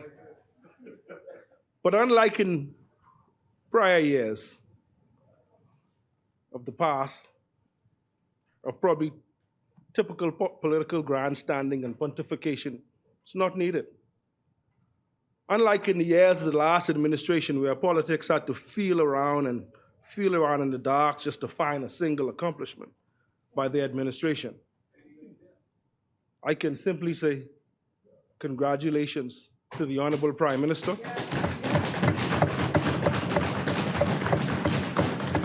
The Minister of Finance, his cabinet, and his team at the Ministry of Finance on a most notable, his PALSEC, on a most notable presentation in his communication of the media budget. From what we have seen of the figures and of the content of his communication, it is safe to say that the country is moving ahead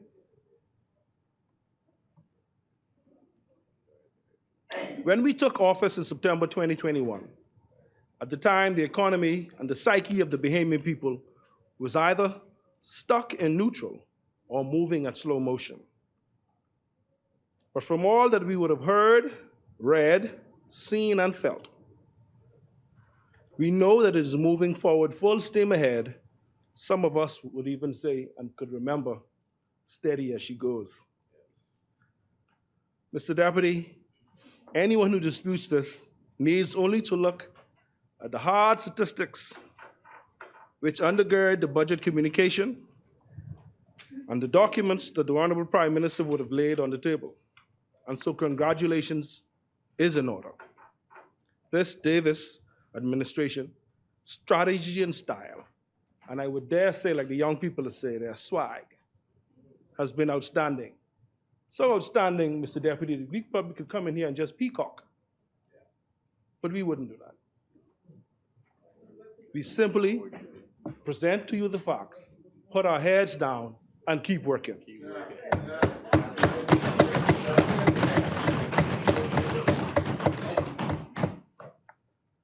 Mr. Deputy, a year and 6 months ago, we came to office, no secret, we meant chaos. What we meant was a nation locked down with no end dates in sight. What we meant was COVID protocols and mandates that were impractical at best, and clearly not well thought out, nor did they appear to be based in any science. What we meant, Mr. Deputy, was an economy on life support. A population that from all indications was slipping further and further down the slope of poverty and deeper into the abyss of the misery index. That's what we meant, Mr. Deputy. Public transportation in limbo, downtown was shuttered, the world-famous straw market closed.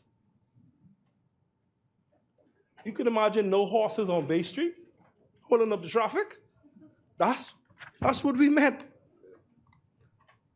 Despite what the political spin doctors and verbal gymnasts on side opposite would say,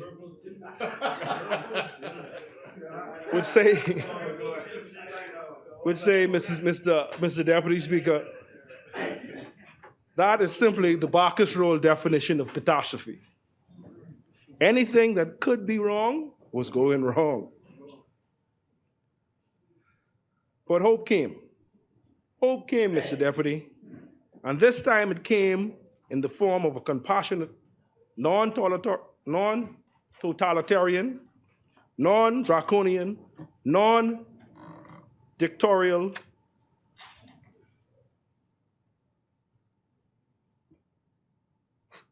helpful.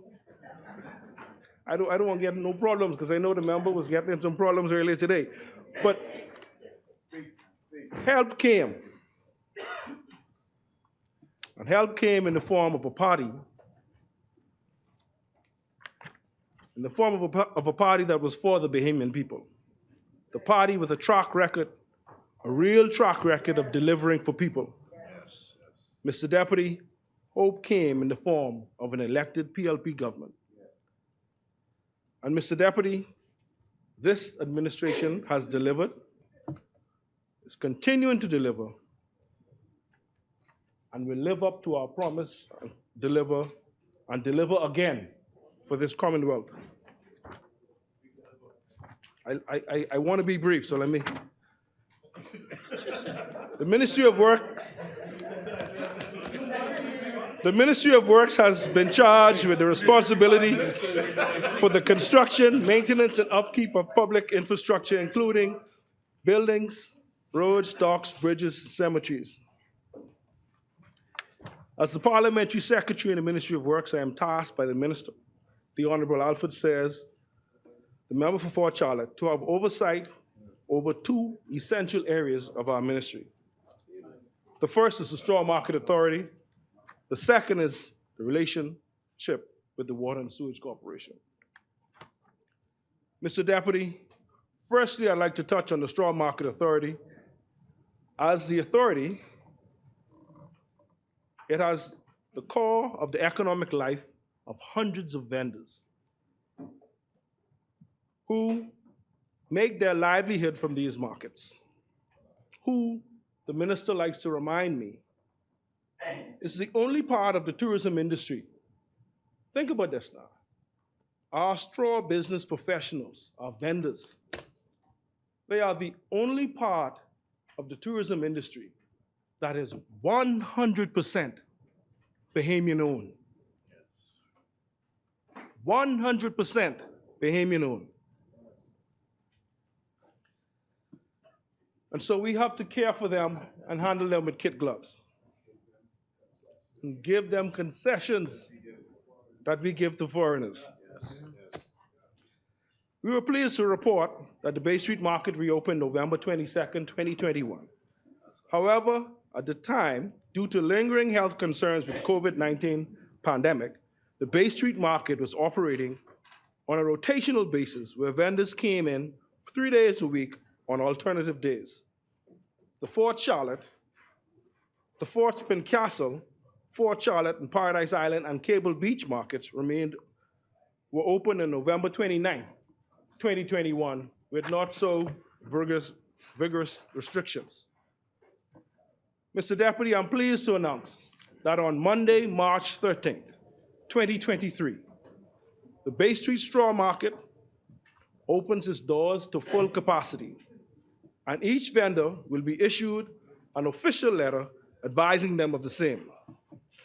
Our hand washing and sanitization stations will remain in place at all exits and entry points and within various points in the market. In addition, the bi-monthly sanitization of all markets will continue, and the vendors will be advised to take their required personal safety precautions.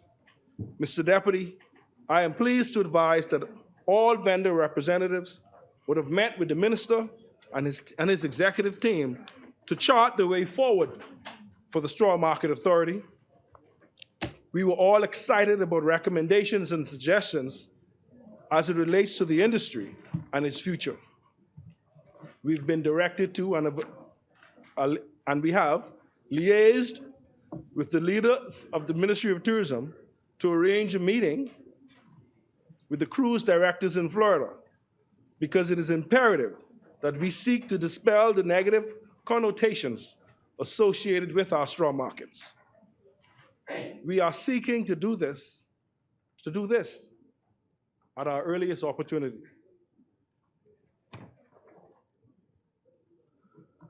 Mr. Deputy, there have been other positive developments affecting the Straw Market Authority. We have commenced work on a new Fort Charlotte straw market, which will provide permanent accommodations for 20 vendors at a contracted cost of about $1.1 million. Currently, the facility is about 40% completed, and I am pleased that the work is progressing steadily. I can confirm that the walls and the electrical conduits are currently being installed. What a beautiful sight this market will be at the very top of Fort Charlotte, a high point in our country. or our city. Mr. Deputy, moving on to the Fort Fincastle straw market, vendors have been accommodated at this location in a very temporary fashion. However, given the intended redevelopment of the fort and the tower proposals have been advanced and accepted for a permanent market for these vendors, as they would have to be relocated based on what is envisioned in the Fort Fincastle market and the water tower redevelopment project. It is proposed that the vendors move to the northern boundary of the site, nearer to Sands Road. As such, the redesign of the redevelopment will allow for taxis and buses to park, and in doing so, the opportunities for sales by the vendors will not be diminished as a result of the redesign of the site.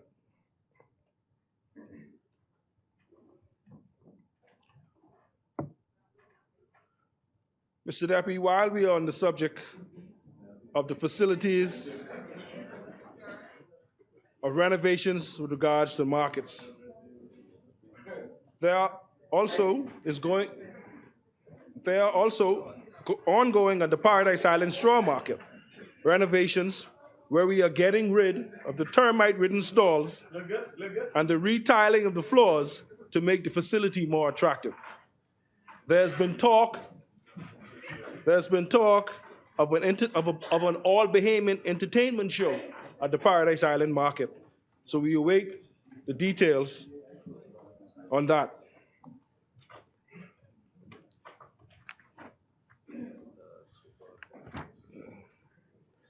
Mr. Deputy, I now turn to the Water and Sewage Corporation. The member for Fort Charlotte, the Minister of Works. I want to be brief, Mr. Deputy.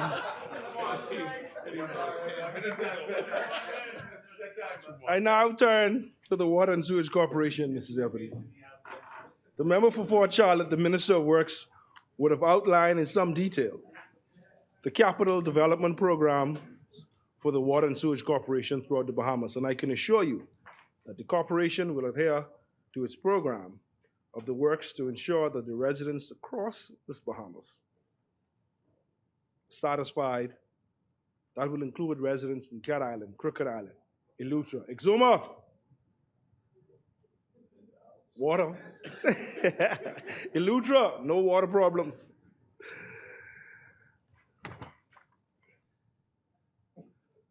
Mr. Deputy, there are two areas which I would like to highlight as it relates to the Water and Sewage Corporation. From time to time, you would hear from side opposite, union busting, union busting.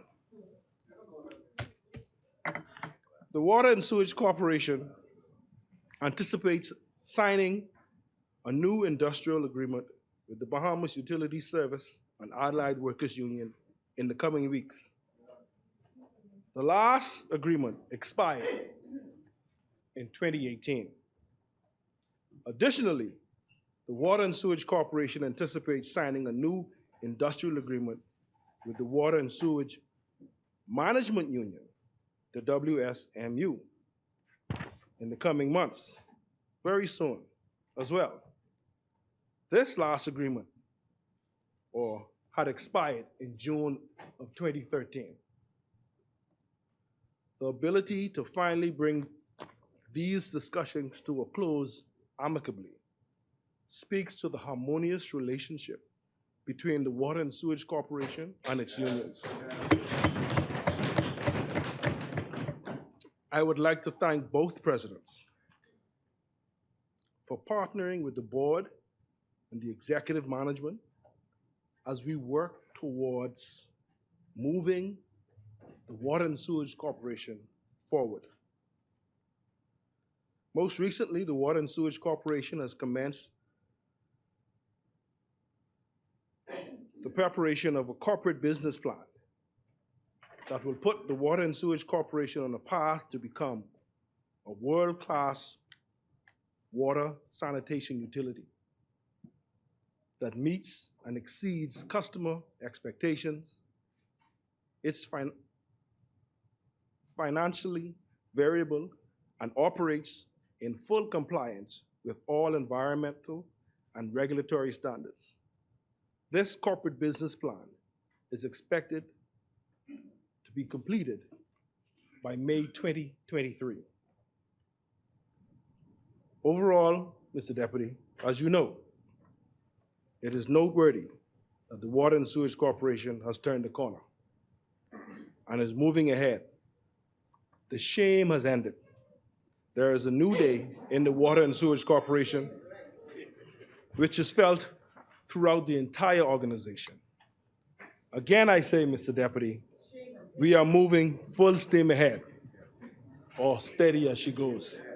South Beach West. Thank you. Thank you, Honorable Member. The Chair recognizes the Honorable Member for St. Anne's. Thank you very much, Mr. Deputy Speaker. I don't wish to be the type of MP that interrupts my fellow new members of Parliament and even my constituent, the good member from Fort Charlotte. One thing that has been said is that governments are continuous, and in no department is that more evident, maybe in education than in the Ministry of Works. I'm hearing the list that the effort that this current PLP government has taken credit for, and the Great Harbor Key Airport, I know that was an F&M project. And it's good because governments are continuous. The Angel Bridge, that was an F&M project. There was mention of roads in Bimini not being done since 2000. 2000 was the F&M government that dealt with it then. And so when the good member from South Beach is talking about he doesn't want to peacock, the only way this administration could peacock is if they picked up the F&M feathers and strutted around with the F&M accomplishments. Mr. Deputy Speaker, thank you very much. Thank you, Honorable Member. As many, the Chair recognizes the Honorable Member for Angliston. Thank you very much, Mr. Deputy. I don't know what the member for St. Anne's was talking about. Education. I don't think he's talking about this issue. You know, there's too much rhetoric going on in this House, Mr. Deputy. And I don't like to deal in rhetoric because things are too serious. The country is in too great a sensitive place right now for political rhetoric, in my view. And I rise, Mr. Deputy, on behalf of the good people of Angliston, some of whom who are represented in the gallery here today, to contribute to this debate. And I just wanted to quickly, because this is, we're late into the evening, but I wanted to get as much in as possible. But I wanted to pay tribute to one of our fallen soldiers in the Progressive Liberal Party, Kamita Burns, who was from the original Anstown constituency and then Mount Moriah, and who was celebrated today at the PLP headquarters, the Lyndon Pindling Center. And I wanted to say to the world that we are so grateful for soldiers like her, someone who was there from the very beginning and who was fearless in her representation on behalf of the Bahamian people in the struggle and in the effort, and in particular to the late A.D. Hanna. She was one of his commanders in chief, and much of his progress and success was attributable to people like Kamita Burns. And I want to send condolences to her family and to give our love and our gratitude for a life so well lived. Before I get into the body of my speech, I heard the member for St. Barnabas talk about the over the hill and how we're not doing the over the hill, et cetera, and I'm not mimicking you. I apologize. I'm sorry. Okay, but the member, I remember when this thing, I don't know what you call it because it was not an authentic program. It was politics. But when it did not include St. Barnabas, it did not include Angliston and St. Barnabas. And I know that when I was in this House, the country knew and the people of Angliston knew that I had a concern that tax breaks were being given, and it did not include the people of Angliston of a similar demographic. St. Barnabas, not a word, mum's the word. And I wouldn't talk about when the former administration increased VAT. You heard that long list? I could give you a list so long that we will be here all night of the 60% VAT increase put on the Bahamian people by the former administration. So, I said, Mr. Deputy, I think it's very important that, let's just get real in here, please. I appreciate it. Thank you. Thank you. Mr. Deputy, I thank the people of Angliston for allowing me the opportunity all these many years to serve and to contribute to the governance of this nation. And I hopefully to effect progress in this country. The Prime Minister has given or assigned to me a task. It's a tremendous task.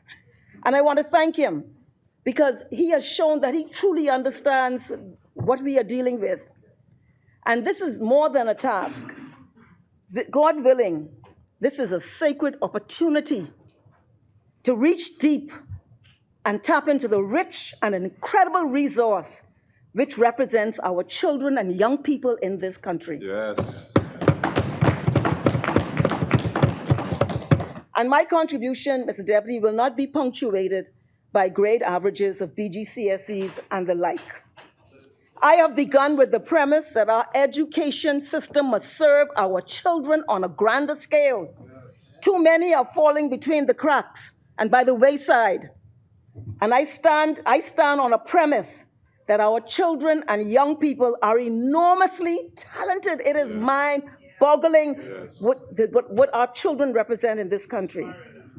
So when we took office, our first order of business, it was fairly straightforward, was to get children and young people back in school. Yes. Because we understood this was important on a number of levels.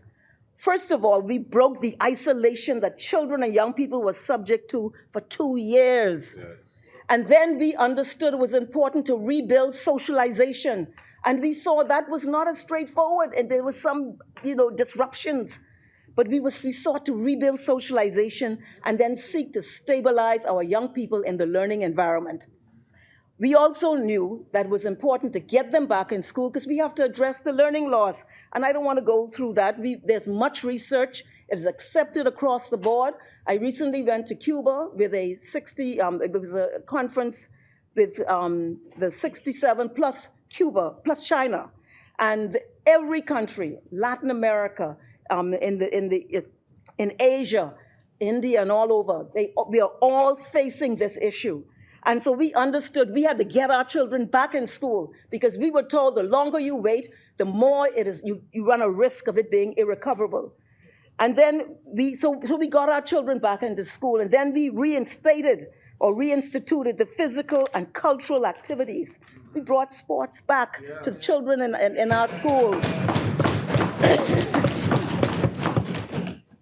And I will speak more to that. But last summer, we brought a keen focus on the physical environment at our schools. And, we didn't just do this because this was something to do. We did this because it was so important. The Prime Minister has spoken about the state of repair. I don't want to go too much into that. The parents know, children know what they were subject to.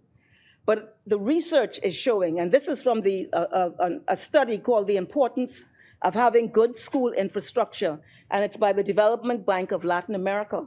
And what they said, a review of the most recent literature indicates that investments to improve school infrastructure has effects on the educational quality, at least in the following 3 dimensions: attendance and completion of academic cycles, preventing dropouts; 2, teacher motivation; and 3, learning results. And it goes on to say, empiric evidence indicates that there is a direct relationship between school infrastructure and educational performance. This is not just giving some contractors a job to do. And that investments in educational infrastructure contribute to improve the quality of education and the economic performance of countries. Rivera explains, and this is one of the studies, to optimize investments in education, it is essential for authorities to observe the significant role of infrastructure interacting with other essential educational inputs to be able to undertake comprehensive proposals that together improve the quality of education, thus promoting greater equality of opportunities and contributing to reduce inequalities and advance toward a real productive transformation in the region.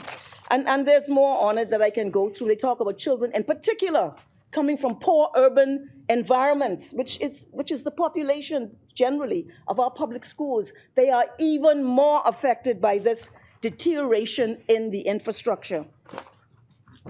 And so we understood that we got them back. We knew we had to do an array of things, but the physical state of the schools was critical. And during the summer, the last summer exercise, and I want to thank the Minister of Works, who you just heard from, who is doing a lot of work. And the country is probably aware tonight of the expanse of it. But last summer, 173 schools were repaired during the summer program, and every school opened on time in this country.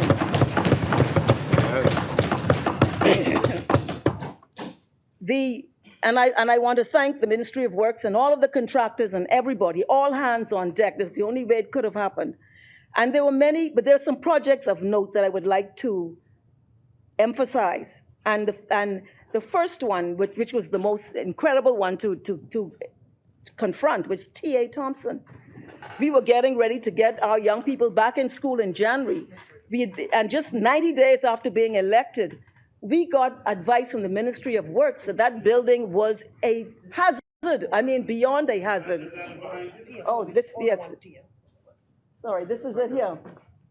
It's T.A. Thompson, a 3-story classroom structure. If I disclose the hazard that presented to the foundation for our children, and in a very short, so their opening was delayed. Deputy Speaker, this is the before, and this is, look at this after. My goodness.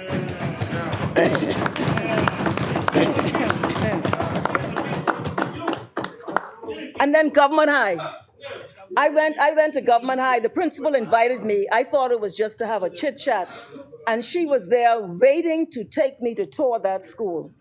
I was a bit uncomfortable, but when she showed me the state of Government High, I could not believe it. I could not believe the state of Government High. And they have the Pinling Court and the Hannah Court. It was just hard, impossible to believe. This is Government High. And that school, we have been able to refurbish the administrative block and a classroom block on top. We renovated the guidance counselors there, guidance counselor offices. The cafeteria is beautiful. Anyone who wants to get at lunch during the week, go to the Government High cafeteria. It is beautiful. We renovated the cafeteria. The auditorium. Government High is a performing arts school. We went to the auditorium, and it was depressing the state of that auditorium, and the work that has been undertaken in there. It is airy. There's light. The stage is clear. The storage areas have been cleared. It is a beautiful auditorium for performances at Government High. And then we built the new pavilion. Where's the new pavilion? New pavilion at Government High School. New pavilion. And we're going into phase two. But we're going to continue the work at Government High. We're going to redevelop Government High. The school is about 50 years old, I'm told, and it has deteriorated terribly, and I felt bad that our children coming from inner city communities and from struggling families, that their children were being subject to conditions such as that. And I have established the connection between the physical environment and student and performance and teacher motivation. And then there was CA3s. We're doing real things. Where we were able to do the roof repairs and remodeling of the labs, and even renovation of the office space, and the technical and vocational space was redeveloped. And they put in the insulation to cause the rooms to be cooler during the summer. And the Uriah McPhee a school that is completely air-conditioned and not one window, a pavilion is being built underway at Uriah McPhee to ensure those children at Camp Road and elsewhere can come. Yes. It's a new day. It's a new day. In C.I. Gibson, we are building a new classroom block to allow for expansion, student expansion in that school. And this is the new block that's underway at C.I. Gibson. Palmdale Primary. This was the summer now, 173 schools, but I'm highlighting these projects. These are the major ones. Palmdale Primary, the roof repairs.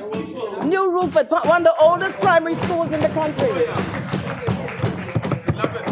And the work at Claridge Primary and Columbus Primary and Sybil Strawn and then H.O. Nash. Can we look at the state of the roof at H.O. Nash, please? This was the state of the roof at H.O. Nash. Look at that. And this is the new roof on H.O. Nash, one of the finest junior secondary schools in the country. And in D.W. Davis, we are putting in a new roof on the changing room and the music room. And we're going to be moving forward with a consistent and sustained reform of the physical environment and repairing everyone. And to come, I got done halfway through, so I got to move fast. But we're going to be doing more works at Government High, C.H. Reeves, T.A. Thompson, C.I. Gibson, Yellow Elders, Sybil Strawn, Central Abaco Primary, New Space, San Salvador High, Ellen Coakley, new school coming, and Cooperstown Primary. Ellen Coakley is redevelopment. Cooperstown Primary will be the, you take a new one, but you're getting a new one, you know that. Palmdale Primary, Cherokee Sound Primary, Crossing Rocks Primary, D.W. Davis, Patrick J. Bethel, new classroom block, Georgetown Primary. R.M. Bailey, new pavilion coming up, work underway. So we're not just, as I've said, Mr. Deputy, we're not just building infrastructure. We're enhancing environments to build teacher and student morale and to improve outcomes for our young people. But on this issue of teacher and student morale, we looked at other issues too. We understood the importance of the physical environment. You can't put children in a dump, man. You cannot do that. You cannot. On the issue, we looked at teacher morale. We did a survey of teachers. I think it was like 755 teachers to find out what is it? What are the issues that are affecting how you see your role and your job? And we have, I don't want to go through all of it, but we got back the survey results. And some of the things they spoke about, they don't feel respected. It's important for us to know that's how teachers feel. They decried a lack of adequate resources. They cited the need for policy reform in areas such as performance assessment documents, opportunities for advancement, improved domicile incentives, family island postings, the need for class size reductions and teacher mentorship, and it goes on and on and on. And a committee has been formed and has already met and is in the process of finding responses and resolutions to the concerns that teachers have expressed in this country. But even before that, and as the member for Long Island didn't remember or didn't know, the recent industrial agreement, where increased salaries, retention bonus, and even for teachers in the beginning of a school year, a small lump sum to fix their classrooms up. And then we have looked at the issue of the teacher's career path that is now being reinstated. And today we are now working on developing what they call master teachers. So skilled practitioners can stay in the classroom, but still be promoted and enjoy upward mobility while practicing in the classroom. The other issue we've been looking at is teacher shortages. And we've created a policy document. I just want to say, because we hear a lot about it, and it's a difficult issue. But teacher shortage is a global, widespread, and persistent phenomenon. It's not just the Bahamas. Many countries, United States, and all of it, it's a huge country, including the Bahamas and the region, Jamaica especially now, are grappling for strategies to mitigate the potential effects on learning and the plethora of factors that contribute to the shortage and they include low pay, burnout, low morale. So we're seeking to address those issues. But we have a number of strategies that I will not go into fully because we'll speak again on these matters, but we will be working with the University of Bahamas. We're doing the vetting earlier, we're recruiting earlier, and I want to put a call out for men. We want some Bahamian men to get in the classroom for these children, man. And let me just say, the salaries have been enhanced. You get the entire summer off, a paid leave for the entire summer. This is ideal for men to come and engage in this important, critical industry, teaching profession, to the mentorship, the shaping of young people, the creation of a new generation. This is work that men should put their hands to in this country. On the issue of student morale, you come in? We've been looking at, we've been reviewing the curriculum, and there have been new variations of it, but we're now, very shortly, we'll be announcing 21 disciplines where will be reform in the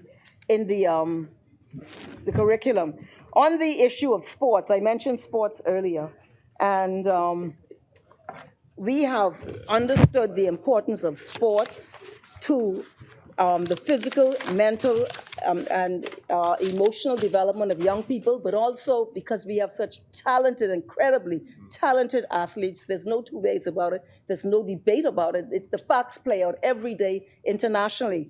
So we've engaged a consultant, and his role is to initiate planning, developing, and implementing new programs for the sports division, developing and advising on new policies relative to sports development, advising in national high school sports and curriculum policies, liaising with the district superintendents and school administration on programs relative to sports, monitoring and evaluating the effectiveness of the sports program, the public schools, maintaining close liaison with officers in the Department of Education, liaising with the teacher education division, and also one of his roles will be to help us track students who are high performing in sports to athletic scholarships, tertiary education. His name is Floyd Ambrister. Yes. He's very well known from C.R. Walker, and he's an educator. And then we were able to, and this was, we went and were able to, he assisted us, the same consultant, to distribute resources on the Family Islands. So just the other day in Eleuthera, we were able to get sporting equipment to Eleuthera and to other islands in the country to allow some level of equity to access in sports in this country. Excellent. And then we have coming up next the high school nationals and the Carifta trials. You're going to see some outstanding student performance from our young people who've been locked up for 2 years, but you will see excellence that will never have been imagined in such circumstances. I just want to say also that swimming has been reintroduced and expanded. Woodcock Primary, Stephen Dillard, T.G. Glover, Sadie Curtis, Thelma Gibson, Eva Hilton, Sandilands Primary, etc. On the issue of the cultural and performing arts, I saw an interview with the member for Marco City where he was talking about how we have disdain for people who are in the arts, and that's why we say these things. Absolute nonsense, no disrespect to him. Because, I don't need to go into the facts, but I know in education it's nonsense. And I want to announce that we'll be introducing the visual arts into the curriculum, and we're starting a pilot program, the rollout, which will start in September. And just to give a quick overview on how we're going to be utilizing the arts. And the aim is for the quality integration of culture and the arts across the core subjects. This is a very novel approach. We believe that this will connect students and teachers to each other and to the larger community.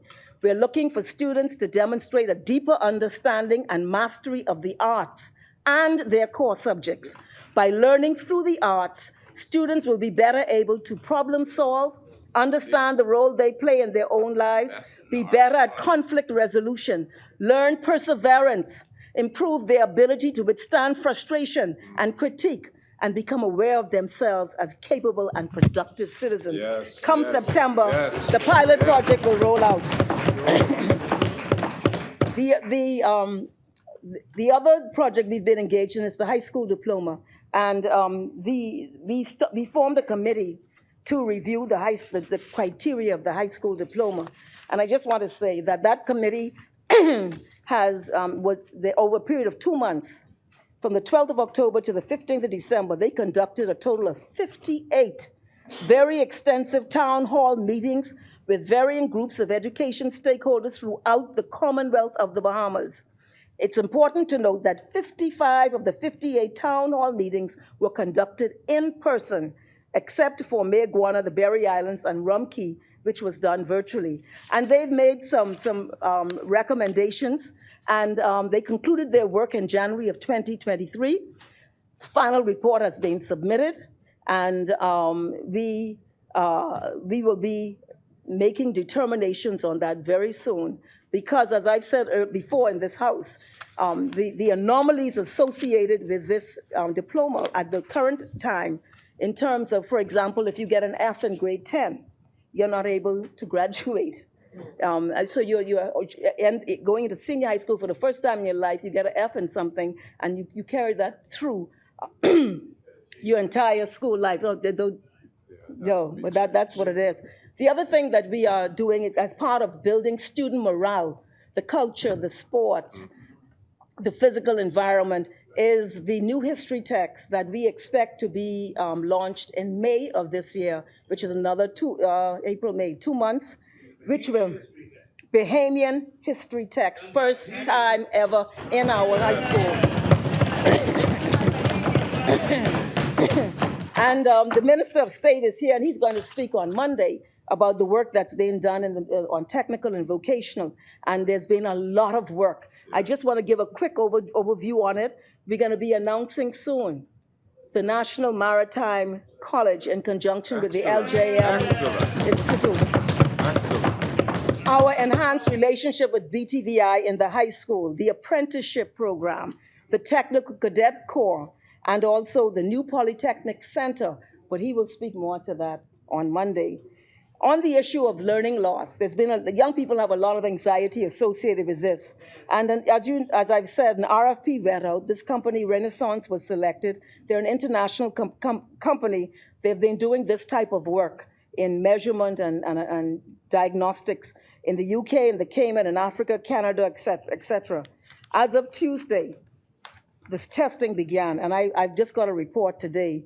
Between Tuesday and today, 10,385 students from 110 schools conducted the STAR reading assessment, 1,595 from 76 schools, the early literacy assessment, 8,108 students from 104 schools were doing the STAR math assessment, and that work is now underway, and we will be able to understand and assess any impact from this 2 years absence from school or any other issues through the system. And we'll be able to strategically and specifically target any deficiencies that young people are experiencing and help them to catch up and close gaps and be able to hold their heads high.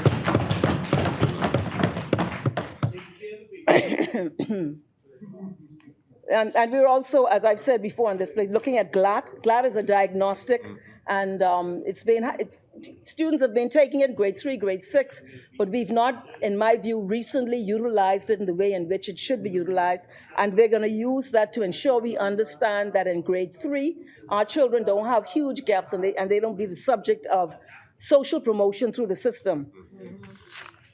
We want our children to be confident, literate, competent, critical thinkers, and to enter the job market or the tertiary education. One of the other issues is the safety on our campus. And as you know, we brought in the police, which I did reluctantly, but the facts dictated it. But it's not just regular police officers. These are specially trained to work on school campuses with young people, and so they're not like what you might normally see, what you would see on the streets in that way. And their role is mentorship, to deal with bullying, to give, in particular for the men, male mentorship, where it probably doesn't exist for young people. And I want to thank Chief Superintendent Hannah, who has been at the forefront of this and who has worked so hard in ensuring that we have some level of stability in our schools nationwide. He also led the charge in the idea of the busing. And what is happening now is that the buses are entering the campuses directly. You know, we used to see the big fights by the malls and all of this. And what this is seeking to address is that sort of milling around and, idleness. And as a result, the buses come straight onto the campus, the students board on the campus. And I want to thank the president of that busing association, because it's a sacrifice, because he's come off the market to help us with the schooling transport.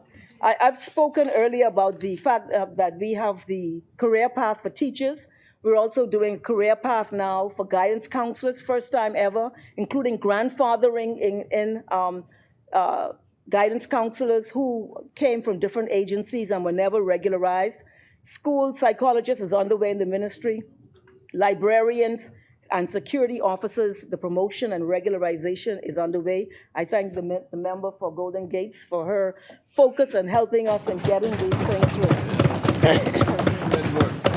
And then in HR, we're now in talks with the Department of, what's it called, DIT? The DTAD, which is helping us with the digitization of our HR, which education is probably the biggest ministry in terms of personnel, and they're assisting us with that. I think I heard the member for St. Anne speak about, Mr. Deputy, I see I'm running, if you would give me 5 minutes, please, thank you. You speak about children with special needs, and I just want to say that at Barry University, we entered an MOU with Barry University, and as we speak, we have 15 trained teachers who we, the ministry, under scholarship, who are doing the Master of Special Education, and that their work is well underway, and they will be able to assist us in building capacity for special needs. And additionally, I've asked the acting director, to do an audit of classroom space. If we can find space, classroom space or space wherever it is for special needs and for pre-primary, there is a shortage, that we will do that. And I'm awaiting her feedback on that issue. We are, as I said, we're digging deep. It's not just, who got with the grade average or whatever it is. We're trying to build strong, healthy, vibrant young people in this country. And so we have research underway at the University of Bahamas, which is reviewing the factors that contribute to our outcomes in the schools. Why is it that only half of our students are attaining the high school diploma standard, which is the 4 BJCs? We need to understand, because we know our children have gifts, they're talented. So what is the issue? And that is well on its way, several months now. And so it's a 12-month study, and we expect the University of Bahamas to give us those outcomes. Today I was advised that our RFP for mathematics has been completed with the help of the Ministry of Finance, and that will help us get a consultancy that will allow us to cause for our young people to perform better in mathematics, because what we are told is they instinctively know it. You see it in carpentry and Junkanoo and all of these things, including physics and all of that.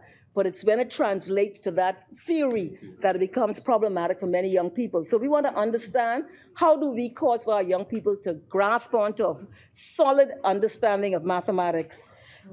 And as I wind down, I want to say, Mr. Deputy, the village is activating. Yes. It's activating. Yes. So many people are working so hard. And in the Ministry of Education, I have to say, all hands are on deck. And these are the same people of a former administration, et cetera. This is not a political statement. This is a reality.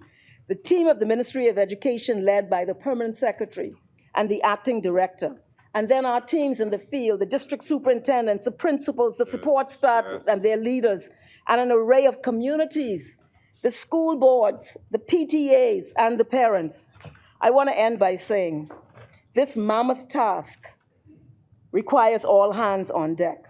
So I ask corporate Bahamas, adopt the schools in your communities. Yes. Adopt them. And as the MPs who are here, I want to invite you to adopt them too. I'm just saying, I donated 10 laptops to heads of department at C.H. Reeves, which is in my constituency. But I think that we should all give something to the school because it is important to all of us.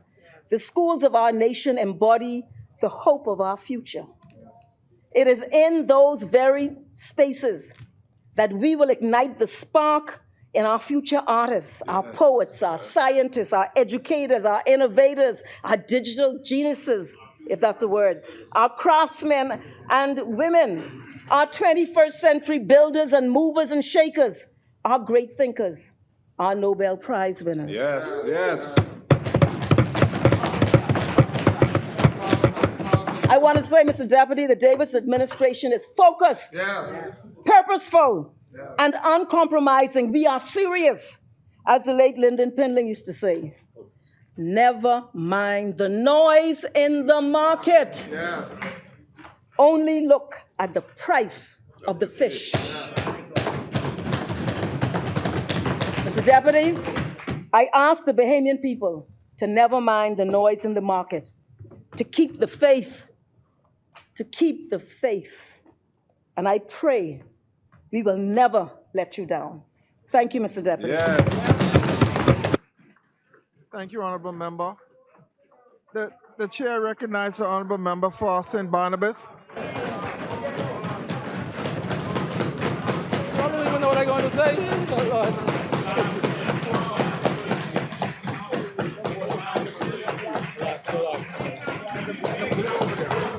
I don't even know what I'm going to say.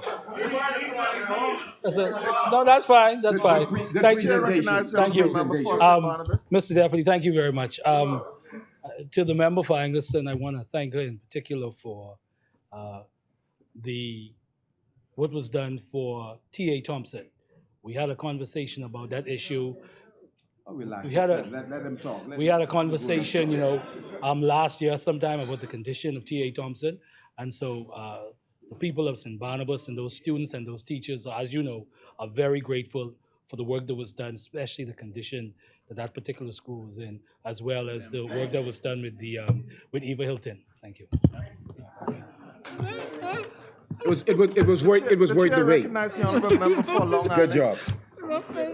Just a question for the member for Angleston, and that is, given the 15 special education teachers that are currently doing the master's program, when does she expect them to be finished? Because I'd like to have at least one for the great constituency of Long Island. So that we are, it's a year and a half, and they're well through it. We're looking at the possibility of having them training in post while they study, and but actually where their placements will depend upon what the compelling demands or needs are.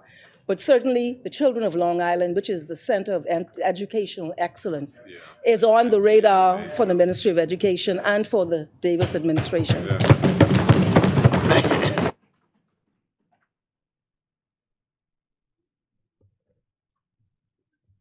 The chair recognizes the Honorable Member for as many?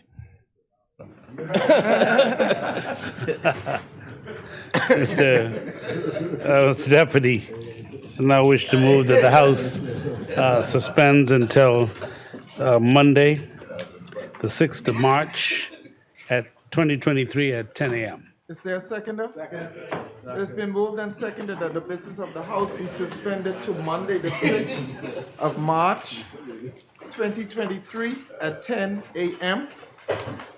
As many as are in favor will remain seated. Those opposed will stand. The motion is carried. The business of the House is suspended until Monday, the 6th of March, 2023 at 10 a.m. All right! He's beyond Cuba.